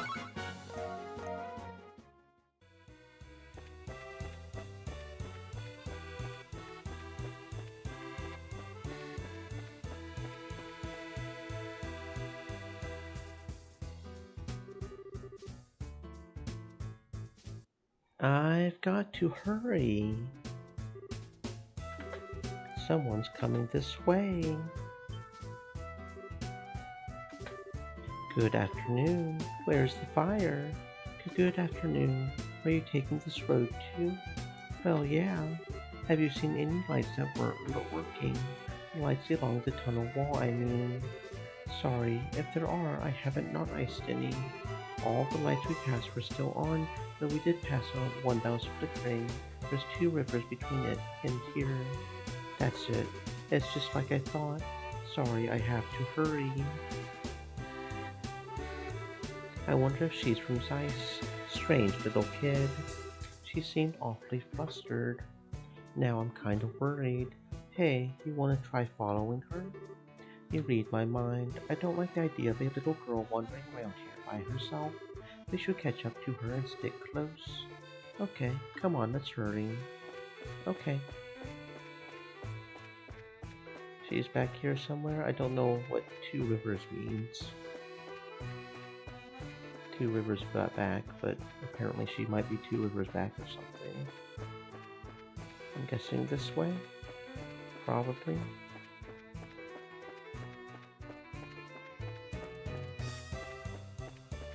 I didn't notice any lights flickering myself, but I guess he did. This way or this way, I wonder.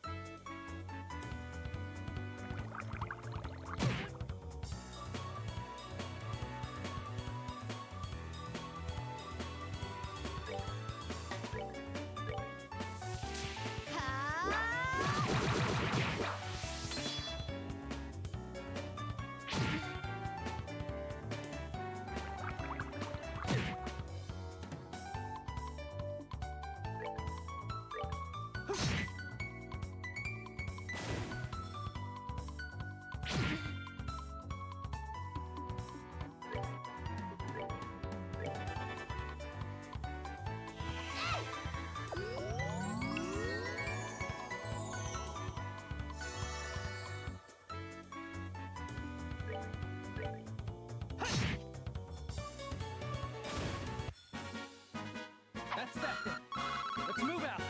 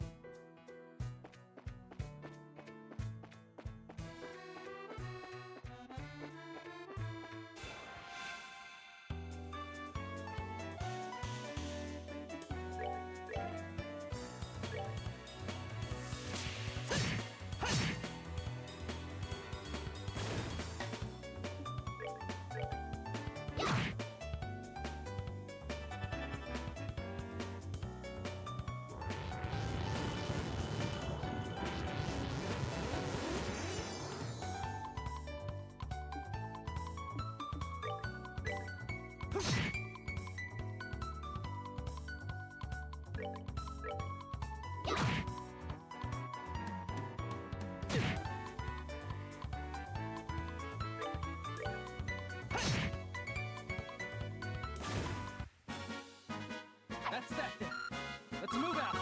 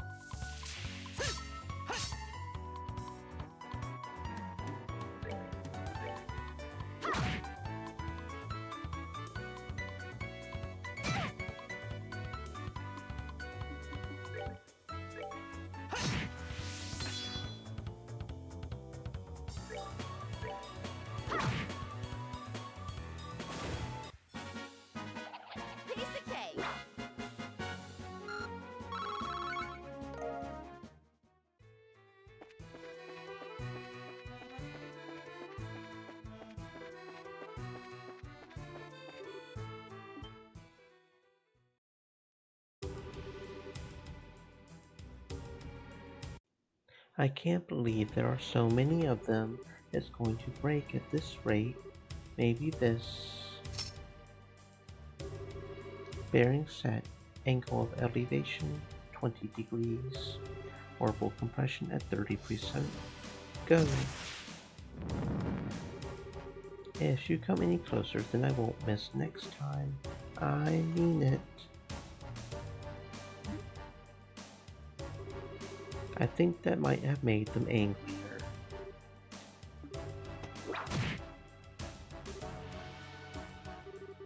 Hey, I remember you. We can talk later. Get back. We've got to get rid of these things first. There's a lot of them.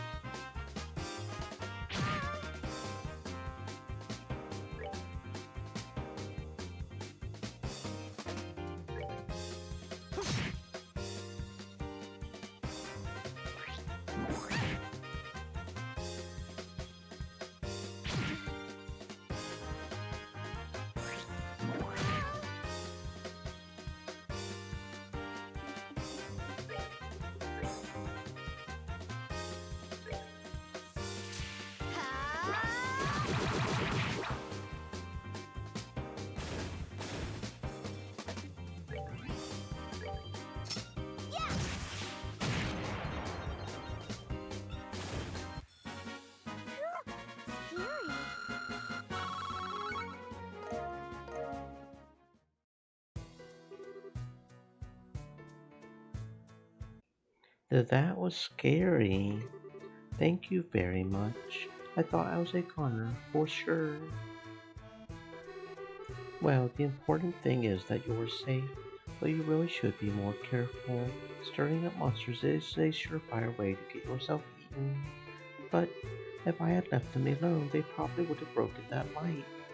Speaking of which, why would those things go after the lights anyway? Don't they do the same thing when the highway lights are switched out? The septium in those circuits is a monster's favorite food. The highway lights work to keep monsters away, but when they stop working, they have the opposite effect. I get it. Still, you shouldn't mess with stuff like that. Septium might be their favorite food, but little girls probably rank a close second. So sorry. Go easy there. Giving her nightmares and saying don't do that isn't going to score you any points. Don't be such a wet blanket. Anyway, my name's Estelle, and I'm Joshua. We are bracers affiliated with the guild. So that's why you're so tough. I'm Tita. I work as an apprentice at the Central Factory. Wow, that's pretty impressive. Well then, Tita, we're heading to Zeiss, so do you want to join us the rest of the way? That's right, we don't want to be around here if the monsters show up again. But really, thank you. Would you mind waiting for a little bit? I've got to get that light fixed. Yeah, it's probably risky to leave it like that. How in the world did you know it had burned out, though? Well, I was lucky enough to notice the problem when I was looking in the computer databases. It seems like a defective unit was installed here by mistake. Alright, it's a good thing you caught it when you did. Computer database.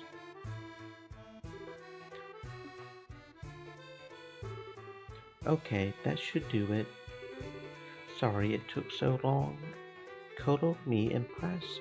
Well, she's an apprentice of the Central Factory. She has to be good. Well, I didn't do anything special. I just fixed the quartz connection and adjusted the orbital pressure. Well, it sure sounds special. It's not that big a deal. Okay, how to explain this? Each orbit has a quartz circuit inside. If it isn't properly connected, the orbital energy inside the unit will have nowhere to go. As a result, the orbit won't be able to function properly. This happens sometimes with the highway lights, which means their ability to give out light and ward off monsters is compromised, so stop. But maybe you should save the explanation for after we get on the road. I mean, if we stand around too long, the monsters, you know? Yeah, I guess so. I was just warming up too. Well, why don't we set up for Zeiss then? Okay. Yes, sir.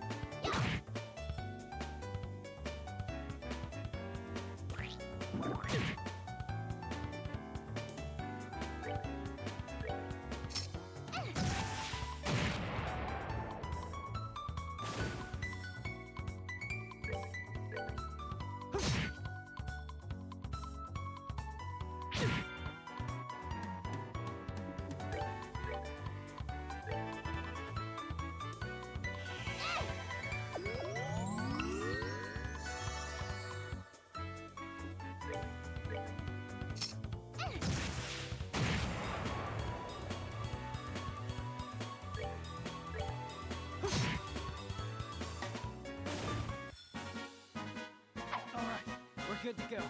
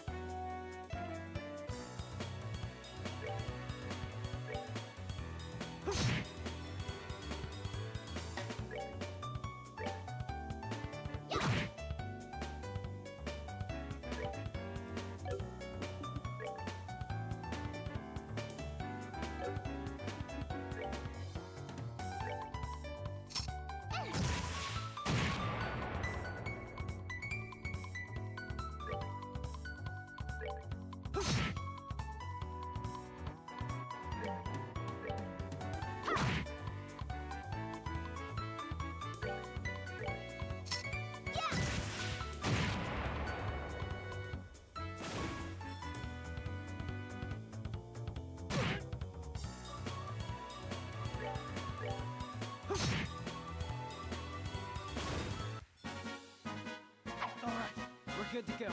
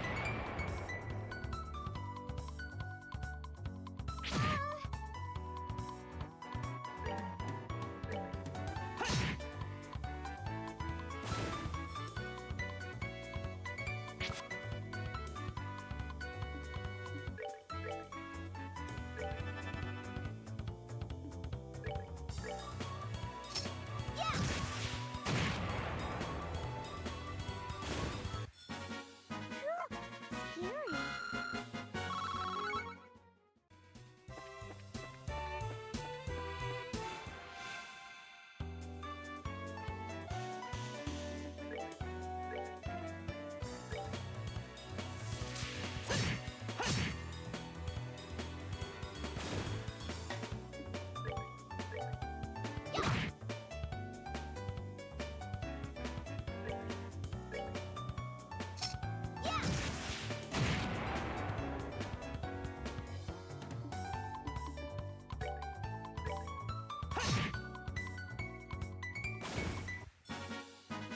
That's that then. Let's move out.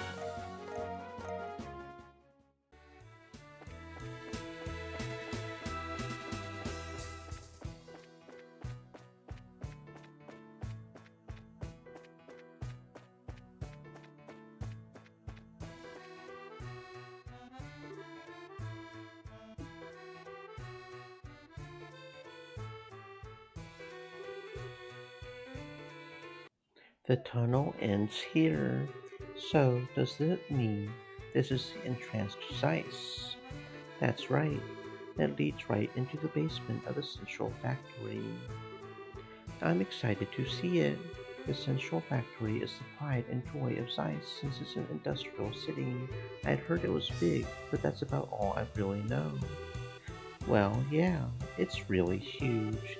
Anyone who's not used to the layout could get lost in a hurry. There's a creepy thought. I'm beginning to worry whether or not we'll really be able to make it to the guild. The way out to the city is up on the first floor. I'll show you how to get there. Thanks. Well, let's go and... What's up with this dude over here? He's just chilling.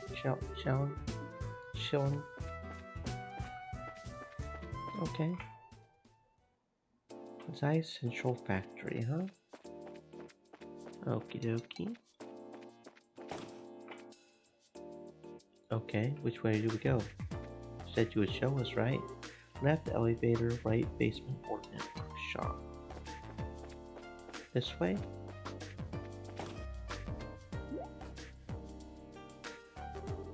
Okay, what's this room? This is the elevator. It can take us from the basement to the roof. Can't say I've ever seen one of these outside of the mines, and this one seems super high tech. Well, this is Zeiss, and since this is a central factory, I'm sure they have quite a few of these. They have more than one. It's the latest model too, maximum weight capacity 50 kg. It can handle even heavy industrial equipment with no problem. I don't entirely get it, but it sure sounds impressive. So, how do we get it to move? You just pick which floor you want on that panel. Let's see, you want to go into the city, right? Yes, can you take us up to the first floor? Okay.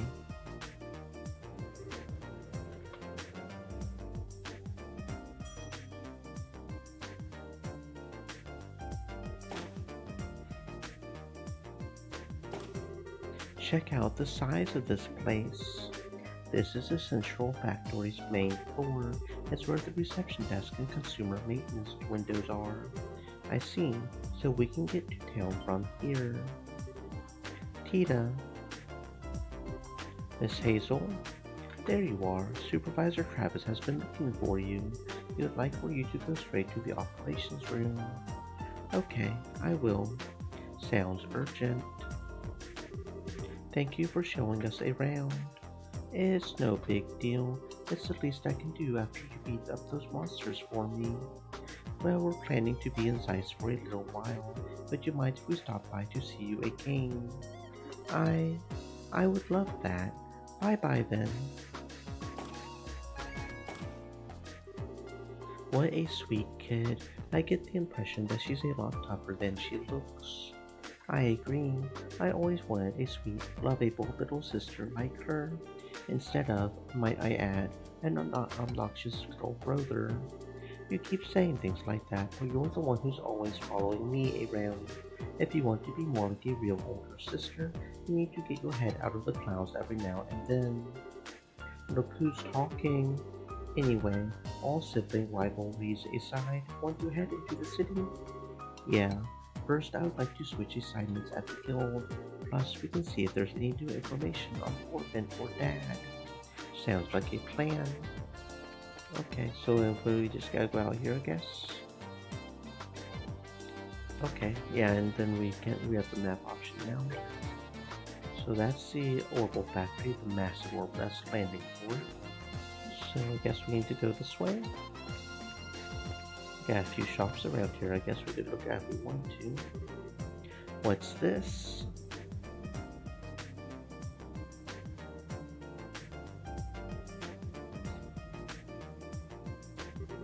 Some kind of moving staircase. It is a really long climb, so I guess it would be tough without it. Yeah, but to have the whole thing moving underneath you, this place has been full of surprises ever since we got here. No kidding. And that's just lazy. Y'all need to learn how to walk. I guess we just... Okay. Yeah, no.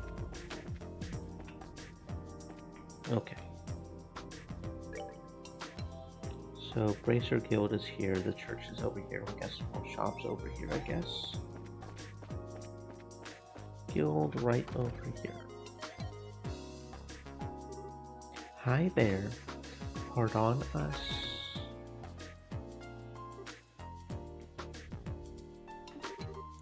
See, we're finally here, I see.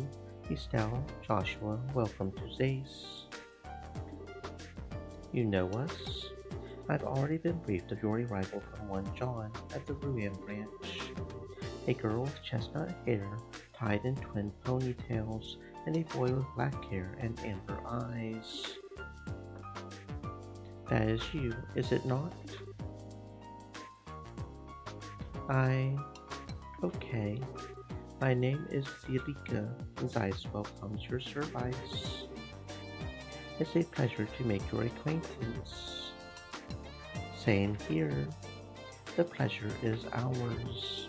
I know you've only just arrived, but I would like to proceed with formalities of changing your affiliation. If you'll just sign these documents. Okay. Estelle and Joshua signed the assignment change forms. That should do it. You are both now affiliates of the Zias Regional Guild. There are no urgent matters that must be seen to currently. You're free to check the bulletin board and work at your own pace. That's kind of disappointing, but hey, a little peace and quiet can be a good thing. Right, I had a question to ask. About Cassius, correct? She can read minds. Did John tell you about him too? The whole sordid matter. I'm sorry to have to say that Cassius is not currently in the Zeiss region. He only stops in every few months or so. Figures. That just leaves Grancel, maybe. I believe I might be able to provide you with a lead in another matter. Please take this. Attention Factory Chief. What's this? It's a letter of introduction to the head of the Central Factory, one Mr. Murdoch. He is basically like the mayor of the Zeiss region. Is this in regards to the matter of the Black Ornament? The stories of the mayor's residence painted as a very mysterious item. I would suggest that you consult with the factory chief and see what he has to say. Well, wow, you've really got this all planned out. Do you have some kind of superpower, Kirika? My business is to provide support for racers such as yourself. I simply decipher the intelligence as provided and pass it on as the mandates of my job require. Wow. We really appreciate your assistance. Think nothing of it. I trust that you will return to assist us should a major incident occur. But you can count on us when the time comes. Well, do you want to go ahead and see the factory chief? Sounds good to me.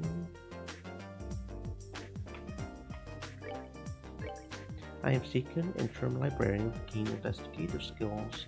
Anyone who wishes to apply, please see me in the archives on the second floor. Please understand, too, that you may be asked to pick up some slack on a few odds and ends before the real work begins. A ferocious monster known as the Chronocider has been spotted roving the Trap Plains Road. Racers from this branch are requested to deal with this threat immediately. Okay, let's see what we got as far as shops go. Stain, arms, and guards. What you got, guy? Got anything good to buy? Hex stave, we already have one of those. A spike rod, that looks nice, a staff with sharp ends, great for making a point.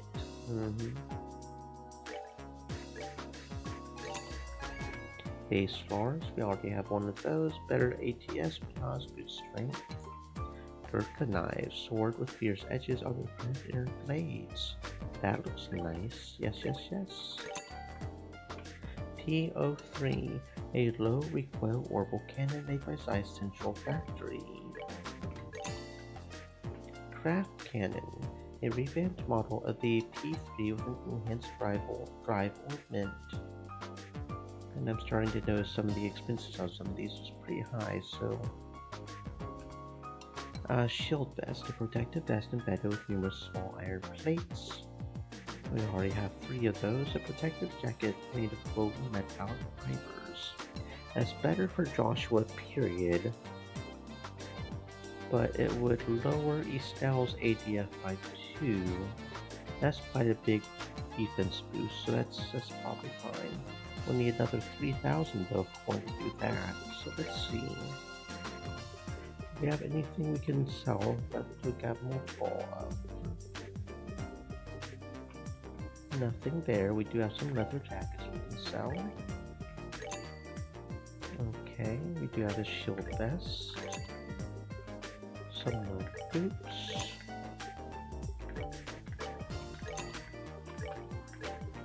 There we go.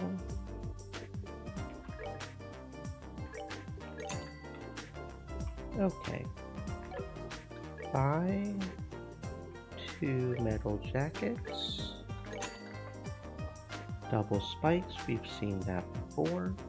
Craft shoes, a new type of training shoe developed for rigorous workouts.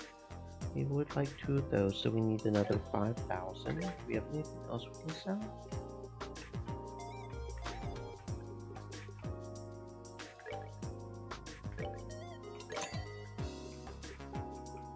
Oh wait, we just... crap. Silly me. That's not what we need to sell. Now we need another 10,000 because I don't know how to do things properly. Don't really need these, so let's just sell all these. We might need those. Oh, now that's really nice. We definitely need those. I'll go ahead and sell this. I don't see myself needing that. We might need those. We can go ahead and sell 2 of these. We probably don't need defense 1 as much now anymore. Might need those.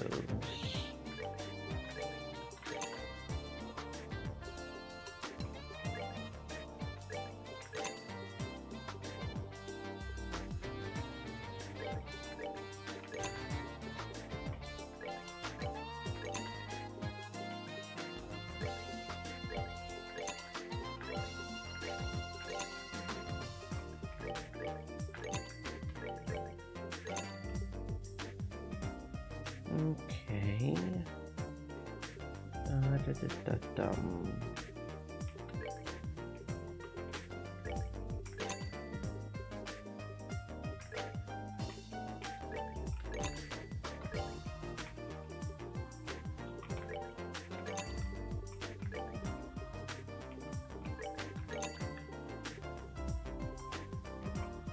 Okay, so yeah, we might have to sell some of these then.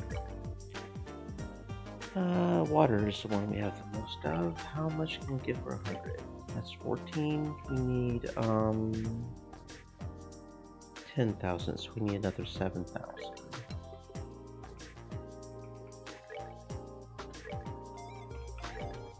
Yeah, okay, there we go. That should be fine.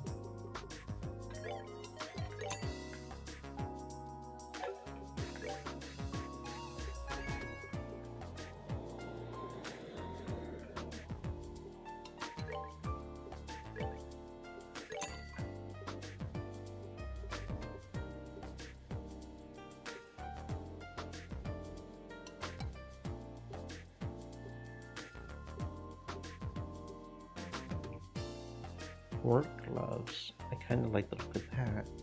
Work jumpsuit.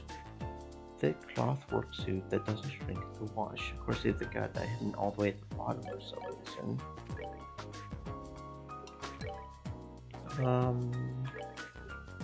Equip the spike rod, the metal jacket, and the craft shoes. Okay. Metal jacket. Craft shoes. Okay. What's up with the work jumpsuit being all the way down here, I wonder? Well, it's not as good as the metal jacket, it looks like. No, it's 25 lower. And no ADF. Okay, so that's fine. We'll just have to remember that that's down there. Still need to buy a craft cannon too. But we can work on that, that's fine. That's fine. Okay. What else we got to buy around here? Go ahead and actually sell stuff we just took off. I think we got a few things we can sell that we just took off. No. Shield vest. That'll give us another 2,500 at least. Double spikes, another 1,500. Okay, so yeah. Another 4,000 right there. What else do we have around here? Got this shop over here. The Faux Gel Bar. You got some nummy food, bro? You got some nummy food? Rotini pasta. Pasta which lavishly employs flavorful herbs. Black pepper soup. A favorite among researchers. Piquantly peppery to taste. Seasonal tart. The king of sweets. A perfect gift for a special someone.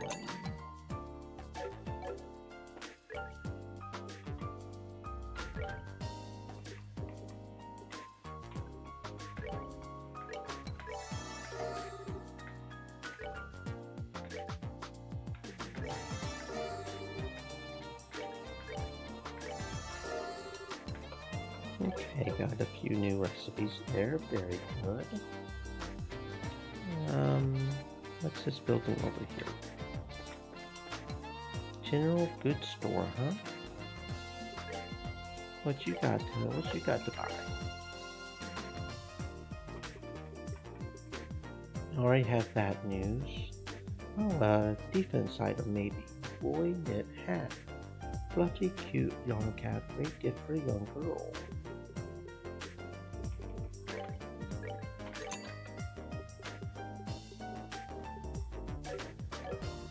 So what are our current side items doing? Is the work helmet, which is 3, and the red scarf, which is 2.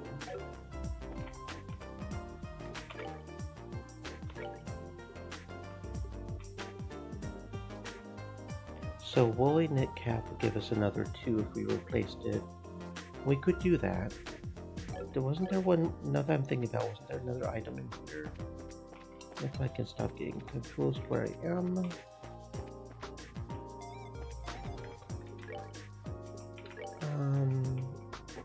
Work gloves, and those are cheaper. Yeah, you know what? We'll buy a couple of work gloves too. Thank you.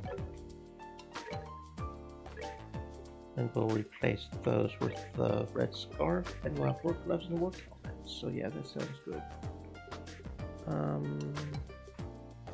Can we do double work helmet? I thought we couldn't. Oh, we can do that.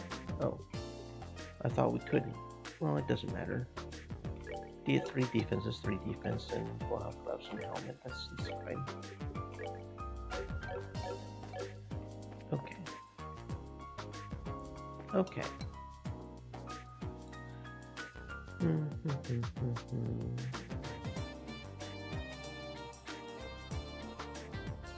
Okay.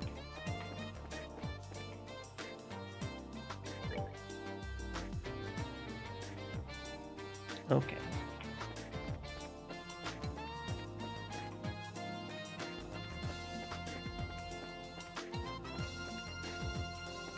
So are these not? Oh yeah, these are shops. What do you guys have?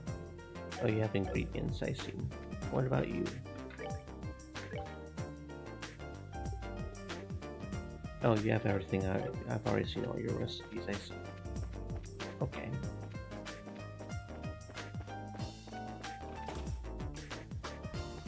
Okay. Oh, this is a staircase, I see. Interesting. Okay, let's go to the second floor. That's where the librarian for the side quest said she was, right?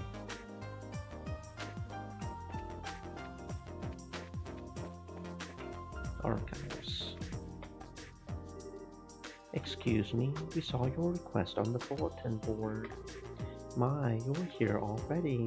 I only just put in the request a little while ago. Well, we had just come in to change the assignments. We were ready for work. Well, shall we get started then? Yeah, sure, that's fine. This is about hiring the 10th librarian, right?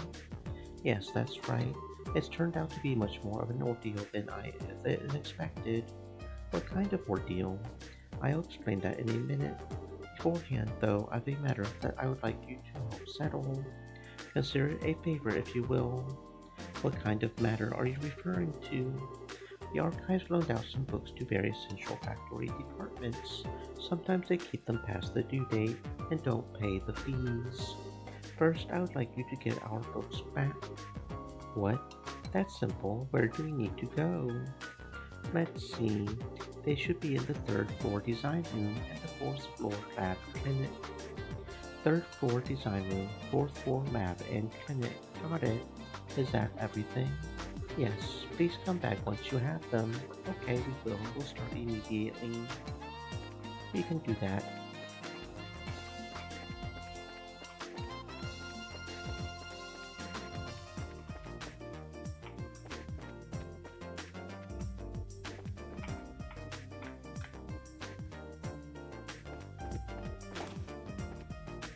Okay. Third floor. Design room. Design room? Design room. You guys hoarding a book up here? Septium, optic, and annals. Published by the Zeiss Central Factory, the current state of orbital technology research.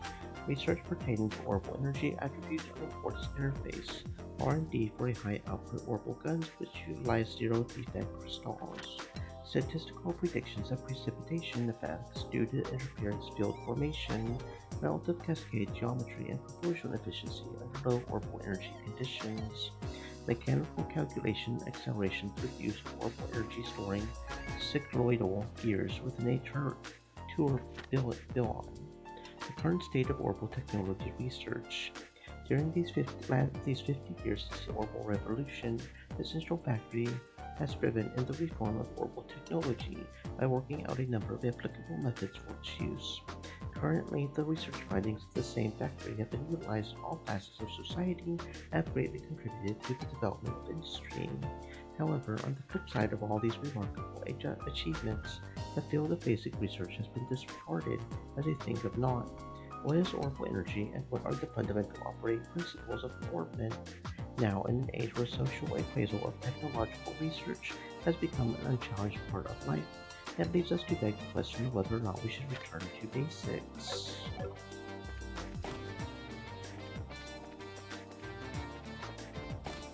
Fourth floor now.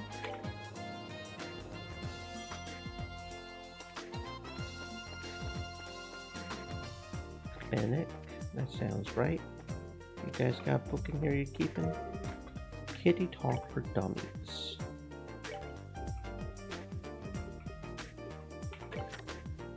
Things to be aware of when speaking in feline. Pronunciation of the feline language has distinct characteristics depending on the region and may differ slightly from the following information. This could be considered comparable to dialects in the human tongue. In addition, since a number of elongated vowel sounds indicated by the character are intimately related to a cat's personality and emotional state, there's quite a broad range of variation. That being said, I have attempted to compile a list of the most common expressions.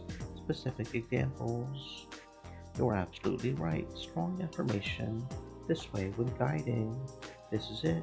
An expression of delight. Hold up. When urging to be cautious. These nails are bothering me when agitated. I'm hungry. An expression of caution. I'm tired. Who are you? Yes, that's right. What's wrong? So we meet again, fleshy thing. It's been a while. How have you been? Good. Yes, that's right. Strong affirmation. Hello? A yawn. What did you just say, oh hairless one? An expression of reproach. You're welcome, squishy pink thing. I'm hungry. Kitten talk. I'm sorry. So now you have learned how to talk like a cat, I guess, or something. I don't know.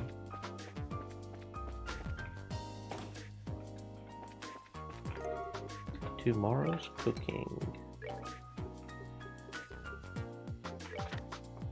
Recipes for the new millennium. Today I will be introducing one of my newest cooking recipes, especially for those readers of this book. And that recipe is none other than, drumroll please, can you guess what it is? It's bouillabaisse. That's right, the delectable dish of unobtrusive monster bits is one that everyone can enjoy. Follow my groundbreaking recipe and that monster porch you've been dragging around will taste simply divine. Now whip out your sword and let's get started. Oops, I moved the bill too fast there. Ingredients: juicy bone 2, fish fillet 2, crisp onion 1, red pepper add to taste, clear gelatin add to taste. Wash juicy bones thoroughly with water if you are still bothered by the scent by boiling them, or if all else fails, ram a clove of garlic deep into each nostril. finely chopped crisp onion, chopped juicy bones of fish fillet into edible-sized pieces, lightly rinse clear gelatin in water after unraveling it. Sauté ingredients in a heated frying pan. After fish fillet has been lightly cooked, add water or soup and simmer until liquid has half evaporated. Lastly, add clear gelatin and bring to a boil. Remove from heat and wait for thickening. After clear gelatin thickens, cut it into edible-sized pieces. Your bouillabaisse is now ready. You may eat it as is, or heating it with a little flashy herbal magic makes for a great dinner show. This dish is great for lunchboxes and scaring small children. Don't scare small children, guys. It's not okay. Or, well, don't genuinely scare small children.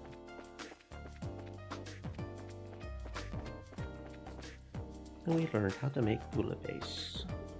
So back to the second floor to give her her books, I guess.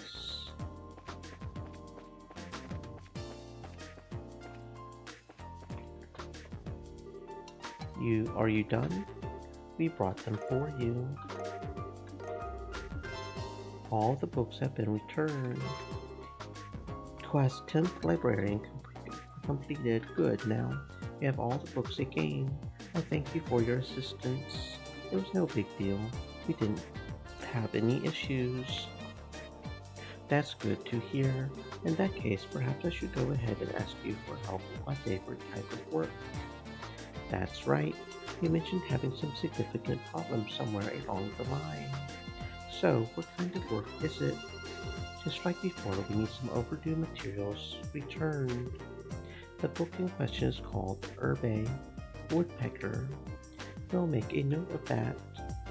Right, Herbe Woodpecker. So it's a book on birds, right? So, do you have any clues for us? Yes, as a matter of fact. Take a look at this. Approach the man of stone standing in silence within the mountain village, and ye shall receive. Okay, I wrote that down, but what the heck is it? It was written on a card that was taken from the book.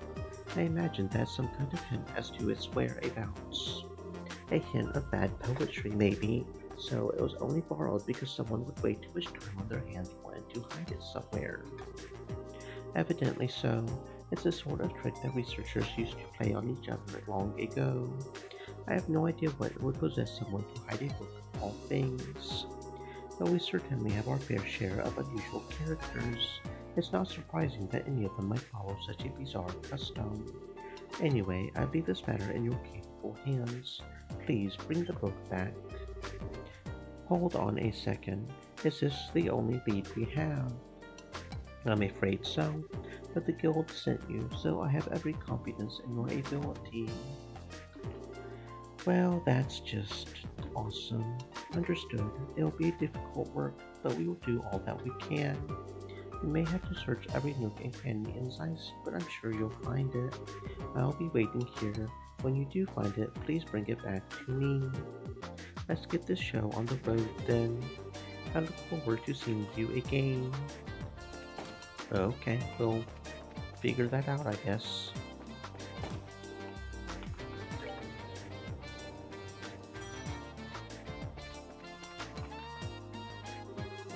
You were the ones with Tita before, no? Welcome to the Sigil Factory. Can I help you?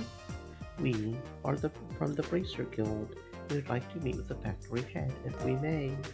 Estelle reached into her pouch, paused for dramatic effect, then flourished the introduction note to meet the factory chief. Joshua looked stoic and tried not to roll his eyes. I see. Just a moment, please. Hazel used the intercom, keeping one wary eye on Estelle all the while. Sir, I'm terribly sorry to bother you during your... Yes, sir. The people from the Bracer Guild are... Yes, sir. Right away. Thank you for waiting. Factory Chief Murdoch will see you now. His office is upstairs on the second floor. Nice. I didn't think he would see us so quickly. Let's not keep him waiting. What floor? I'm derped. Okay, second floor. Thank you. Sorry, I derped. As soon as you said it, I just out of my head. Out of my very empty head. That's the archive, so that's not where we need to go. Off ice? Off ice? Or is this... Oh, this is... That must be the stairs or something. I've been waiting for you two, Estelle and Joshua, right? Yes, it's nice to meet you, sir. We're sorry to bother you at work like this. No, don't worry yourselves about that. The Bracer Guild, and Cassius in particular, have done a great deal for me in the past. It would be rude of me not to welcome his children. You know, Dad. I guess you might say that. He was back in the factory. It's no exaggeration to say that the Central Factory produces the finest ordnance in the land. Naturally, the confrontations over our craft have never really stopped. Whenever we had a problem, we would always contact the Brooklyn branch and have them come over. I see. That explains all the business trips then. And now my benefactor's kids come to visit me themselves. So what can I do for you? I'm happy to help. Thanks, sir. It's kind of a long story. Joshua and Estelle explained to Murdoch about the events surrounding the mysterious black ornament. I see. Well then, would you mind if I had a look at this ornament? Sure, no problem. Estelle produced the black ornament and handed it to the factory chief. Now, this is certainly is an oddity. It's obviously made from modern materials, but the caliber isn't inscribed anywhere. Caliber? You mean the numbers that are carved into the ornament's frame? It's almost unheard of for an ornament to be produced without them. That's not just in Liberal either. Most other nations on the continent are the same way. It's been a tradition dating back to when the ornaments were first invented 50 years ago. You don't say. Estelle took out her combat ornament and eyeballed it suspiciously. You're right. There are numbers right there. Crazy. You mean to say that you've never not iced in all this time? You hush. But seriously, is it really that strange for one to have no caliber on it? It's pretty much a part of the production process, and that goes for any Orbital factory. It's as if this one were a prototype or something. If so, I would imagine it wasn't made to entertain at birthday parties, if you take my meaning. So, less for the sweet and awesome, more for the stabby hurdy. Got it. Of course, I can't say for certain without looking inside. What is it? I can't find the maintenance code, and now that I really look at it, it has no saves to it at all. How the hell is this thing made? I don't see any way to check out the inside of it. Man, would it be possible to cut it open? That might work, yes, but I would hate to just break something that belonged to Cassius like that. Okay. Maybe we should let that professor handle it. Right, the one mentioned in the note. Yeah, he should be able to tell us something. There was a note that was included with the ornament. Estelle showed Murdoch the note that was in the package from Cassius. Please ask Professor R to do an analysis. You wouldn't happen to know who this Professor R is, would you? Well, that may think. From the letter R and the people that Cassius knew, it must be Professor Russell. I thought so. Who's Professor Russell? And wait a second, how do you know this guy? I don't, but I know of him. He's known as the person who brought Orbital technology to Liberal in the first place. You know your stuff. As I'm sure you know, orbits were invented by Professor Epstein, and Professor Russell was one of his disciples. 40 years ago, he brought the orbits and his knowledge back, and that's why Liberal is a technologically advanced nation. You might say that he was the father of the Orbital Revolution. Wow, now that is impressive. Man, I had no idea that Dad knew anyone like that. Even so, it worries me a little that you'll be letting the old pro handle this ornament. We have no idea what it is really. Well, how to put this? For good or ill, he's a certified genius. When he gets an idea for a new invention in his head, There's just no telling what he'll do, much like the time when he was developing the first orbital airship. Once with the far-off boat, I guess that a lot's happened. Sorry, I'm sure that he'll be able to figure this thing out. Go find him and ask him about it. It can't hurt. Thanks, Chief. Where should we go to find him? Hold on a moment. Murdoch flipped the switch on the intercom. Testing. Testing. Good. I've been looking for you. Sorry to bother you, but can you come here? Alright, I'll be waiting. What, did you just call the professor or something? No, he has a private workshop in town. He has all the latest technology at his disposal, so I know he can figure out something about that thing. He really must be a genius. Then who did you call? His granddaughter. She works here at the factory. I'm sure the child will be happy to show you the way. The child? Excuse me. You, Estelle and Joshua. You mean that you know each other? Yeah, we only just met a little while ago, though. So then, I guess that she's the professor's granddaughter. Tita, I've been talking with Estelle and Joshua here. I'd like for you to show them the way to your house. To see Grandpa? Okay, I will. I appreciate it. Yes, if you learned anything new, I would love it that you came back and told me. As an engineer, I'm extremely curious to know more about this. Sure thing. If you'll excuse us then. Didn't think you would be coming, and you're even the granddaughter of the famous professor. It's no wonder you're so comfortable with ordnance. Come on, I'm still just studying under my grandpa. By the way, do you racers have business with my grandpa? Well, sort of. The situation is kind of complicated. We can explain everything once we see your grandfather. Okay. My house is in the southwest corner of town. Get off the escalator and go straight until you reach the south entrance. Then turn to the west and there it is. Got it. Well, let's get moving. Okay, let's go see Grandpapa.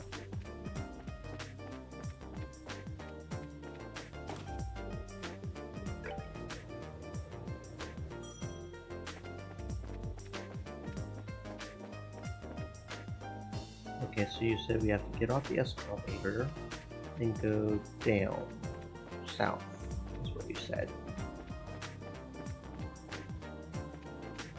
Right? That's where we have to go?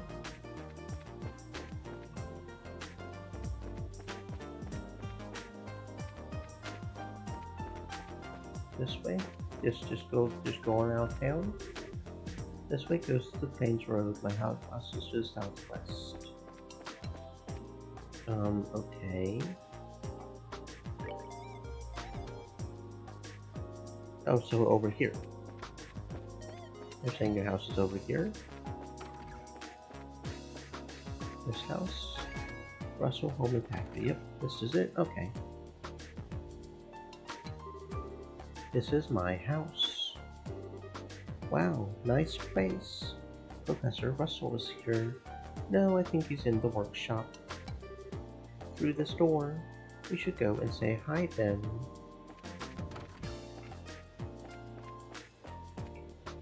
He's not here. Is he upstairs? There he is. I'm home, Grandpa.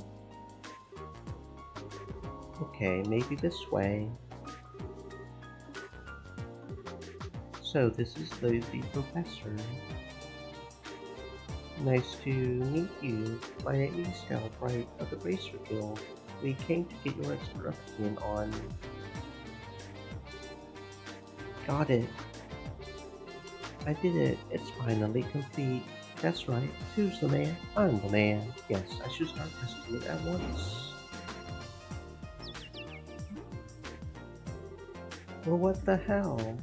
I'm sorry, Estelle. Grandpa kind of goes into a trance when he's working, and he doesn't really realize what's going on around him.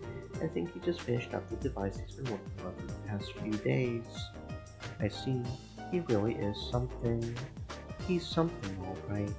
I'm so embarrassed.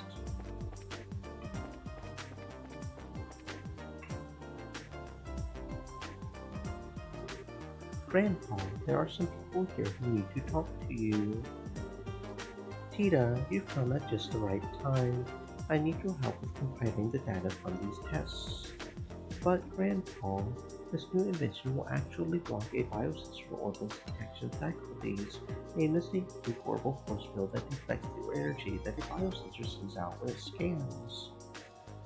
Really? Yes, really, since when do I overstate my own accomplishments? Now come on, we've got testing to do, right? Professor Russell and Tita begin working with some complex new equipment. Now, never mind, Estelle, I think we should just let them be for a little while. Hey, you with the black hair. Who, me? Who else? On the upstairs bookcase is a notebook titled Orbital Energy as Applied to Force Fields. Go get it. Go on, be quick about it. Alright. Wait, Joshua. Hey, young lady, you with the antenna hair. Antenna? Oh, no, you didn't. Quit farting around and make some coffee. Why should I have to make you coffee? I take it black, by the way. I want it clear as mud. We're not hearing a word I say. Fine. Whatever. Yep, perfect. All set, Grandpa. Just as fast as ever. Oh. Where are Estelle and Joshua? Who? Come to think of it, I do vaguely recall a couple of young folks. Murdoch's and along some fresh faces then, I presume. For Grandpa. And so Estelle and Joshua inadvertently grown up as assistants in the experiment. After many small but relatively harmless explosions and some singeing of the eyebrows, the day gave way to evening. Sorry about all that. I just assumed you were both new employees at the central factory, so it's only natural that you wound up being drafted as assistants. This is no laughing matter, especially since the only thing you had me helping with was making coffee. Girls can bang metal parts together too, old man. Relax, Estelle. We got some valuable experience out of the deal in the end.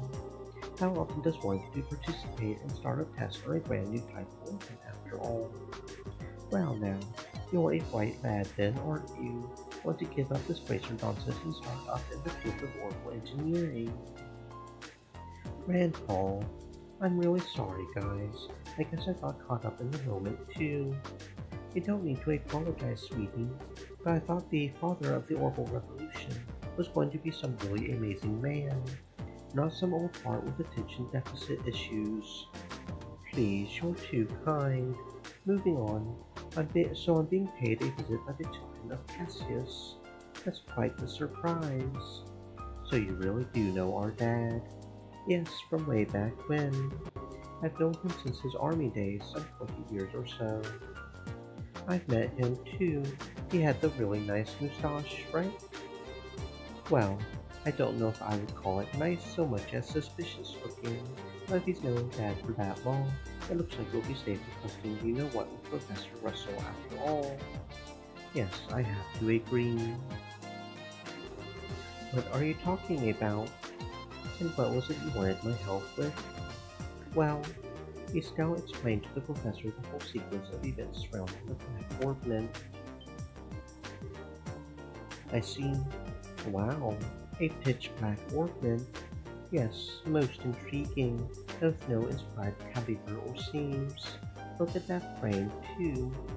Professor Russell produced a cutting tool from his belt. Without a word, he pushed the plate edge against the outer shell of the orbit.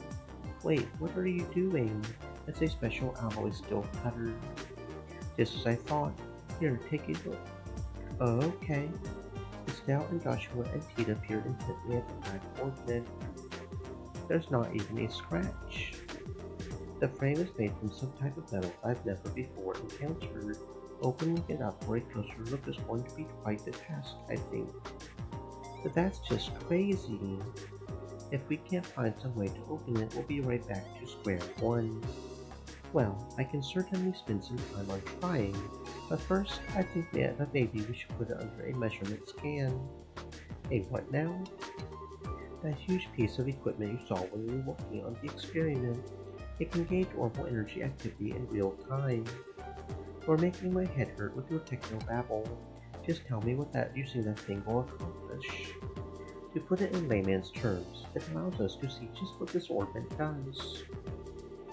We won't be able to draw any definitive conclusions just from measuring what kind of orbital activity is occurring when they start, and that should give us a major clue. Indeed. So, without further ado, Grandpa, shouldn't we have lunch first? Sure. Estelle and Joshua, you're both welcome to join us. I can't promise it'll be anything special, but sounds great to me. We'll even help with prep. Alright, come on then. I've got a bit to do while lunch is prepared. I want to see it too. No fair working when I'm not around. My house, my rules. What is up with these two? Now I see where she gets it.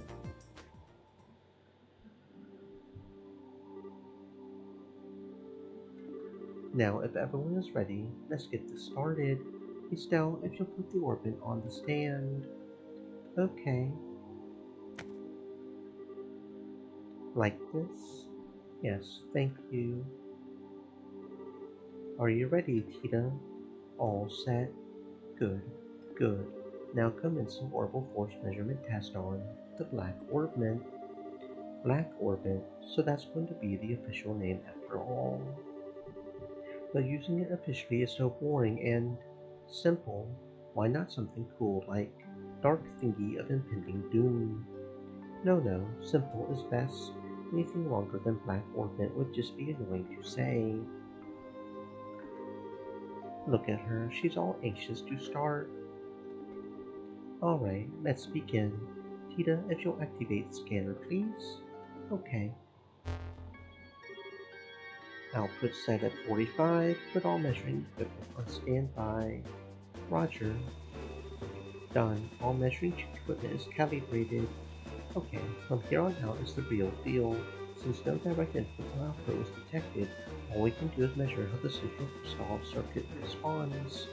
Now let's see just how much this contraption is really worth. You're sure you're in a good mood. And click. Neat, it's all glowing and stuff. I get it, it's putting a major strain on the stall circuit. There. Tita, any readings? Yes, they're kind of weird.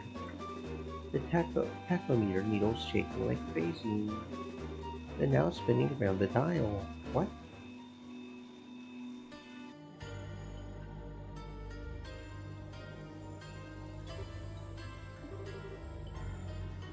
What's going on here? Joshua, it's the same black light from before. What?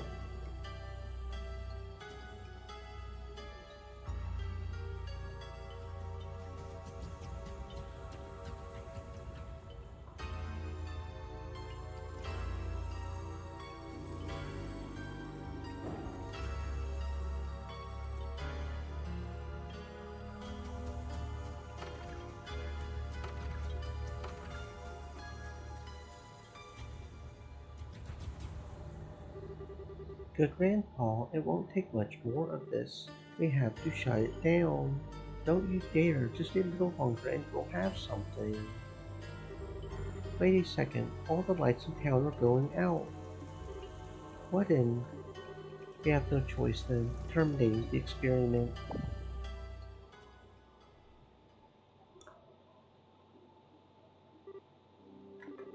They're back on. Let's see the readout. Nothing. It didn't record anything, and the only thing that kept working was the scanner on which the Black Orbit sat. But even that, well, as for everything else, good. It looks like the experiment's finished. How's it outside? Fine. All the lights are back like nothing happened. There's still a lot of people panicking though. Okay, but just what the hell was all that? That was what I would dub the orbital shutdown phenomenon. The what down? You mean how everything inside all the orbits just stopped working at once? So the Black Orbit did this?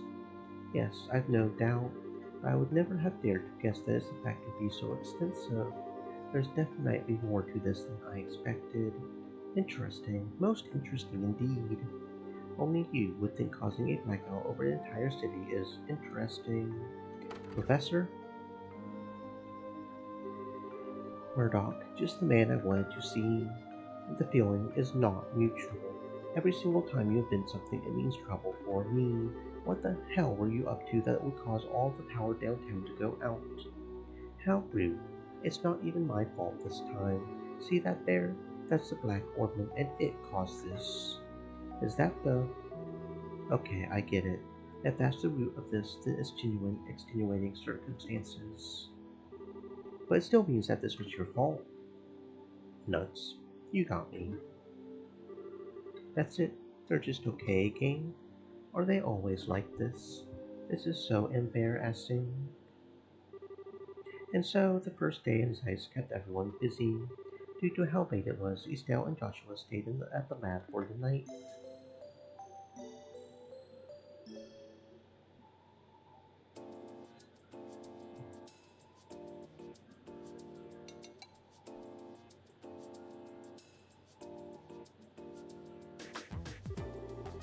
Man, yesterday was such a crazy day.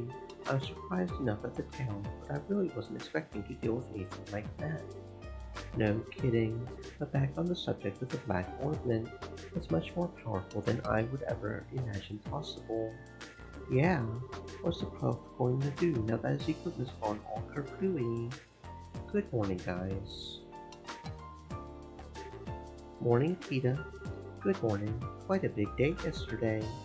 No kidding. Did you guys really sleep okay? Yep, like babies. Is the professor already up? Oh, he left from the Central Factory early this morning. He said something about how he was going to expose all the Black Orphan secrets. Wow, looks like getting roared at over and over by the factory chief yesterday to even put a dent in him. We really appreciate both of you taking the time to just go over something a couple of relative strangers brought you. Oh, it's fine, really. Grandpa's investigating it out of pure curiosity more than anything. I should go to the factory myself. Once I'm done with breakfast, what do you plan to do? Naturally, we'll be coming with you. I want to know what's really going on with that orphan, too. Maybe there's something we can do to help. Yay, then you can come with me. Uh-oh, I almost forgot about the soup. Just a second, you two. I'll bring you breakfast as soon as I make sure it's edible and not on fire. I guess that's what that smell is. But man, what a cutie. I wish we could take her back with us to Whirlwind. She could be like a pet, cheering us up whenever we're feeling down. That's kind of creepy, Estelle. And now that we've had a good breakfast, off to the Central Factory. Before we do that, I'd like to check in at the guild. I think it might be best to report on what happened yesterday, just to be on the safe side. Well, okay. Hey, Peeta, would you mind if we stop by there on our way? Sure, go ahead.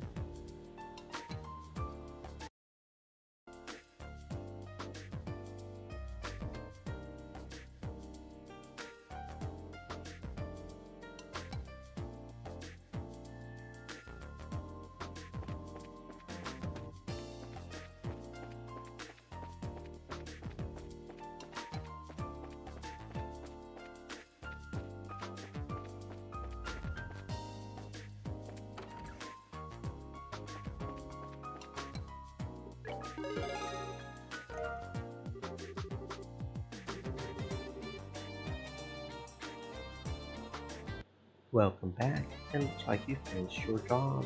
If you hear any other contact, make sure you come here and report it. Good morning, that was some day yesterday, wasn't it? When you are ready, we would like your full report on it. Business as usual, Hibika. I've heard the basics from the factory chief already, but I would like to expand that account with some first-hand details. Well, Joshua explained the details of the orbital blackout. I see. So the orphan that was sent to Cassius in secret was in fact something dangerous. The guild is very interested in these developments. We need to continue working with Professor Russell for the present. We thought you would say that. When we have more information, we'll contact you immediately. Any new side quests? Nope. Okay. Well, let's go up to the factory and check in on the professor.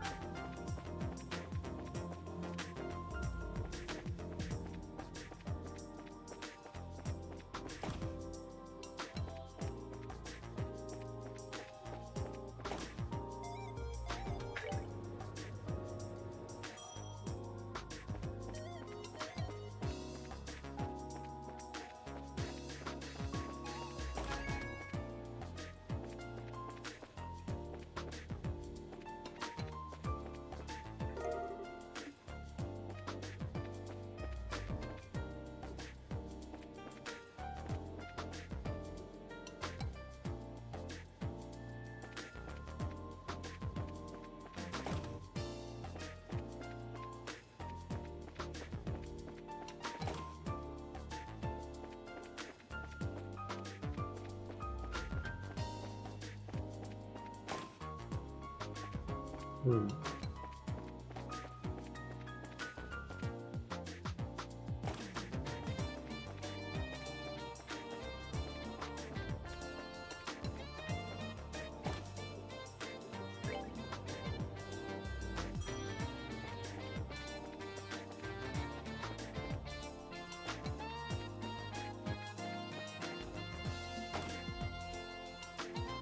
Hmm.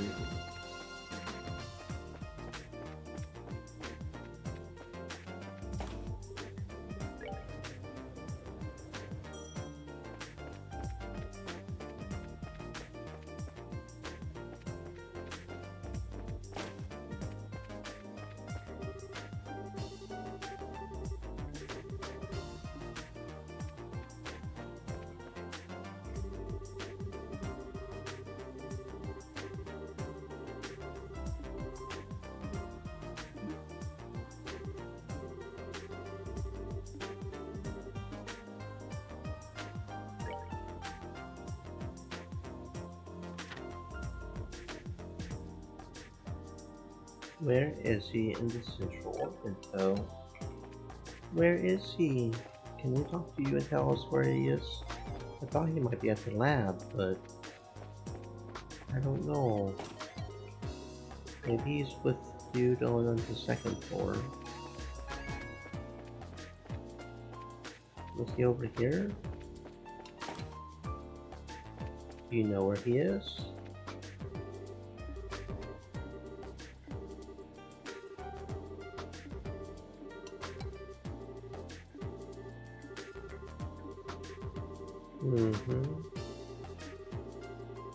Has he come in already? He came in very early. Okay, where's his work? Oh, it's on the third floor. Okay, thank you. Thank you. Yes, sir? Yeah, we know. We know. We'll be getting a little careful. Third floor is where his rep at. Thank you.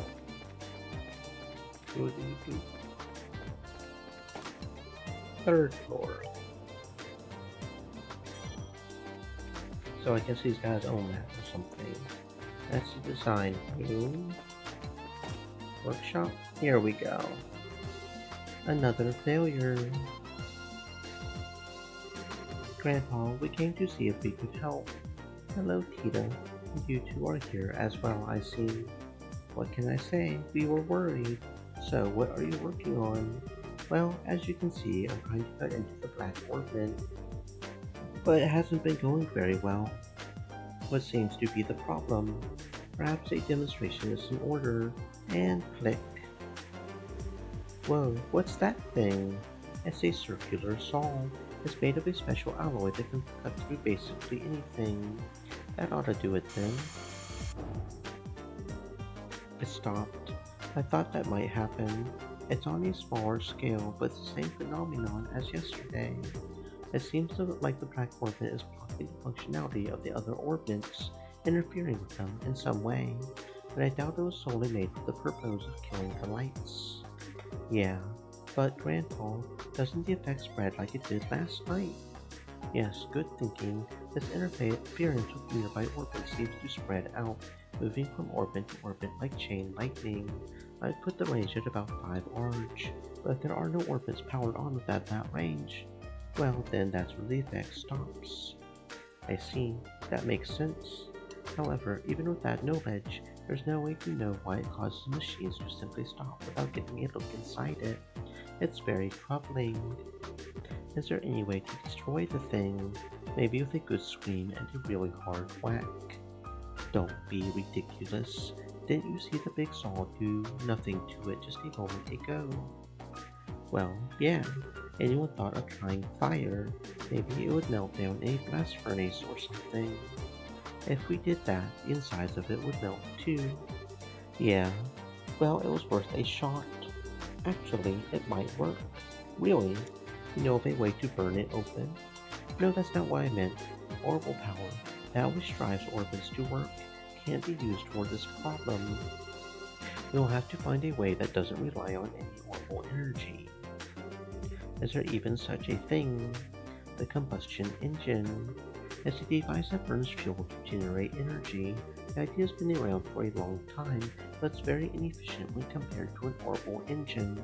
However, all you need to work on them are standard tools. Neat. I get it, fire is the key. But Grandpa, I've never even seen one of them. I'm pretty certain that there's one understudy in the central factory workshop. Oh, you'll need to get fuel as well. Like oil or something? No, it's called gasoline.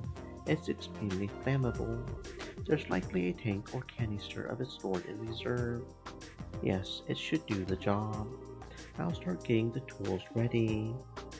I'll help. Is there anything we can do? I mean, I can't do anything super technical like Tita can. Well, could you go and get the engine and gasoline? It's going to be heavy, but your bracers should be strong enough to move it. Okay, leave it to us. So, where would we find these? Let's see. Don't tell me that you've forgotten. I've forgotten. He just said not to say that. Estelle, if you look in the operations room, you could probably find them. What the heck is an operations room? It's a room with a bunch of orbital computers. It's on the 5th floor. We store all kinds of information there for safekeeping. Wow, I didn't even know there was such a place. Then I leave it in your capable hands.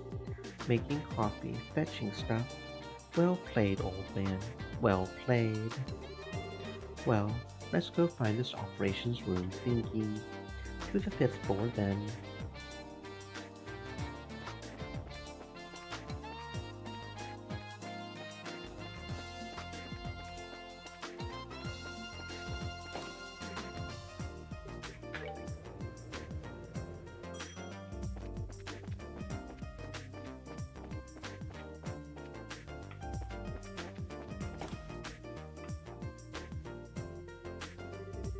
Wow, check out this place.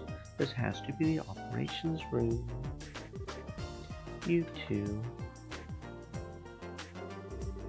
I haven't seen you before, so you mind telling me what business you have in here?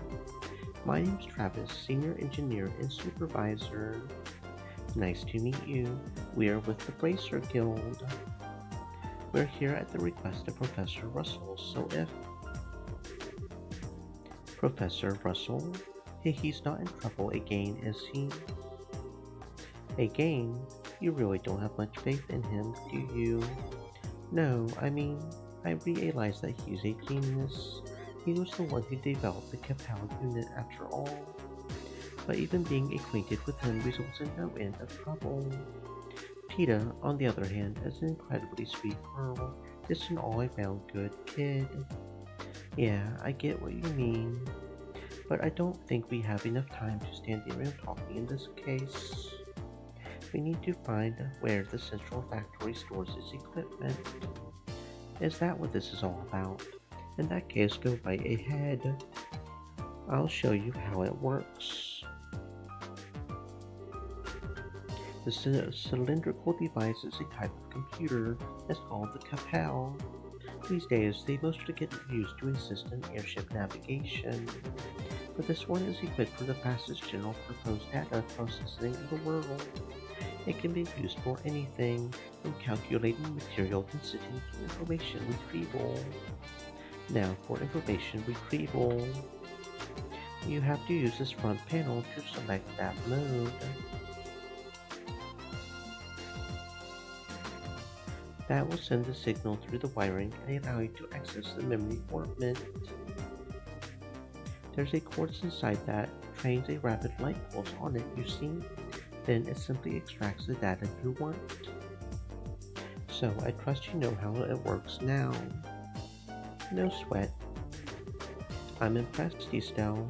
You're way better with modern technology than I am. Okay, so I lied. All that stuff went completely over my head. Well, here's the setup. You change the mode with this panel. I'm sure you'll figure it out in no time.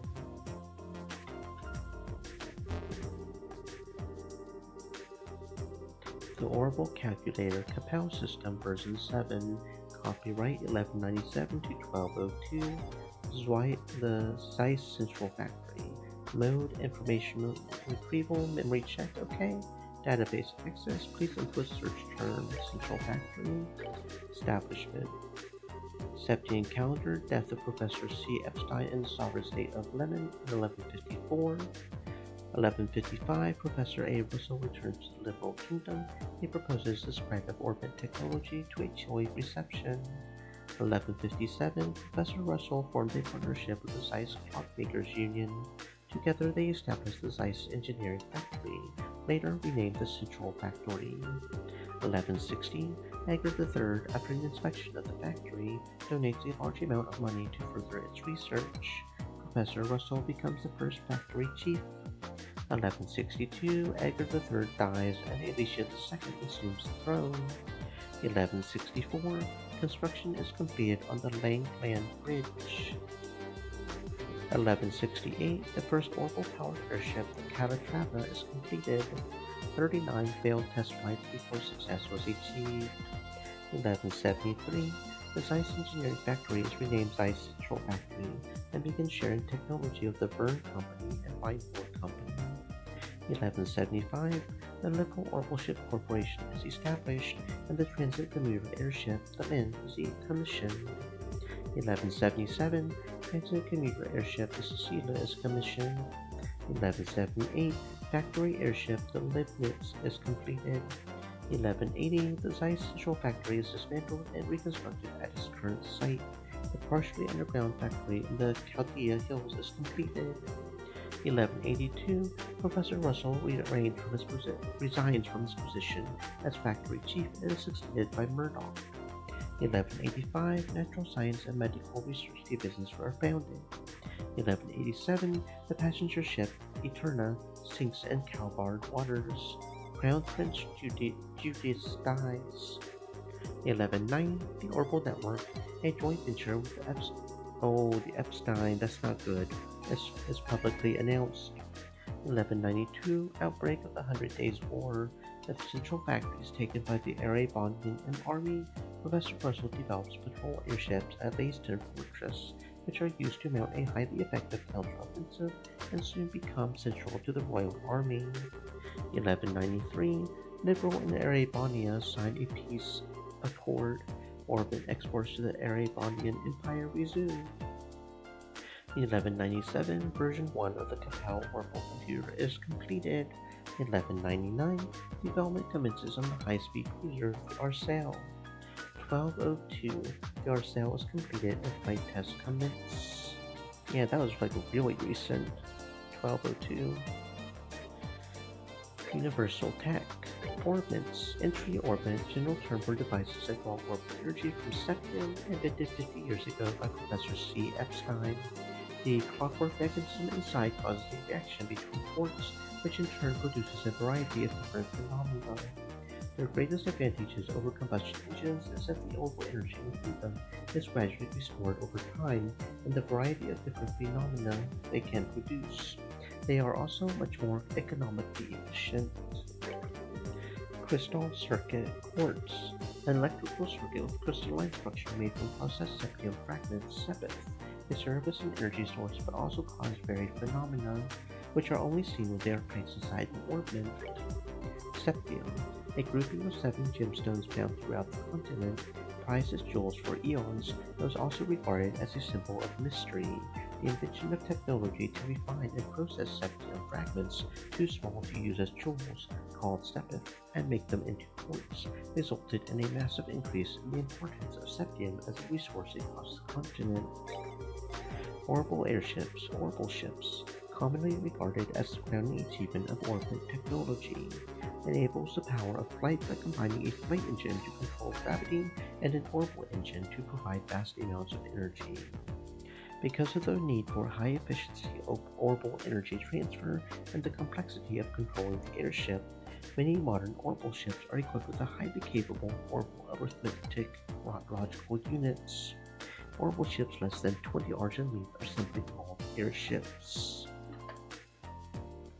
Orbital weaponry.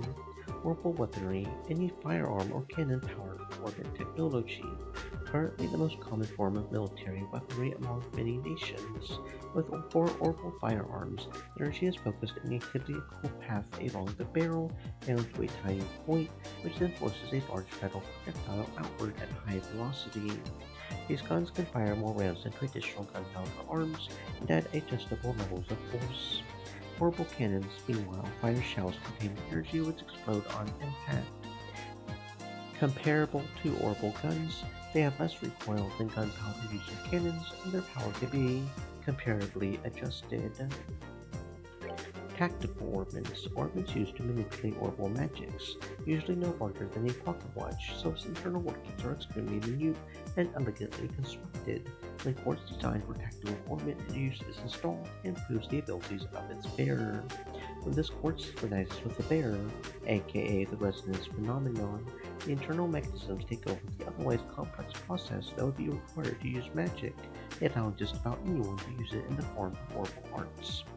Furthermore, the arts the user is able to use can be changed depending on the combination of quartz inside.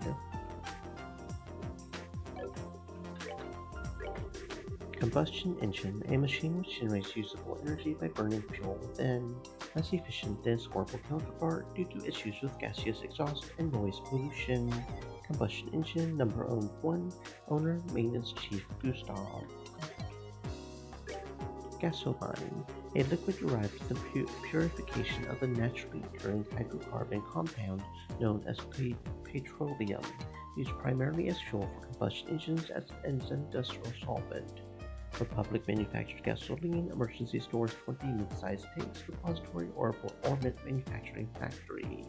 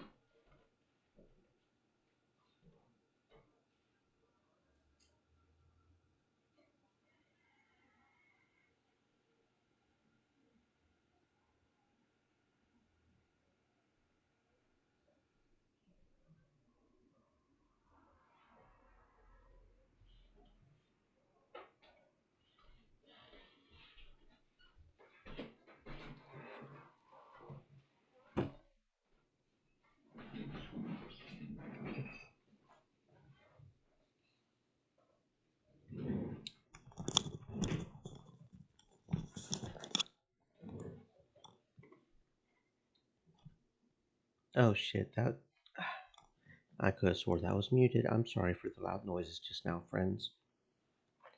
When you click the thing to mute it and it doesn't mute. Yeah, that feels nice. That feels nice. I'm sure that felt nice on your ears too. Okay, anyway. Orbital haulage vehicle. Any wheeled vehicle powered by the orbital energy, widely considered uncomfortable to ride and very limited in speed, primarily used for transporting cargo. No data, underground factory entrance. Okay. Looks like you found what you were looking for. Wow, it's like a magic box or something. Orbital computers are really something. As I understand it, Professor Russell's teacher, Professor Epstein, was responsible for the original concept. But it was Professor Russell's talent that made an idea into reality. If only his presence of mind was on par with his intelligence. Well, Ideos isn't one to bestow two blessings on one person. By the way, where can we find the guy who has one of those combustion engine thingies? The maintenance chief, right? Where is he? He's currently overseeing the airfield, so you would have to go there to speak to him. Also, the gasoline is likely in orbit manufacturing in the basement. Talk to the staff there. I'm sure they'll be happy to get it for you. Maintenance Chief Gustav is down at the airfield working on a combustion engine. And the gasoline is in the basement orbit manufacturing faculty. Thanks, you've been a big help. Think nothing of it. Let me know if you need anything else. Okay.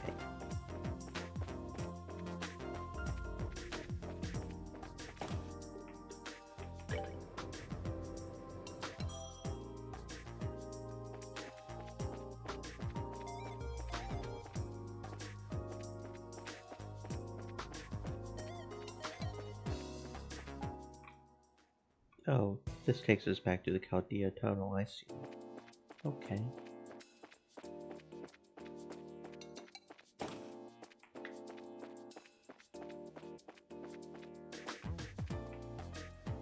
Do you guys have some gas around here? Gasoline? Gasoline? Gasoline? Or one of these barrels gasoline?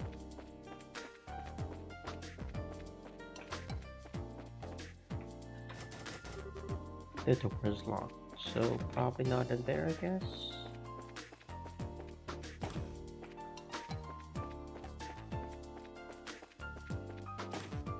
Oh, that's the staircase, okay. I see. What kind of guy is he? I tried asking her friends, but they did not. Okay, I don't know what you're talking about.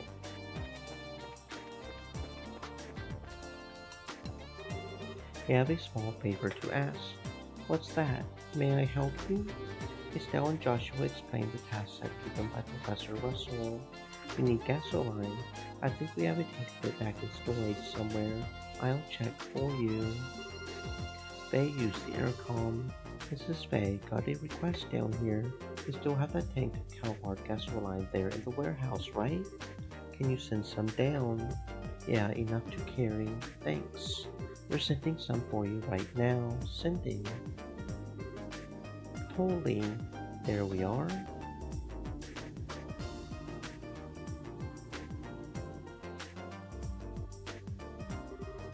Is this gasoline? So that's what sending is. Neat, isn't it? This conveyor belt system isn't just for ordering goods. It's an entire network that connects the whole facility. Convenient. Professor Russell invented it. Originally, it was just a series of tubes for sending objects back and forth, but the professor completely rebuilt the system into something a lot more useful. Of course, getting all the infrastructure in place was a gigantic pain in the... I can only imagine. We have to be on our way. Thank you for your help. No problem. I don't know what you're using it for, but be careful. That gasoline has a tendency to fireball. Okay, thankful.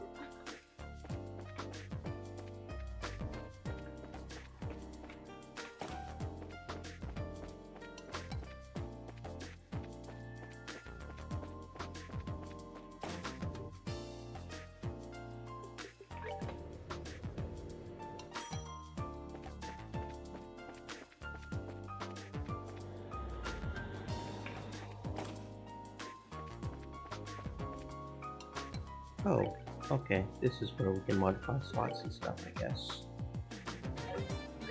You have any good oh, you have a defense 2, but we already have defense 2 on both. Health 3. Yes, please. Well, that takes a lot of water orb. Damn. We quite literally don't have enough. I shouldn't have sold as much water, apparently. Confuse. Only 10%. That's not the best one. We won't use it. Oh, we got shield 2 as well. Okay, we'll synthesize a couple of those. Evade, evade 2, evade 3 apparently. It's pretty expensive.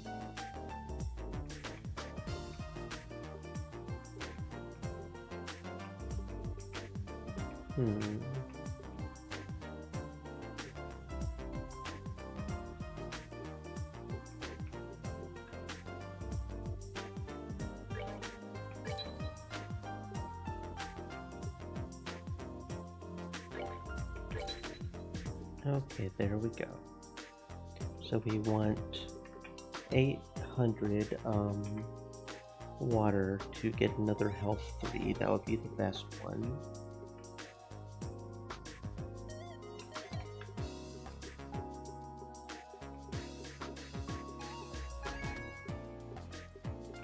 And we need a bit more wind to get a sleep. We probably won't actually use it, but we need one of every orphan, so sleep's the only other one we're missing. Okay. Sounds good. I don't think there's any better, because action 2 is what we've got. That speed 20%. Action 2 and cast 2, yeah.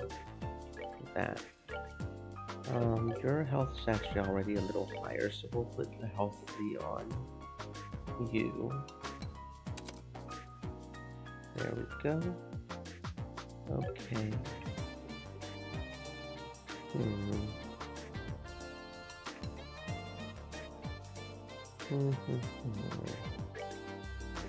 If I switch this out for shield 2, yeah, that wouldn't be a problem. Switch that out. Pretty sure, yeah, no, that wouldn't be a problem, because that'll give her that. So that's health 3, defense 2, shield 2, then EP cut 2. Yeah, that looks good. That looks good. Action, cast 2, shield 2, and defense 2, and we just need health 3. I don't think there's anything better for the time or the fire than action and cast 2. And yeah.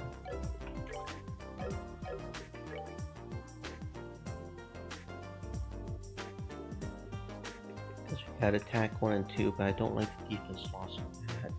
That's only 10%. I don't want either of those. And we've got action 2 already. We don't want blind, we've got cast 2 already, so no, nothing better there. Okay. So the only thing we're missing is just a little bit of water to get the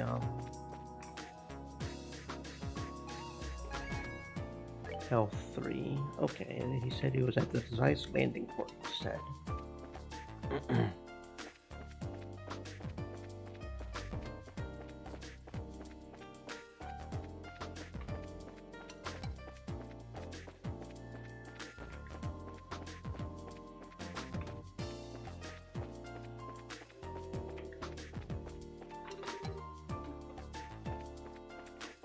Okay, were we supposed to talk to the receptionist? I thought we had to go find the... Maybe we have to talk to the receptionist, I guess.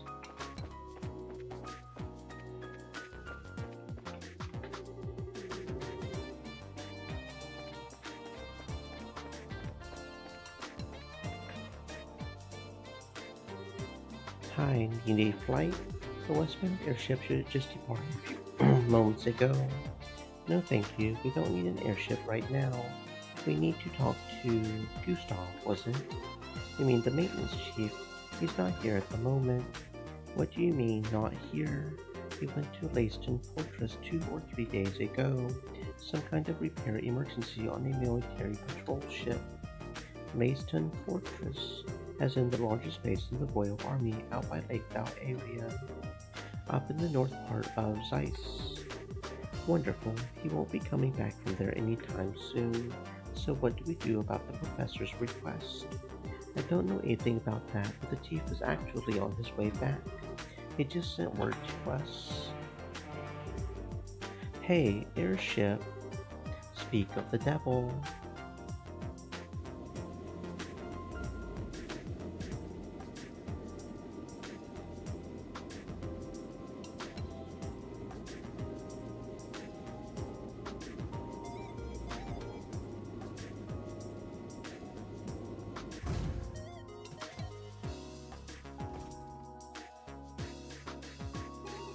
An orange airship. Hold the phone. Since when are public airships orange? No, that doesn't look like a regular public airship. The shape is wrong and it's got work arms all over it. Now that you mention it, that's a Central Factory vessel of the Bidnitz. It's the same model as the public transports, but it's had several modifications. It's used for large-scale maintenance and transport. A flying factory. Then the maintenance chief is on that airship. That's right. Now's your chance. You need to talk with him, no? We do. Thanks a lot. Yes, thank you. Okay. Doop-a-doop.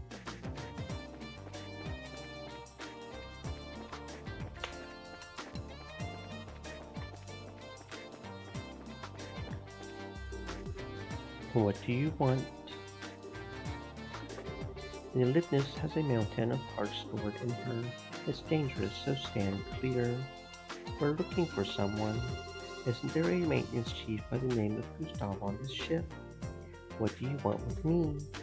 Well, that's convenient. Estelle explained that Professor Russell had asked them to find and borrow a combustion engine. We're running errands for Russell, are you? But a combustion engine? Well, you've got good timing. I'll give you that. Hang on a second. Does he actually have one packed onto this ship? Looks like it.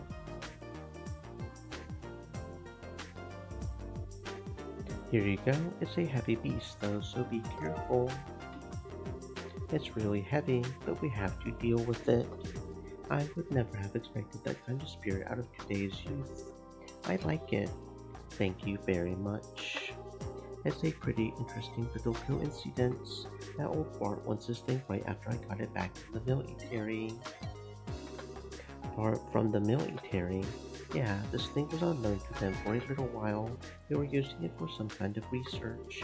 As a matter of fact, I only just got it back today. Lucky for us. What's wrong? Oh, it's nothing. Now that we've got what we need, why don't we take it back to the professor? Sure thing. Thank you, Mr. Maintenance Chief. Sure. Give my regards to the old man.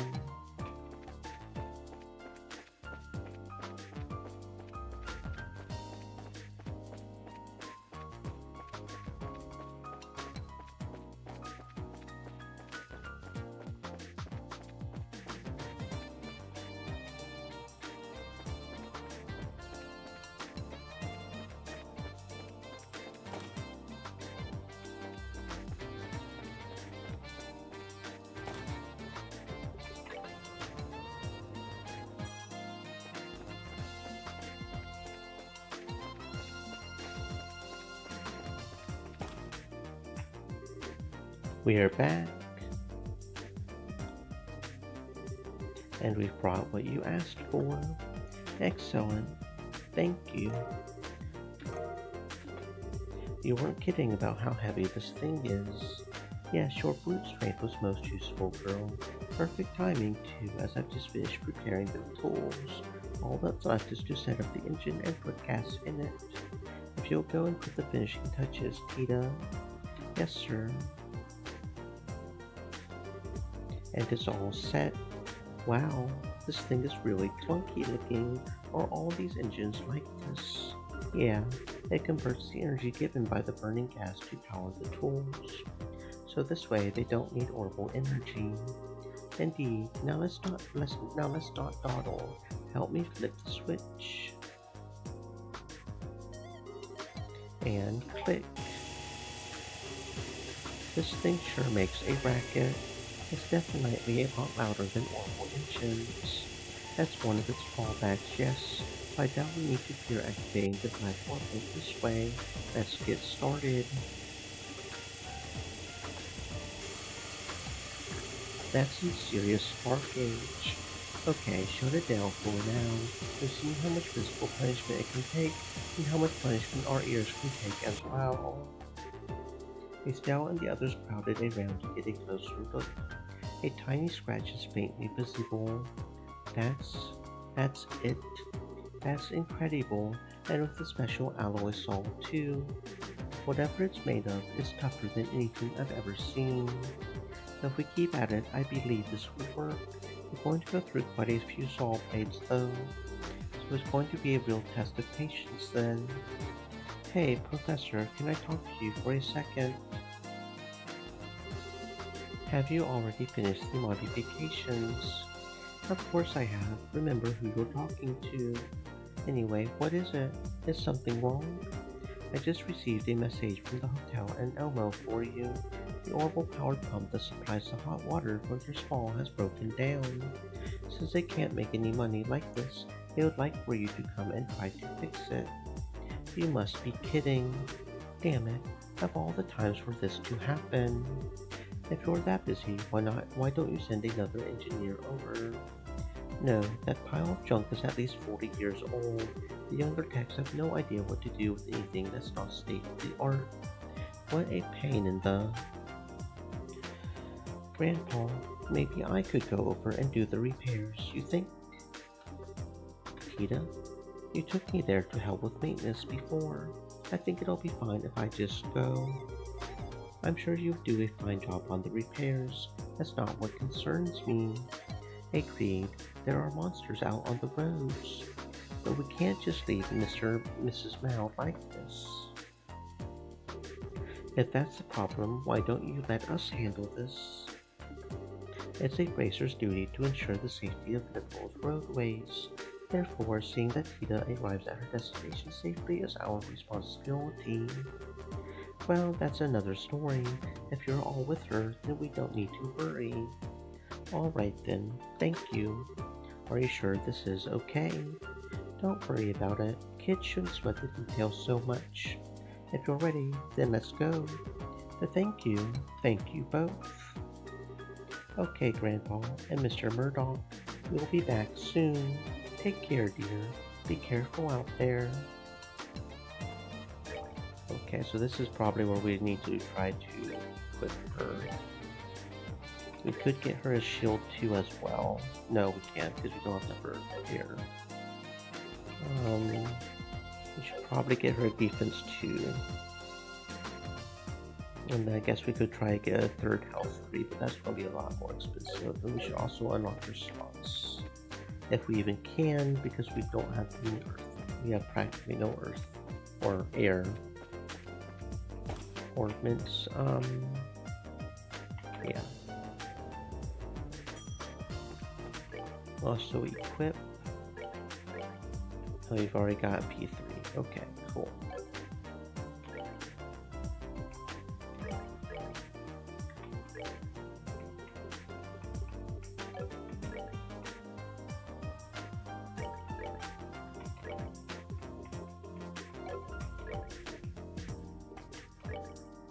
Maybe get you some more gloves too.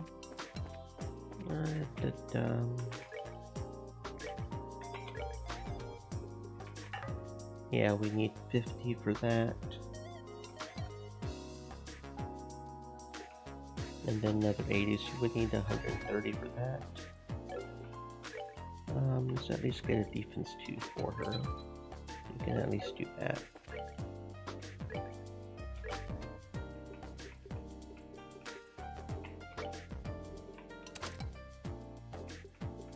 Stream elements. We can't make an EP cup to... Stay moist, my friends, hydrate.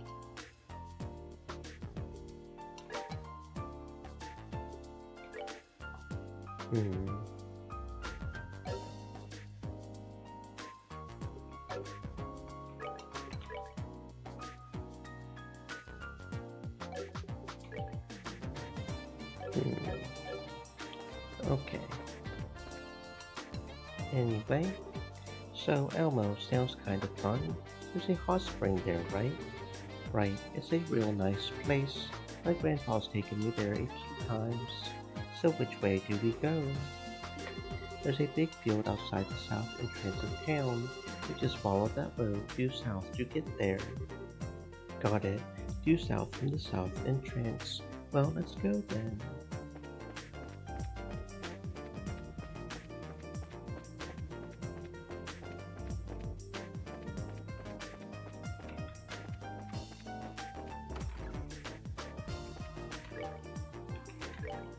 Tester for a new sneaker model wanted. Any bracers involved in a wide range of activities are welcome. If you think your legs are up to the task, come see me in the laboratory on the 4th floor of the Central Factory. All testers get a free pair of shoes, so act now. A haul-age vehicle headed for the Wookport hasn't arrived yet, though was supposed to ages ago. A bracer from this branch is serving as its escort. I fear they may have run into trouble. Please search for the trap plane's load for them. I'm looking for a powerful ingredient to be used in new menu items currently under consideration at the 4-gel bar. Anyone with the appropriate items on hand, please bring them to me. I am extremely busy, however, so please do not seek me out for details or clarification. It appears that someone has spilled some cigarettes that were being stored in a cabinet in the clinic. Please find the dirty cook who did this ASAP. Come see me on the 4th floor at the clinic for witness info and possible suspects. A ferocious monster known as the Mercury Viper has been spotted roving the Ritter roadway. Racers from this branch are requested to deal with this threat immediately.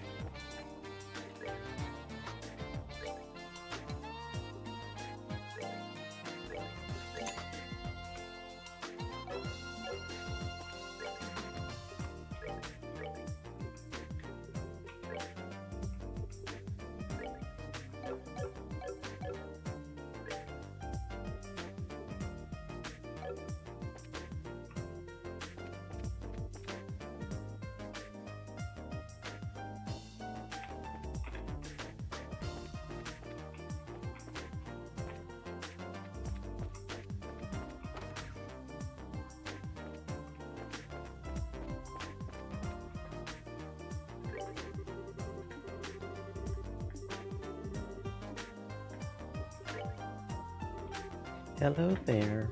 Sorry to bother you when you're working. I saw your request on the bulletin board and brought you some ingredients. Please let me see. May I see that tomato for a moment? Some smells nothing like a regular tomato, much stronger than I'm used to. Let me try it. What is this? It's terrible. My taste buds have been violated. See, it's just gross. Maybe it'll be good for research, but I can't see anyone wanting to eat it. Well, it sure can't be eaten as is, but certainly has an interesting flavor and scent. With the right preparation, it could be a useful ingredient for cooking. Maybe. Doesn't it worry you to eat something that nasty? No, I found that strongly bitter foods seem to be very good for one's health, when they don't kill you anyway. And traditional Zacian cooking calls for some very strong ingredients. I'm not sure I'd want to try that. There, that should be just the right level of bitter to nicely complement the dish. Here, you can be the first to try out my latest dish. Consider it my thanks for introducing me to such an amazing food. A tomato sandwich. I think I'll save this for later. Now I need to get back to work. Thanks for everything today. No, you won't. You'll be eating it right now. We're going to be eating it right now. Bitter salt on the tongue, flavored by adults, restores 40 CP. Interesting. Tomato sandwich.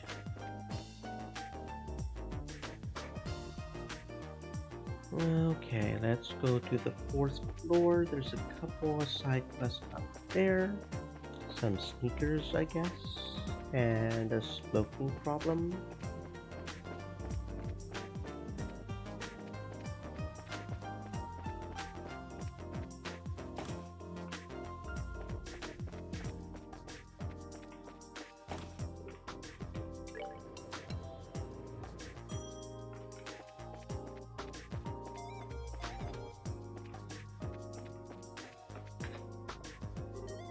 I swear, this time you're not getting away.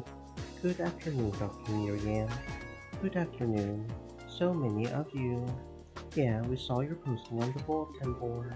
I'm Estelle, Junior Bracer, and I'm Joshua, also a Junior Bracer. We heard that there might be a case for us here. Yes, I would certainly say so. If you can, it would be ideal if you started your investigation at once.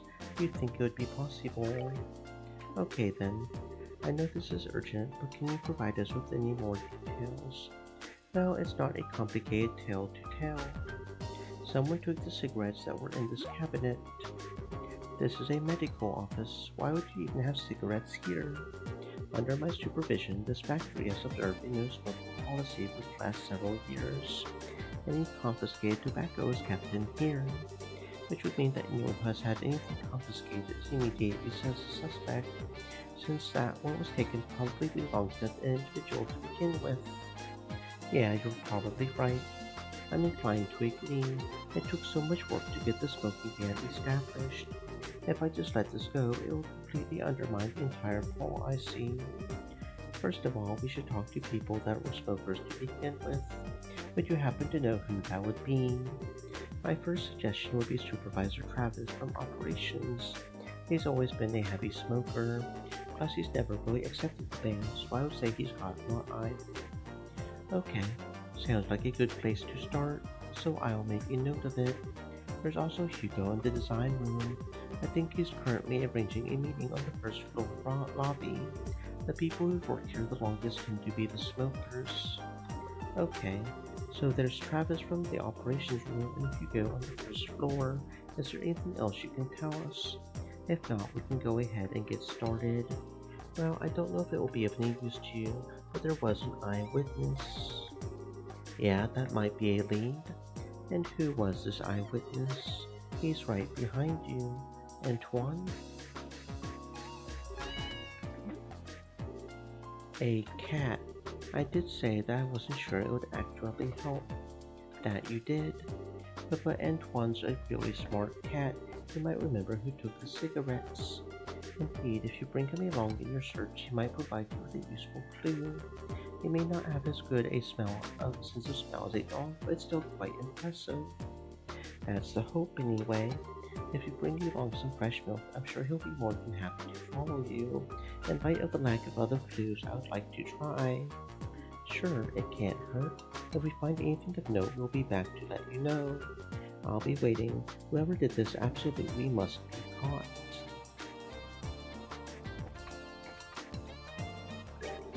Here's some milk for you, buddy.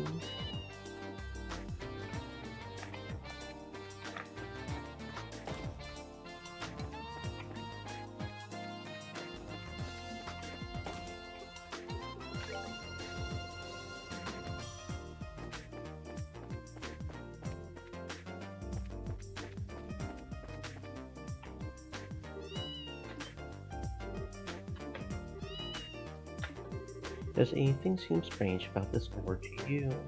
This room is, yeah, unlikely, but just head on in and make sure. Alright.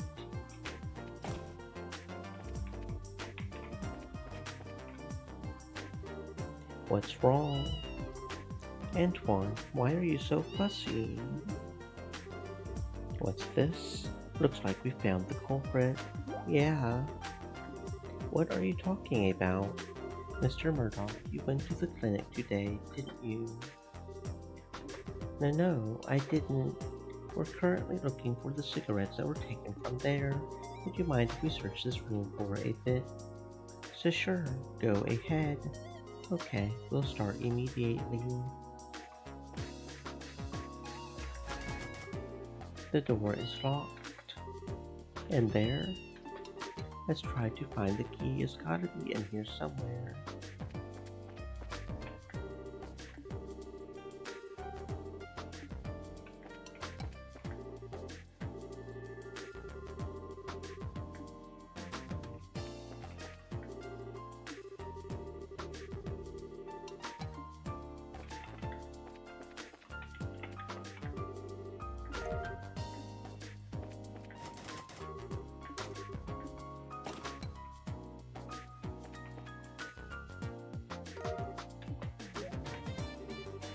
Found them, which would likely mean no, Mr. Murdoch couldn't have. Well, it's a Shaw class for sure. I wouldn't have suspected. And no, you got it all wrong. This is all just one big misunderstanding. I was just going to take one quick puff and put the rest of them right back in the clinic. Chief Murdoch, I think you ought to come and explain this to Dr. Miri Ann. I have to say I'm simply amazed. I never would have suspected you, of all people. I'm sorry. I just needed a smoke. I can't really explain it any other way than saying that the craving got the better of me. Dr. Miriam, I really am sorry. Mr. Murdoch, you know perfectly well that the rule has been in place for quite some time. You're right, coming up on 10 years now. Yeah, so where did this sudden uncontrollable urge come from then? Honestly, I'm not so sure myself. After we had that horrible power outage, I've heard no end of complaints from the townsfolk. I guess that just got to be too much, and I needed a smoke to help cool me down. Mr. Murdoch, I'm sorry. This is all because of what Grandpa and I did. No, Tita, you haven't done anything wrong, so don't apologize. This doesn't really even have anything to do with the professor. Maybe you should take a little break or something. It seems to me that this was all because of too much stress. I do understand your situation, Mr. Murdoch. I think that I'm willing to forgive and forget in this case. Well, really? And instead, I'm going to insist that you take a decent break. You're just going to ruin your health if you go on like this. You're right. Once things settle down a little bit, I'll plan on using some of my vacation time. I'm still sorry for this whole mess, though. It's water under the bridge. You need to focus on your health. I will. I guess I'll be going now.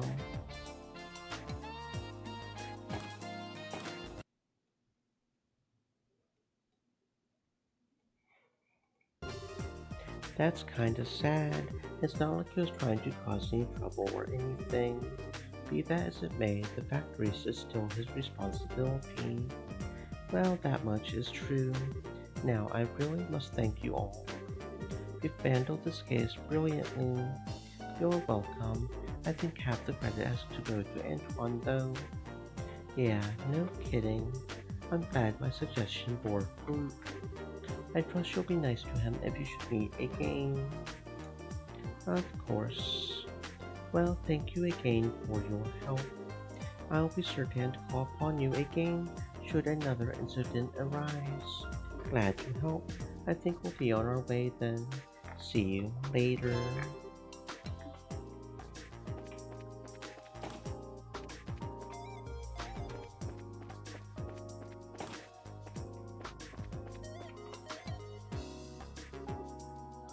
What is it? If you're looking for Ray, he's out to lunch. No, we checked out the bulletin board and... I see. Well, thank you. I'm glad you're here. My name's Terry. I'm a researcher here at the Central Factory. I'm Estelle, bracer in training. I'm Joshua. It's nice to meet you. Likewise, getting straight to busyness, I have a task for you. Do your schedules allow for it? Sure, I don't see a problem with it. The request said you needed help with testing a new style of sneaker. Could you give us a little more detail? Certainly, but first here. Is this your new kind of sneaker? Yes, the Stray Good Corporation is conducting research on new products to bring to market. This particular test requires you to wear these powers around various places. Upon the successful completion of this test, all that will remain is to put them into production. I see. Hey, just a second there, buddy. Did you just say the Strega Corporation? Yes. So then, this new line of sneakers. Yes, it's a Strega Corporation's newest product. Didn't I just say all this? Great ideas. Thank you for bestowing upon me, us, this magnificent job. Are you alright? Why the sudden prayer? Don't mind her. Estelle's something of a sneaker collector. More to the point, she pretty much adores the Strega brand ones. I get it now. So you might say she has sneaker mania then. I was just a little taken aback by her reaction. Estelle, would you snap out of it? I get that you're excited, but we do have work to do. Yes, you are correct. Well, you certainly have a spirit, a scary amount at that. So will you do the test? Please don't pray at me, King. Yes, absolutely. See what I mean? It's right, please proceed. So take on the job, but you want us to wear these shoes everywhere we go. Yes, that's correct. From the Elmo Small to the Wolf Fort, all the way to the Sanctium Gate. And when you feel you've tested them out properly, bring them back to me. The layer between the sole and insole is my responsibility, so I have to see how it holds up. So you need us to report back when we have the chance. That, at least. Now, see if you can wear them out. Just leave it to me, if you'll excuse us.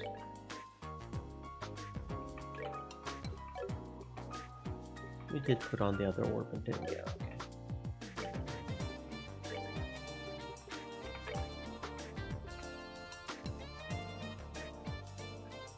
Well, it lowers defense, that's nice. Not much we can do about it, I guess. We'll just go ahead and give you the extra pair of craft shoes. Okay.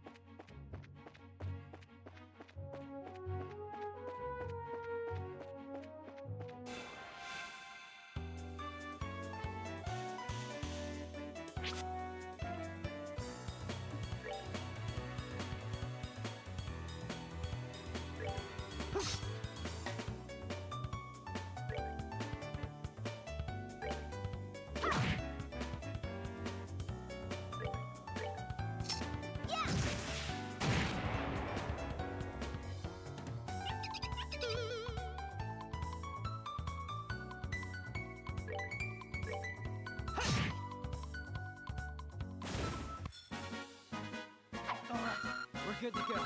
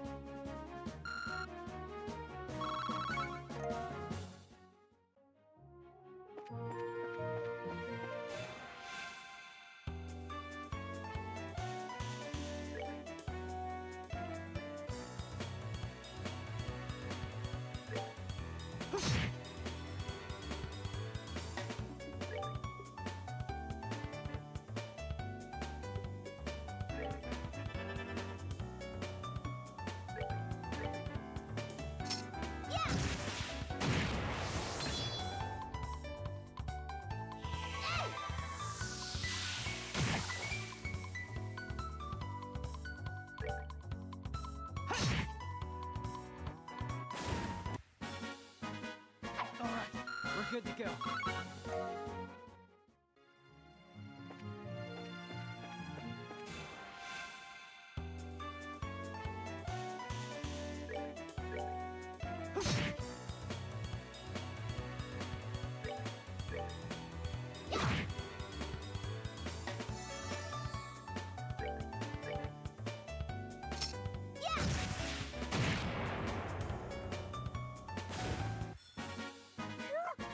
Scary.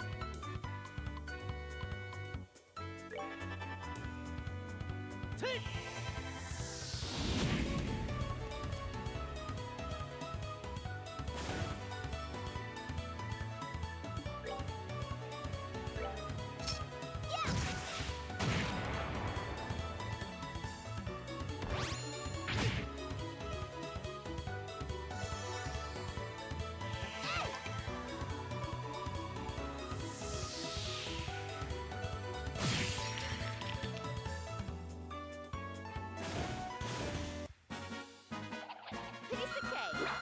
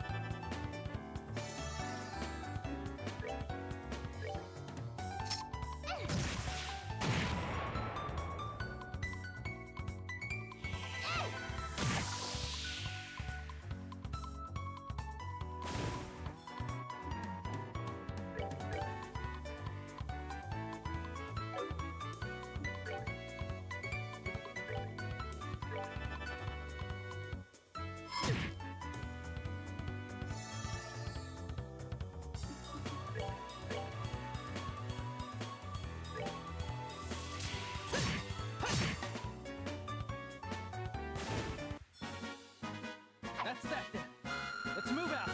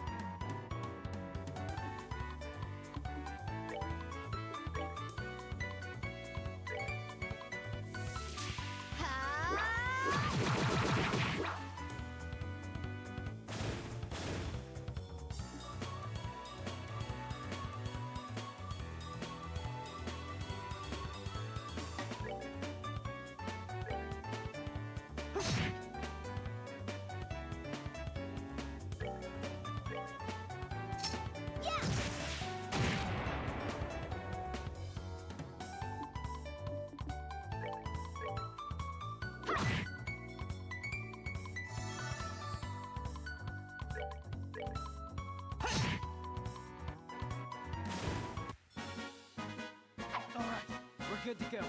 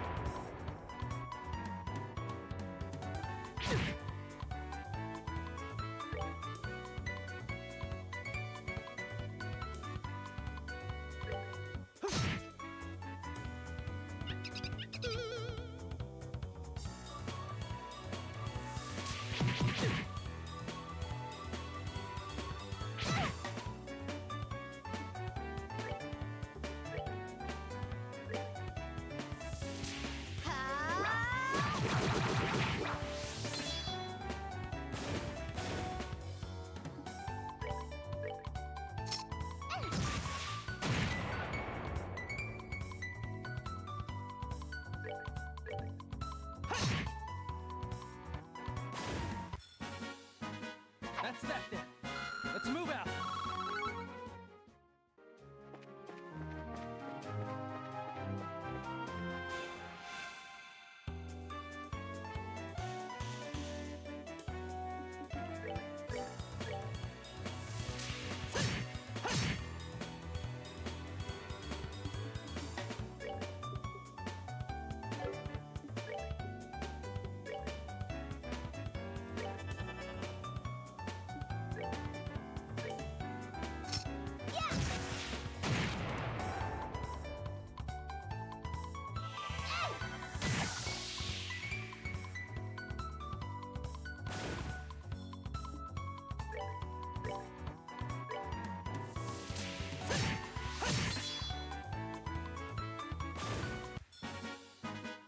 All right, we're good to go.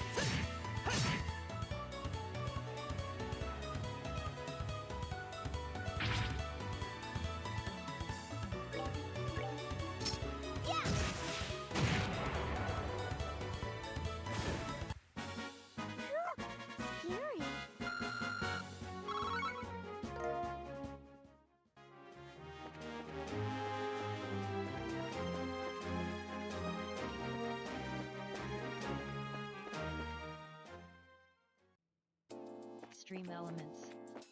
Said. Stay moist, my friends, hydrate.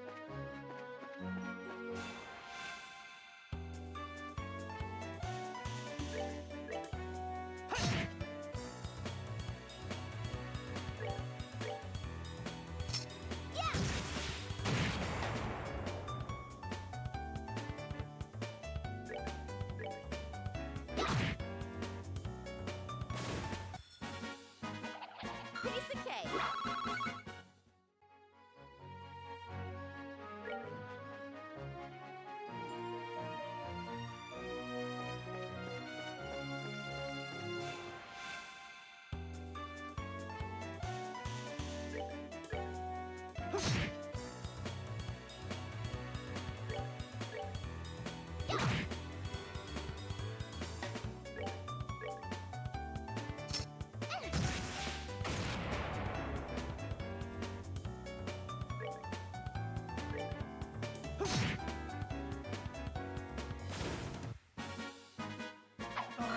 we're good to go.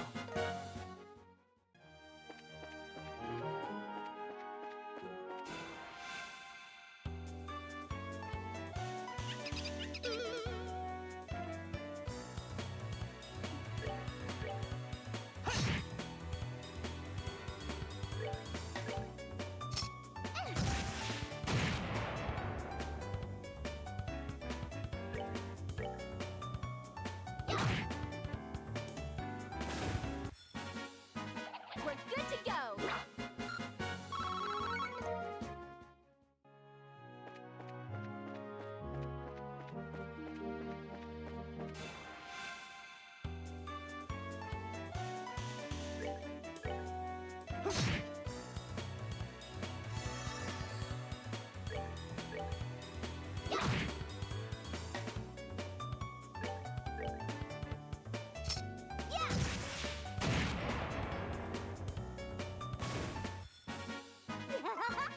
We did.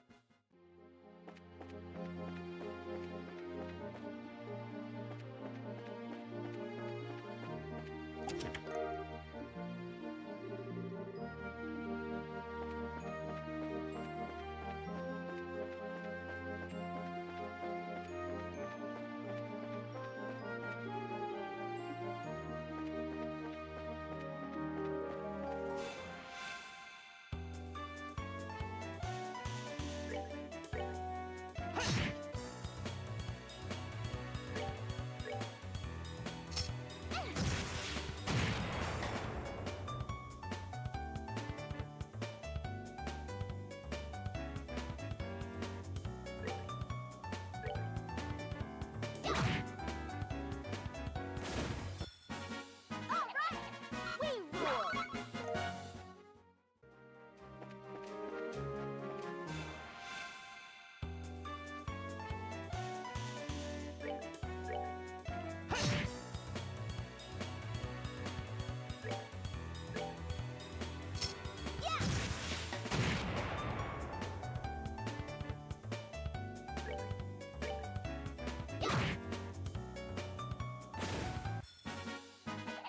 Piece of cake.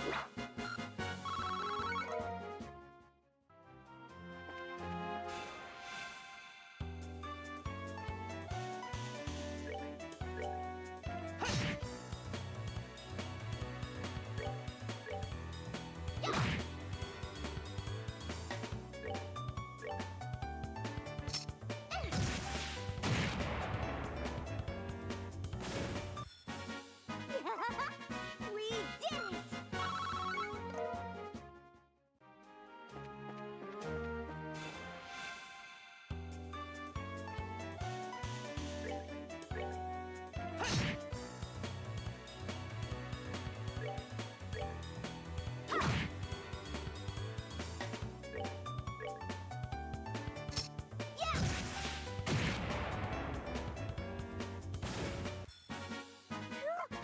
Scary.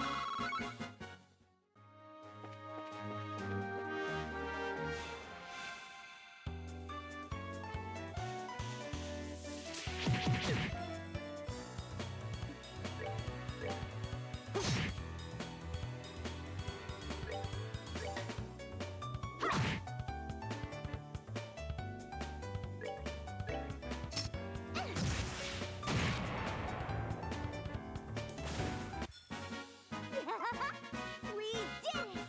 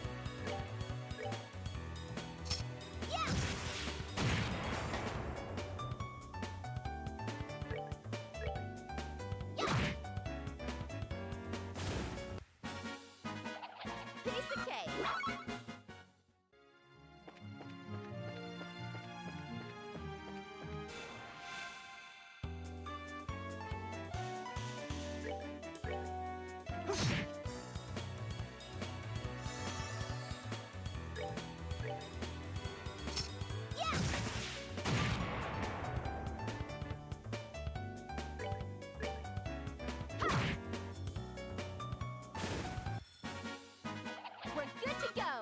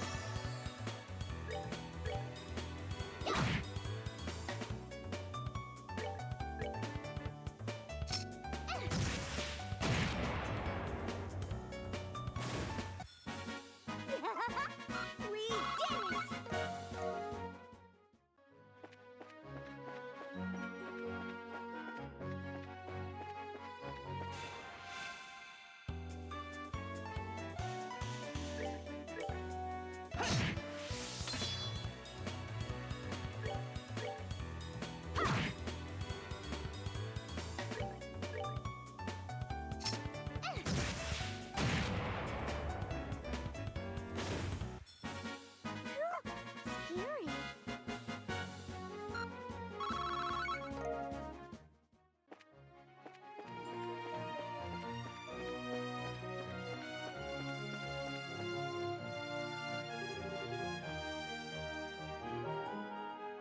I'm guessing it's broken.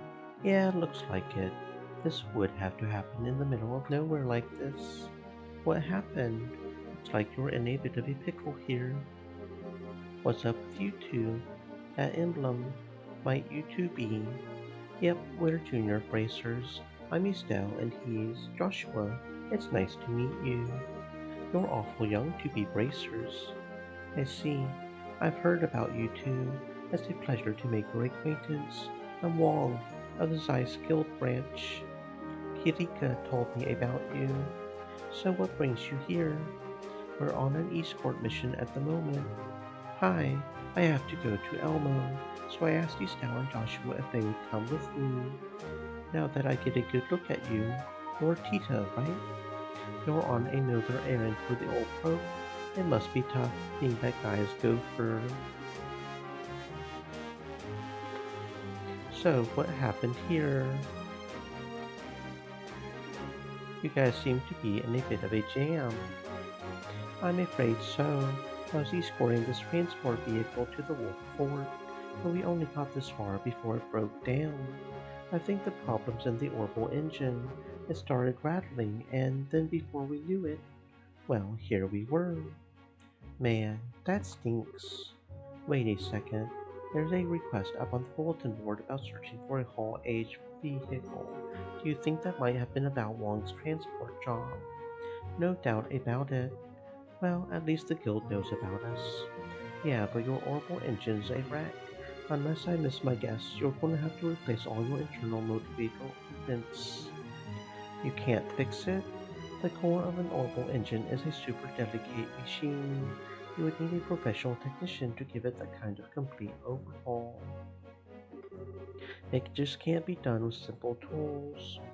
I understand, so there's no way we'll get it repaired outdoors.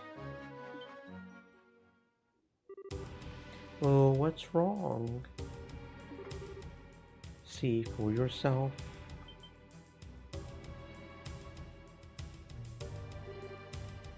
The monsters. Wong, look up. Whoa, whoa. Stay back, Bruno. Okay. Crap, there's more of them. Wong, you handle the ones back here. We'll take care of these. Alright. Alright, let's show these things who's boss.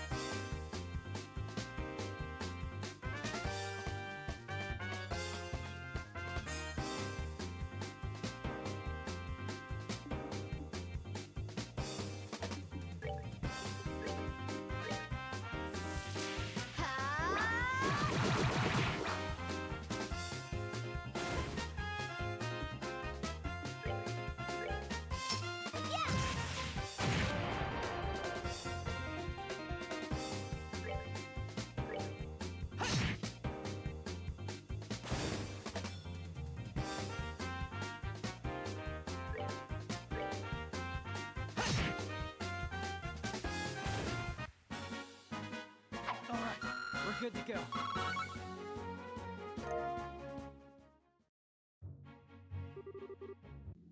That should be all of them. Yeah, we got them. Thank goodness. Indeed, and no casualties. Man, my life flashed in front of my eyes. Now, we're okay, but what comes next? Good question. I think our first priority should be to get our vehicle moving again. But we can't repair it, can we? It sure won't be easy, which means our only option is to change out the parts. The manager of the transport vehicles is Prometheus from the Central Factory. He would probably know where we can get the replacement parts we need, but we would have to go all the way back to Zeiss for that. I just don't know. What do you think, Bruno? Back to Zeiss then? It probably won't do any good. I want to try getting it to start for a little bit. If it starts, we're golden. If not, back to Zeiss we go. That works. Gotta stick with it. You know me. So I guess that means that we're going to try holding out here for a little bit. That's fine. Just be careful, okay? Don't worry about us. If things start to look too risky, we're heading straight back to town. And you watch yourself on the way to Elmo, okay, Tita? I will. If you get a chance, let Prometheus know what's up, okay?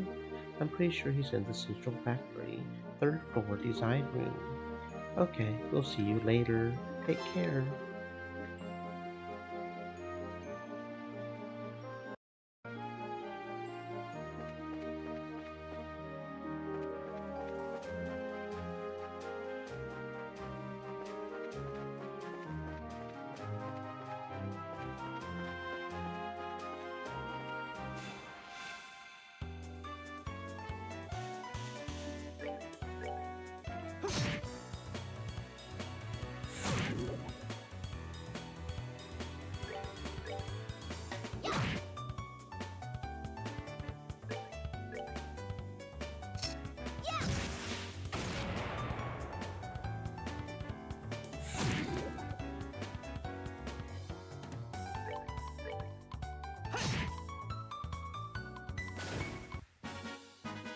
That's that then.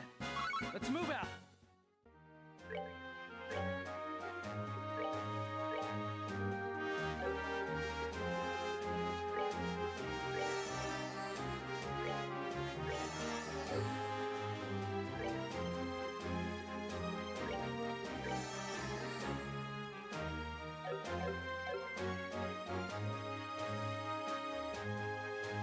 Thank you very much for the follow, friend. Welcome on in. I hope you're having a fantastic existence. Tyrese Wilson. Do you prefer Tyrese or Wilson?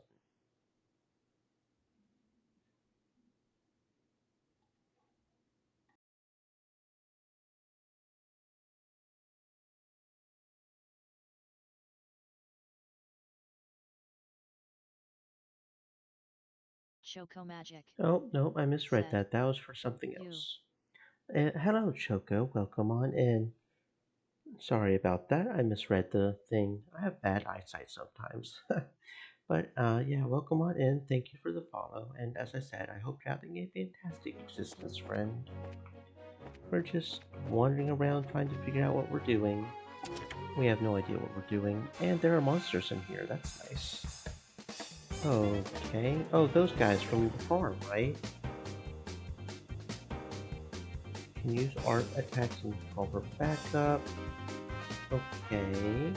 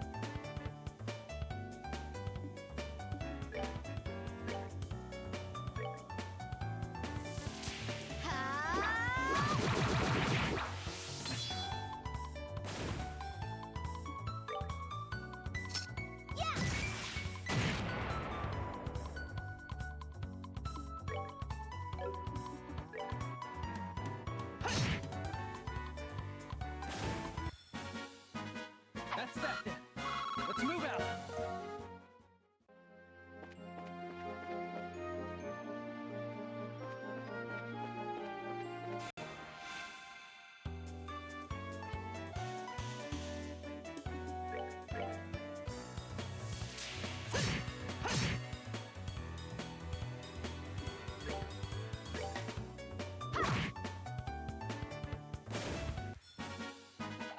Piece of cake.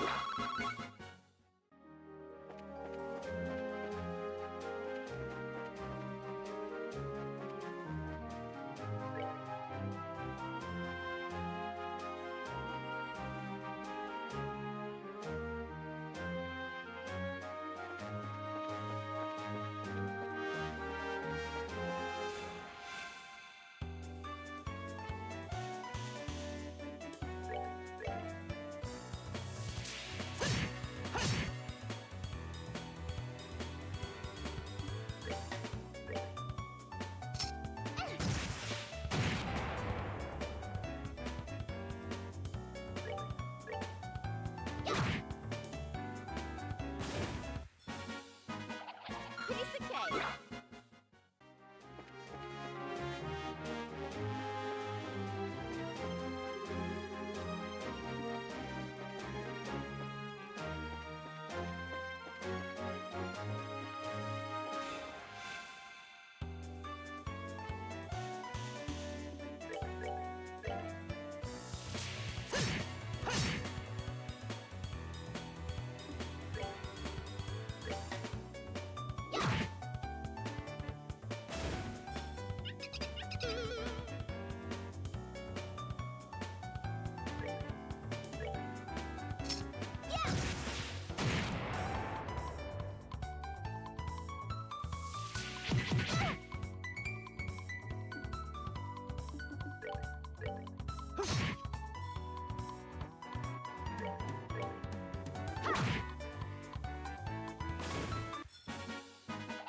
Piece of cake.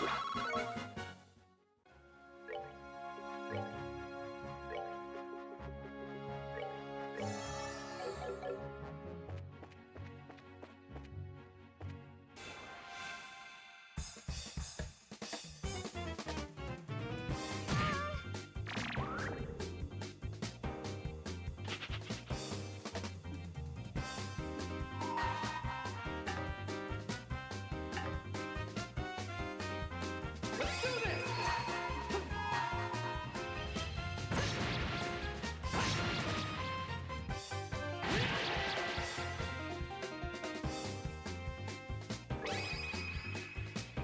Here I come.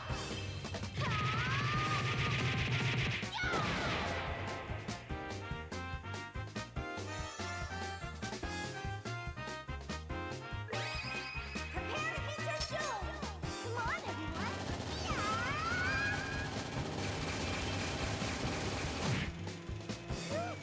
Scary.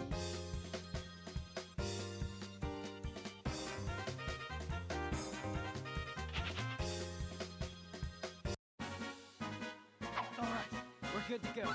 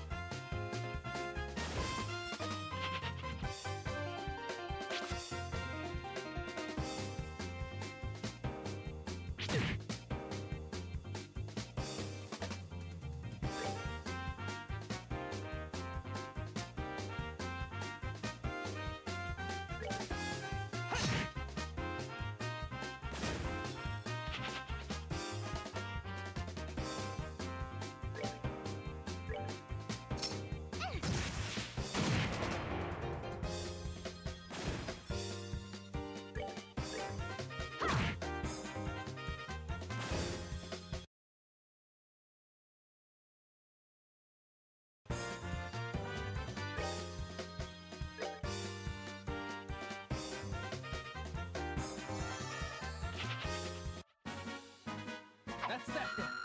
Let's move out.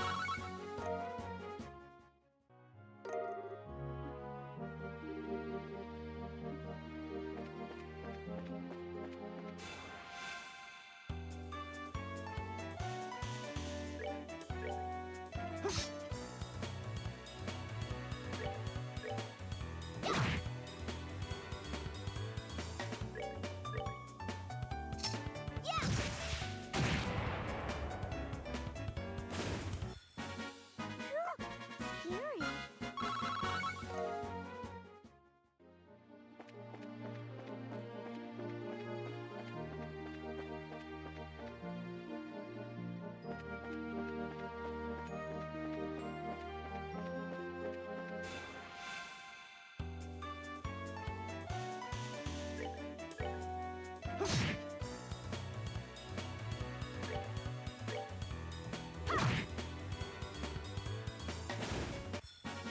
All right, we rule.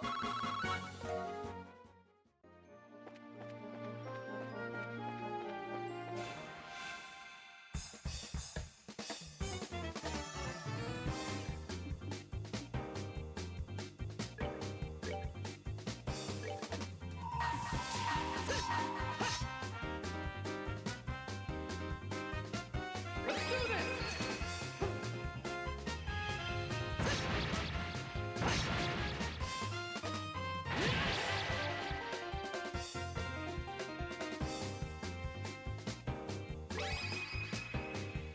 Here I come.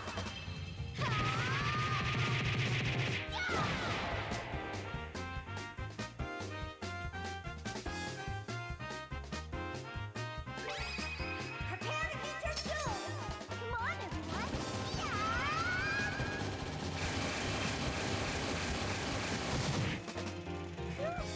Scary.